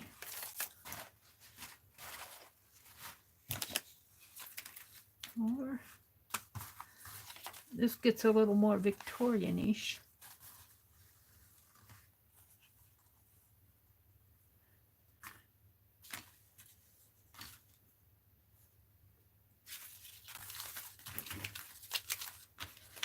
Let's fussy cut this.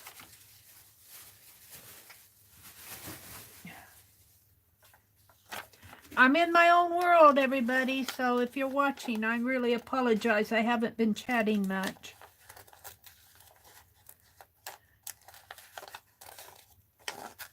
I'm working on my Art Nouveau that I want to keep calling Art Deco.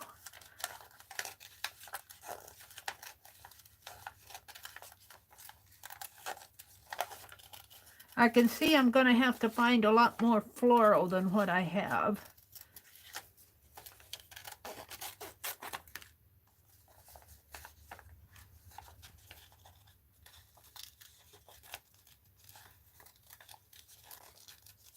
I think, who was it in Tanya's chat said they ordered a whole bunch of seed catalogs to have more floral stuff.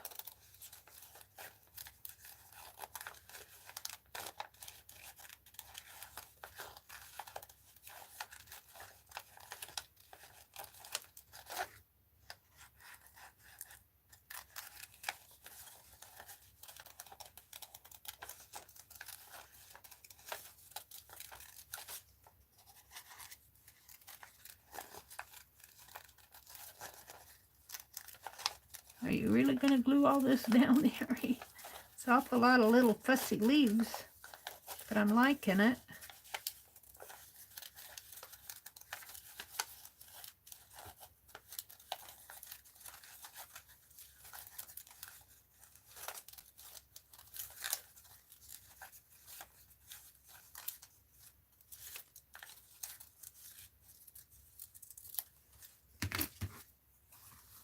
Yeah, I like that.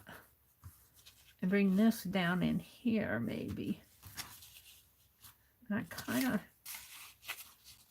kind of like, I like the swoosh of that almost. Maybe this is the wrong thing to put on here. Maybe it needs something in there.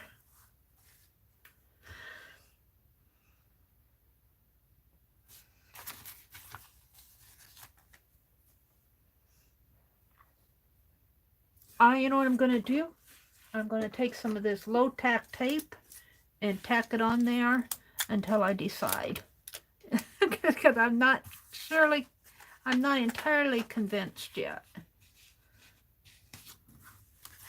I like this, but I want more of this to show.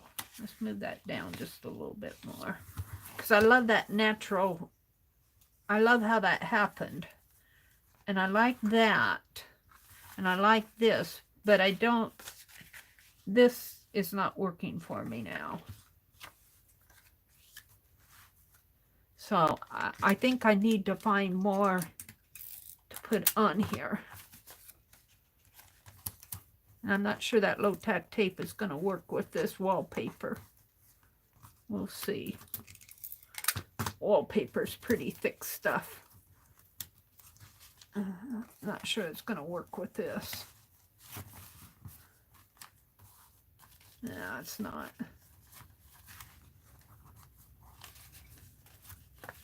that is part of the page.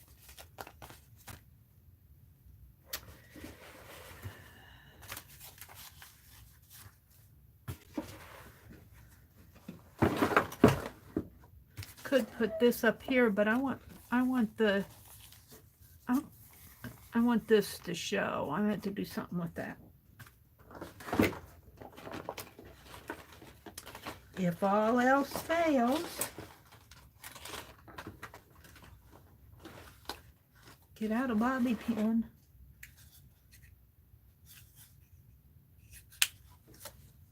Clip it on.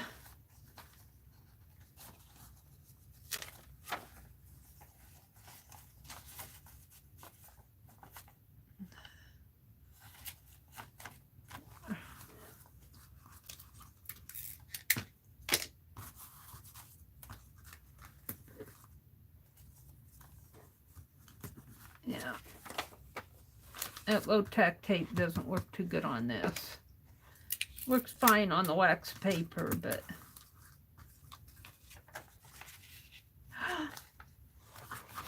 no, I had blue paint.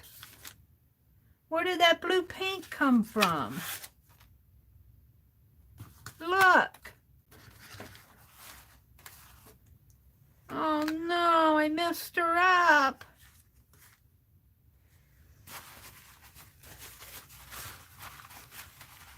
Oh, she's painted. It was on my desk. Oh. I think it might be time for me to put this away. I guess I'll have to put some flowers over her. After all. I don't know what I'm going to do with her face. She may not go on this page. I put her in another page and put a flower over her. Ah, I'm so disgusted. I had blue paint on there. I don't see it on the... If it's on here, it didn't get on here. It got on my images. It got on this one too. I can put a leaf or something on that. That one doesn't upset me as much. Well, there goes that layout. I'll have to put a flower over her. I need more floral. We'll give her a crown, but I might have to paint out her face a little.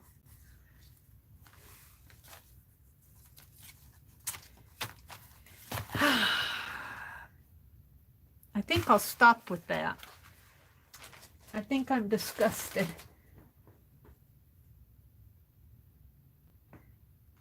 Aren't painted ladies Art Nouveau? Could be. I had paint on my desk. I'm surprised it didn't get on more. I came from when I think I was painting her wings. I'm really happy with this. It needs some words, though. I shouldn't quit, but I'm disgusted. So I'm going to quit. Let's see. I'm going to save that piece of white paper. I might want it. We're going to throw this stuff away. Throw this away. I'm going to keep these. Oh, here's some more floral. I thought she sent me more floral. Some of these could go on that lady's head. Maybe I shouldn't quit so soon. Maybe I just need a different floral on there. Throw this away. See, things like that happen. I wondered where this came from, but I think that's part of my dyeing process. So I got a little paint there. Well, let's go back to my lady and see if I can't rescue this. Because, yep, we did do her up, didn't we? But I think I can put some flowers on her because that's what Rosemary did.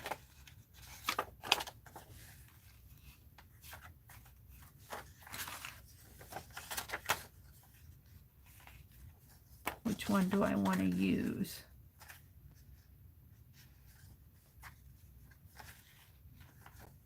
That one's pretty, but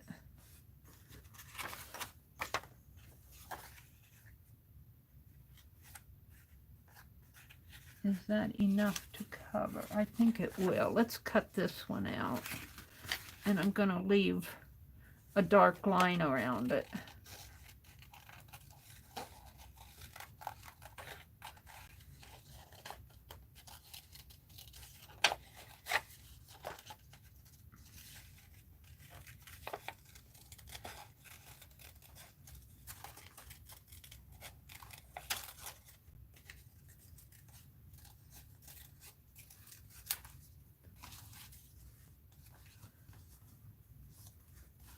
And I think I can even use these.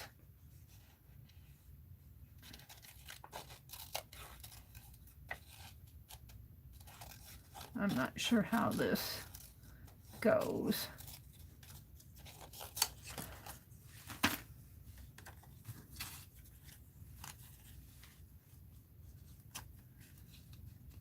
Move her closer to the edge here.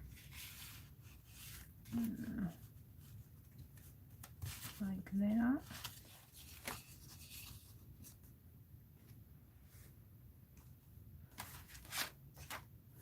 Bring this down. Where's that scrap? Do I have anything left from this? Just a little pink.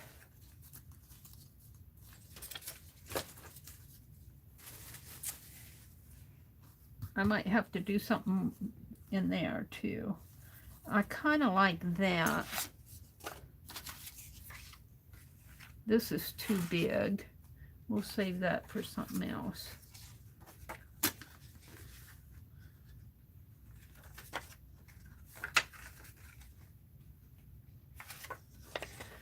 I hate having to make a choice.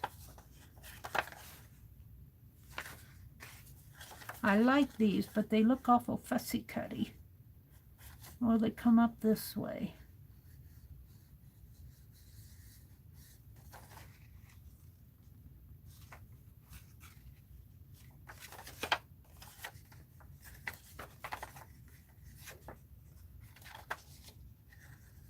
These make the most sense.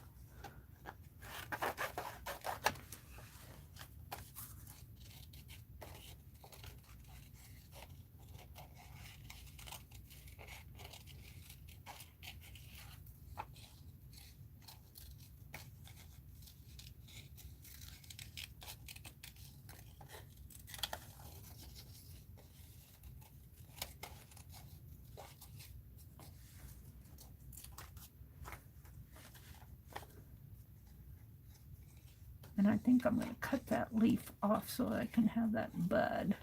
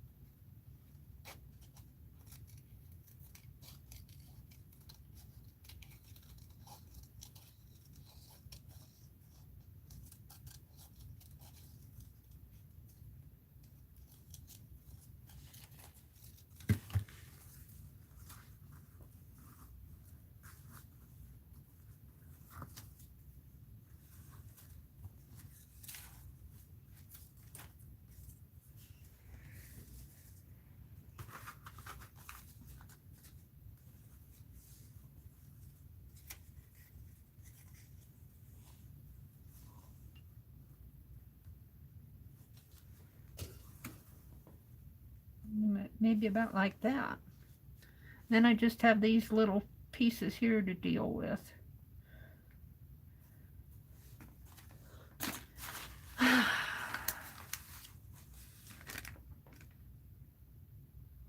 I'm kind of liking that.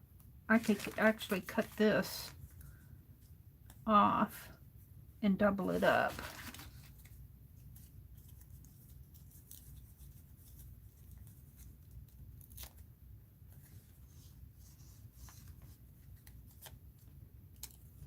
cut out the painty part.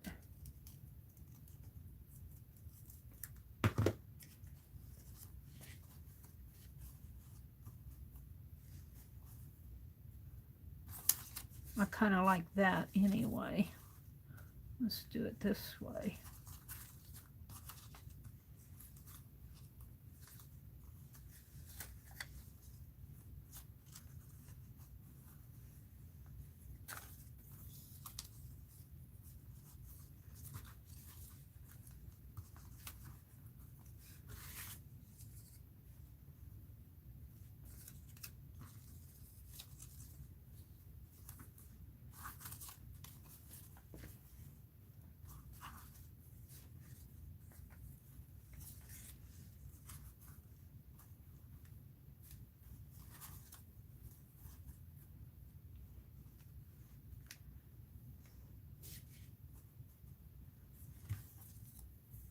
I love how that contrast is in there.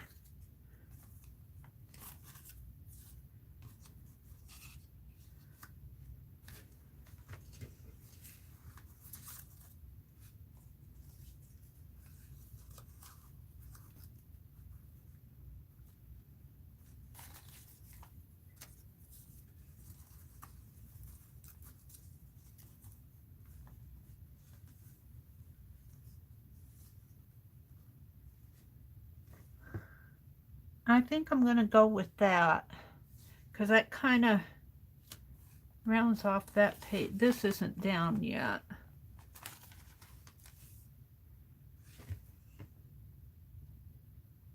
So I think I'm going to settle on that and do it that way. I'm going to leave this.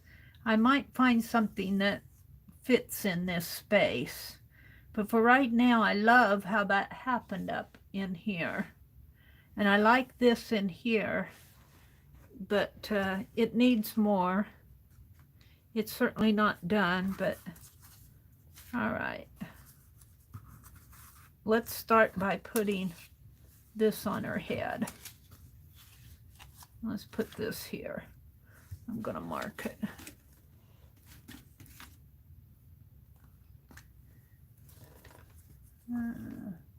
Right there. And right there. And I guess I'll just use a glue stick. I don't know what I did with my piece of wax paper. I'll get out another piece that I was using the other night.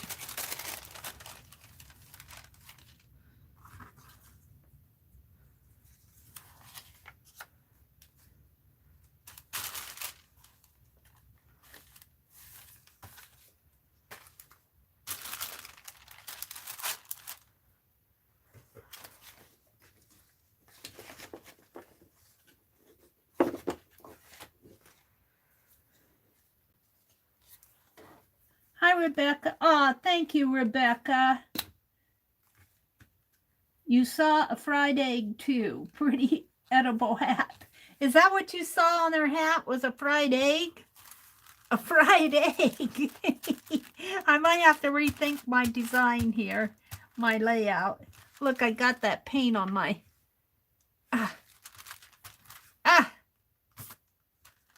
all over my hands. You'd think I'd be used to that. All right, right in here is where I wanted this. A fried egg. Oh no. Where's it? Where is it? This one or that other one? What did I do with it? I guess it's not going to be on her head because I don't know what I did with it. There's that one. There's this one. Oh, it does look like a fried egg. Oh, no. I don't want a fried egg on her head. What does this one look like?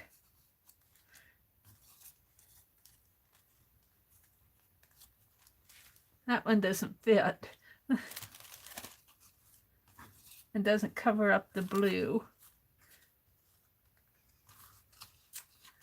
a fried egg.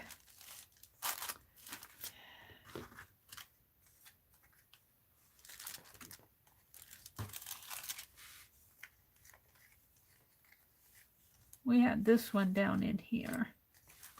This is going to go down in here. We're going to put the egg. We're going to hide the fried egg. I'm going to find something else for her. I could cut this one down a little. I don't want it to cover up. Let's find a different piece. Another fried egg. And another fried egg. Rosemary sent me fried eggs. What can I say? This is pretty.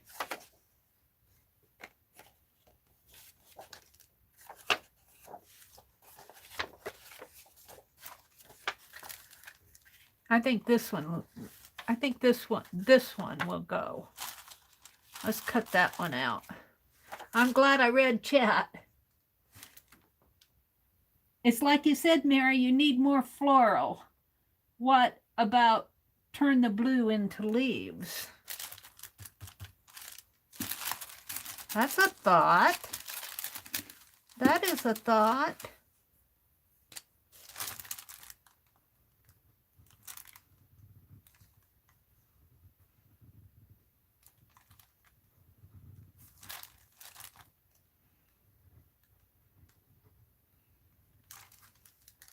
I kind of like that. Good idea. See, you guys are thinking. What shall I do with the fried egg? What shall I do with it? I could make a leaf in here too. We could make this into a leaf.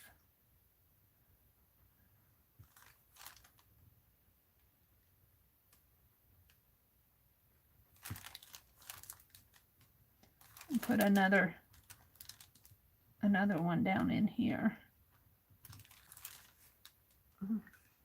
Need more black.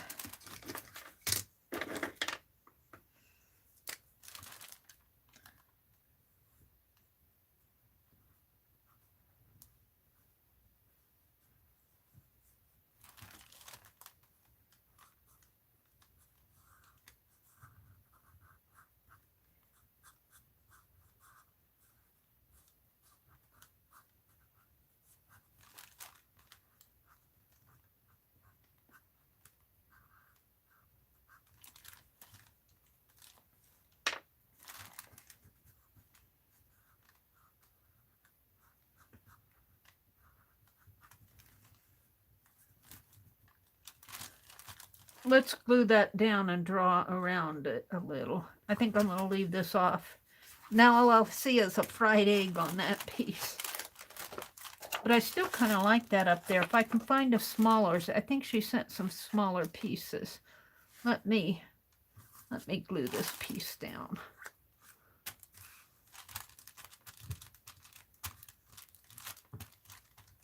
See, if I would just read chat more, get some good ideas, wouldn't I?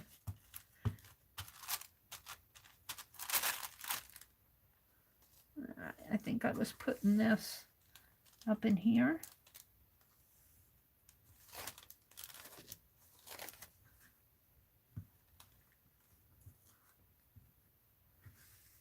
Go put it right there. And let's bring this.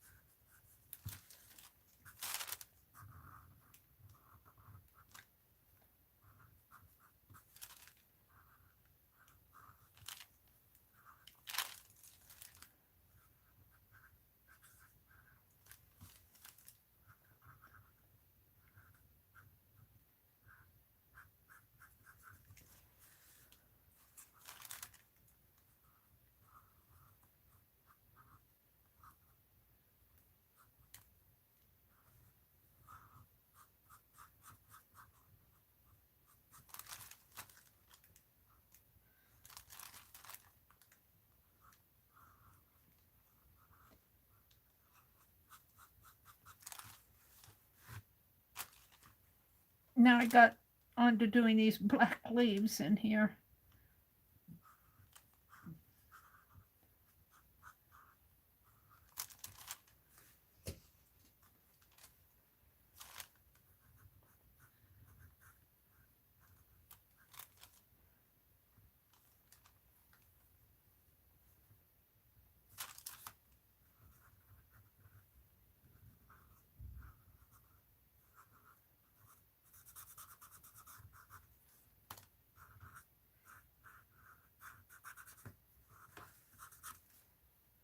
I kind of like that.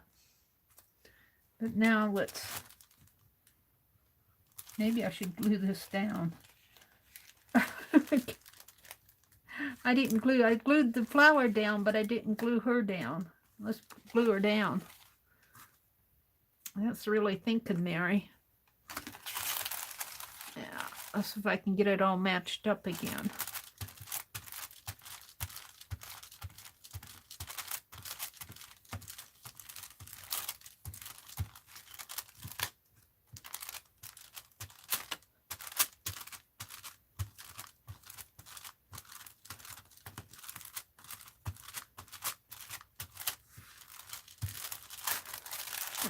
I should be able to if I work off of this. Right in there, in there.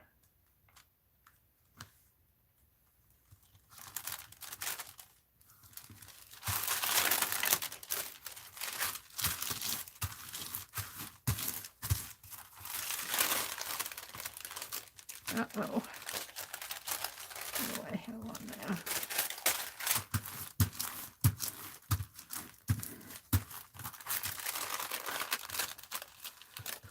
A little sticky there.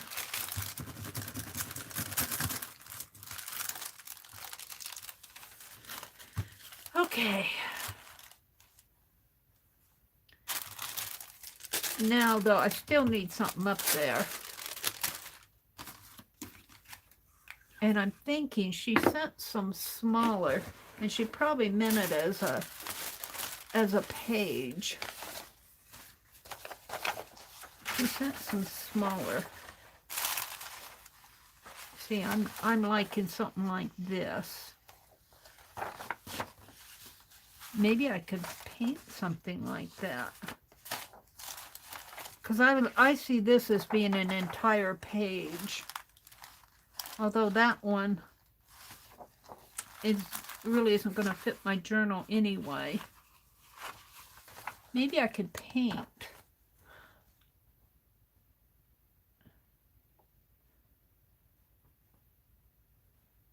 C is a flower face view.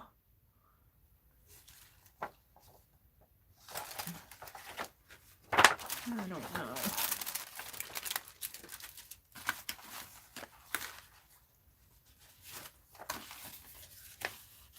That black really, I think I'm going to bring that black over here. If I put this piece down, bring that black over into here. That black was really a good idea. Those leaves were a good idea. And it kind of contrasts with that. I could bring some leaves out in here too.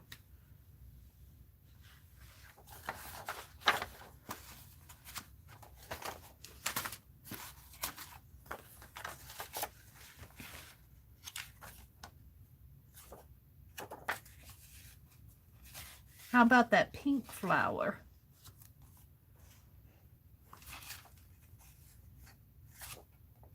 The red, I think, this pink is almost too much. This one, although I do like it.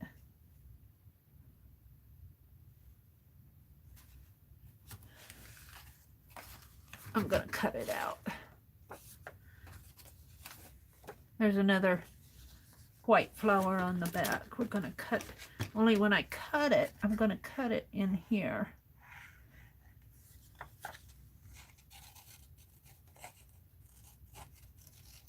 No, Mary, no.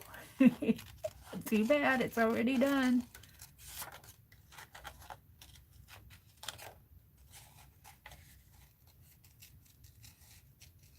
And I'm leaving the black lines around it. You'll see Art Nouveau has a lot of lines around their art.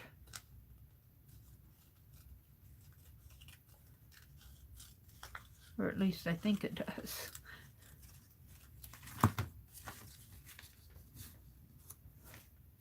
Oh, I kind of like that. And that blue, that blue mistake almost looks like it belongs there now.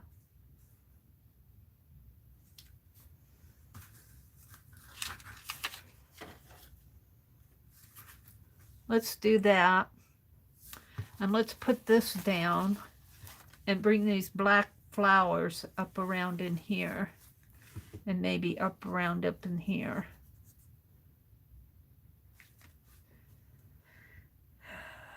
Let's put her down. I don't know what I'm going to do with that egg now. You guys got me seeing an egg in that flower.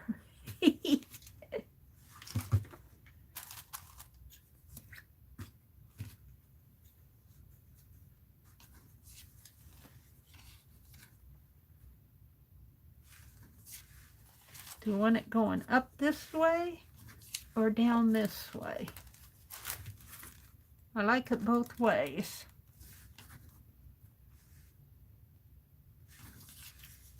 I think I like it up better though.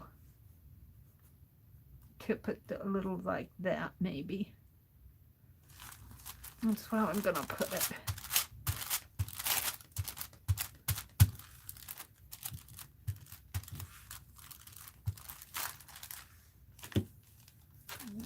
Tip it a little.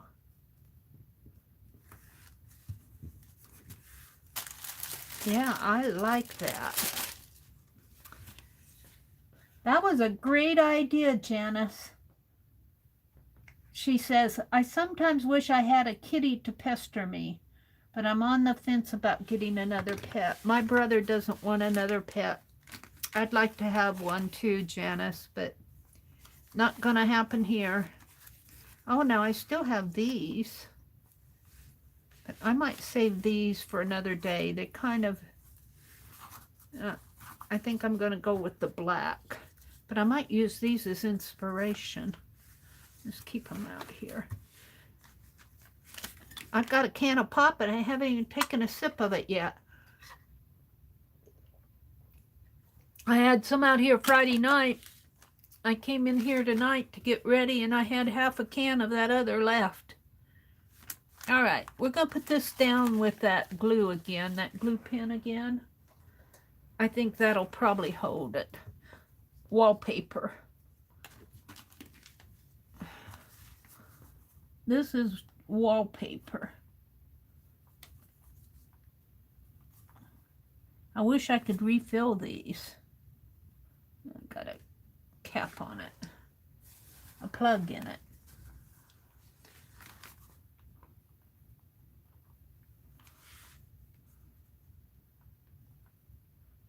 Well, this one might be empty. I might not get any more out of this. Doesn't look empty. Let's see what I have here. She sent me more. I think that was an older one that I had.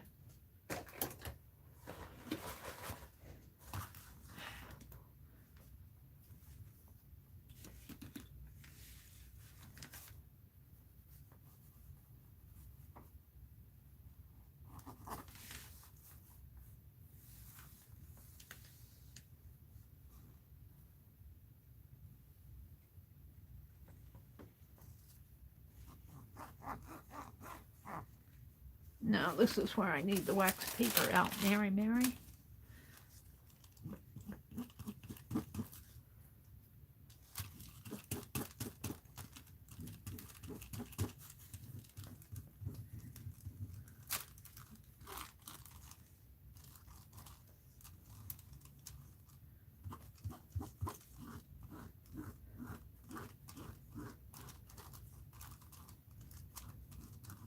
Now, let's see if that works.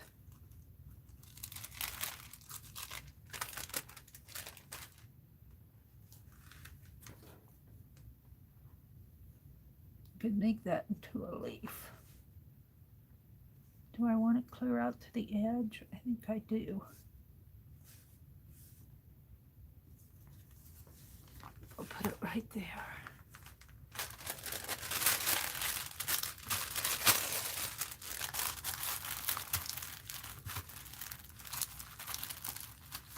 I'm beginning to like it now. You guys gave me great ideas. Deborah, it is farming and old school mentality. They don't mind a few barn cats to keep the rodents down, but they don't want a colony of cats on the farm. Yeah. My mom never liked pets in the house either. Although, when she got older, one of her neighbor ladies passed away. And there was a little Chihuahua dog that when Mom would go and visit, that Chihuahua dog, you know, Chihuahuas are typically one-person dogs.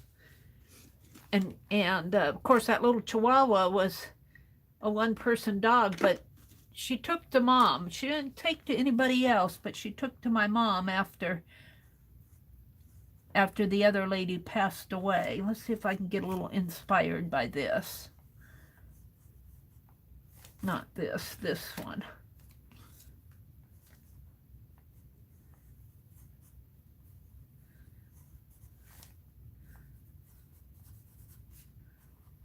Cover up that other.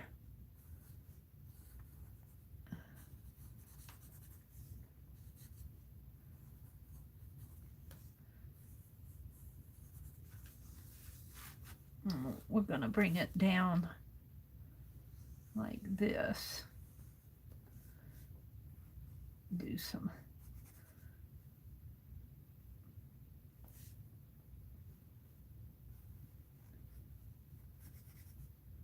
leaves down in here.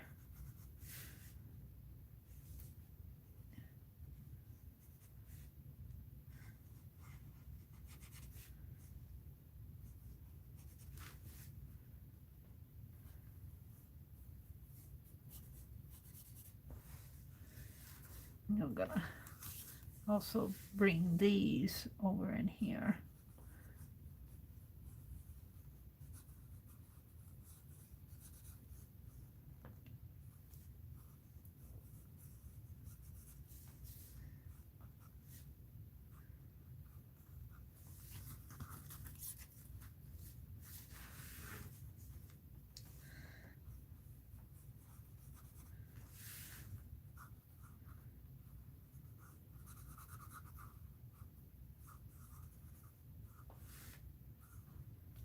Oh, running out of room here.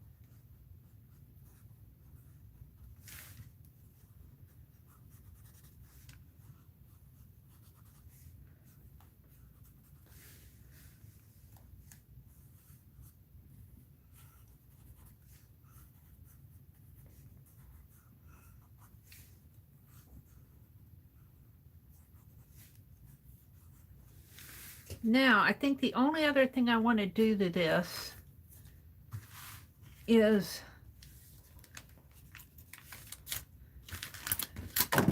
whoops. I guess my paint went over the, but I think I had my lids on all of them. And I think I'll do it with by hand, is put a dark line around it.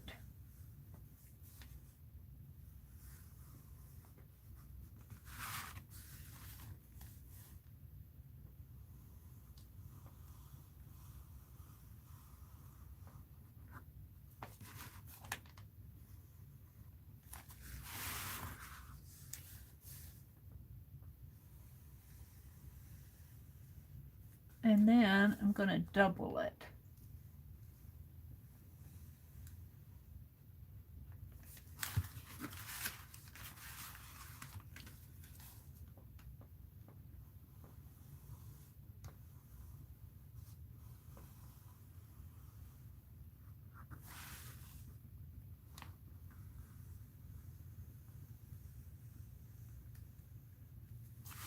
I'm going to have to go look at more Art Nouveau inspiration out there. I kind of like it like that. And I think the background in here, I think this happened with the avocado dyeing. I'm not sure why that happened, but it did, and I really do like that. And this is texture from the stencil in here. I'm not sure you guys can see it, and I think that's enough to fill in the background up there. I'm going to leave her face kind of scarred in there. Let's do these leaves a little better here.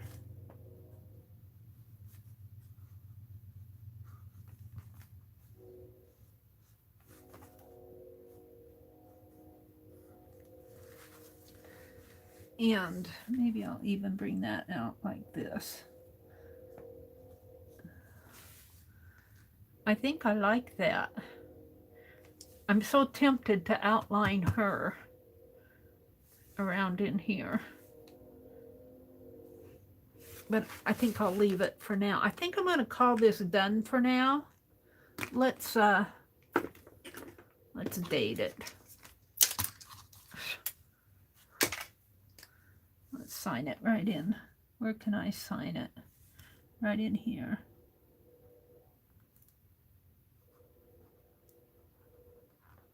And today is 2/21.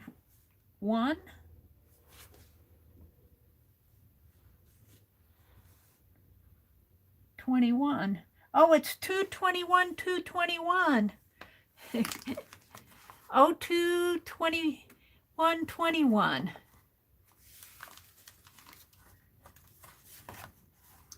Oh, look, my black came out over in here. I bet it did over here too. Yeah, it did. It didn't come out over here. And it came out there. And it came out here. This is kind of a start of another page, isn't it?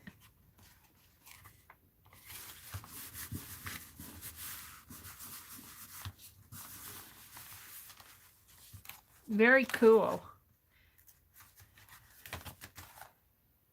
I'm happy with these. I might use this one as my thumbnail. So I think it's almost 11 o'clock. Well, it's 20 till 11. I think I'm going to, come say, chat a little, and then I'll probably sign off.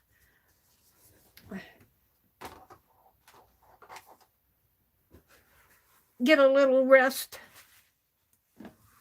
You know what I don't like on this is this leaf right here. It just looks like a big blob to me.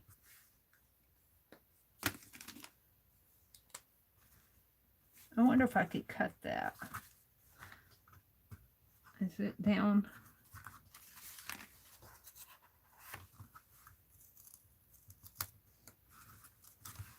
I'm going to cut that a little. I'm going to fussy cut it a little more. I don't like it being so big and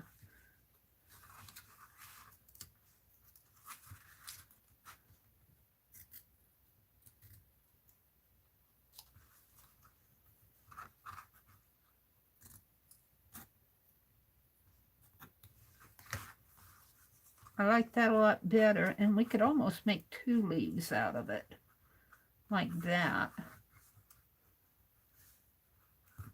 Or bring it over here. No, we'll bring those black ones over. I like that better. That was too much of a blob there.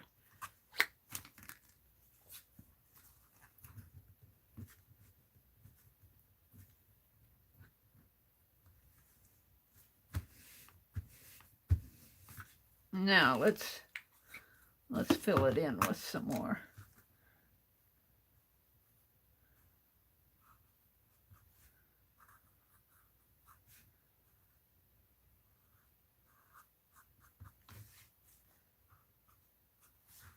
There, I kind of like that.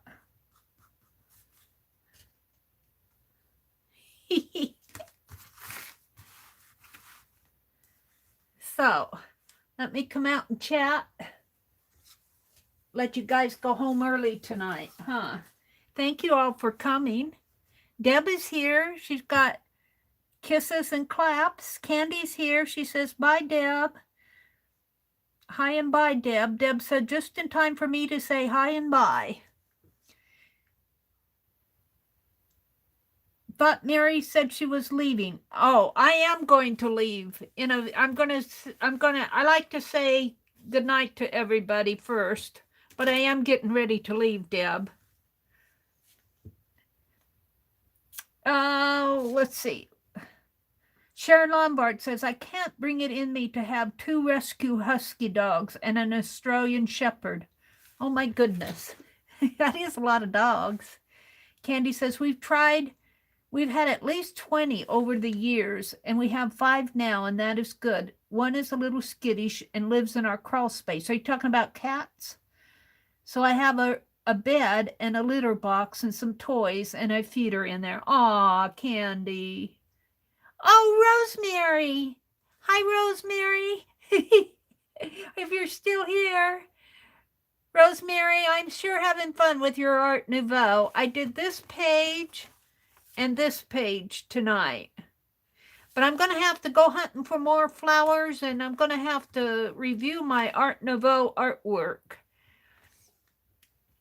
I'm sure having fun with what you sent me. Now, you sent a lot of these type of images that I think I'm going to get inspired from and do more, because I've got a lot of pages here. And I think I'm going to do more of this type of thing like I did over here. I drew her out and I put a floral behind her. Now, I've got this page that is just waiting for something. Isn't it? Ooh, this image maybe. This image right here might look really good in there. Don't get me started. I'm getting ready to say goodnight. I wanted to work in Becky's little journal because I like to do that on Sundays. I'll have to do that next week. Tanya does her little journal page. And so I started working in Becky's little journal just to work with Tanya. And I was going to do that tonight. But I didn't get there. So we'll do that. Maybe I'll do that during the week. I have an awful lot I want to do. I have an awful lot. I can't keep up with all of you guys. Rosemary, did you see where I goofed? Well, I didn't goof. I had paint. I had some of that blue paint on my desk. And I smeared on there. So Janice said, well, you needed more floral. Just make them leaves. Good night, Rhonda. Good night, Nina. Deborah Brown says, hi and bye, Deb. Let's see. Rosemary was here. I don't know if she's still here. She might be. Are you streaming tonight, Rosemary? She might stream tonight. I lost her. Sharon Lombard was in here. Rebecca said, yeah, baby. Plus, I had just a few days before I found huge multi-frame thingy by the curb for free. It was a match meant to be. I couldn't believe the cards are the same size as the frames. Wow. Sharon Lombard dropped in. Deborah Brown. They're talking about rescue kitties out there. You can definitely paint orchids or other flowers. Remember those roses you did a while back? Yeah, that's true. I was following that guy. Oh, I can't. David somebody. Oh, he paints a lot of flowers. And I was trying to learn to paint roses.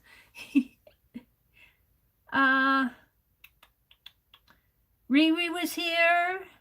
Rebecca said, you did it how it makes you happy. Maybe draw some white hair to glue in. I wonder if she was talking about this. Yeah, she was, because here's what Janice told me to turn those blue into leaves. I like that idea. Both of those ideas were good ones.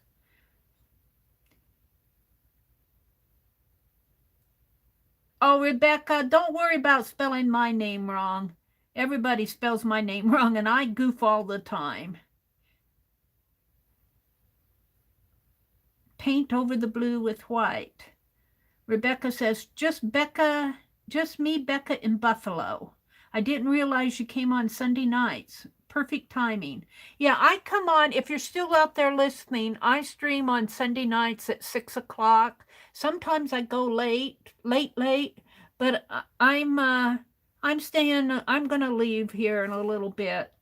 Let you guys go enjoy the rest of your weekend. Donna Betts was here. Donna said, I just dropped by to see what was going on. I'm off to bed. Mary loved the lady. She's gorgeous. I think she was talking about when I was still doing this one. I had to trim her down about, I had to make her go on a diet. We got rid of about 40 pounds on her.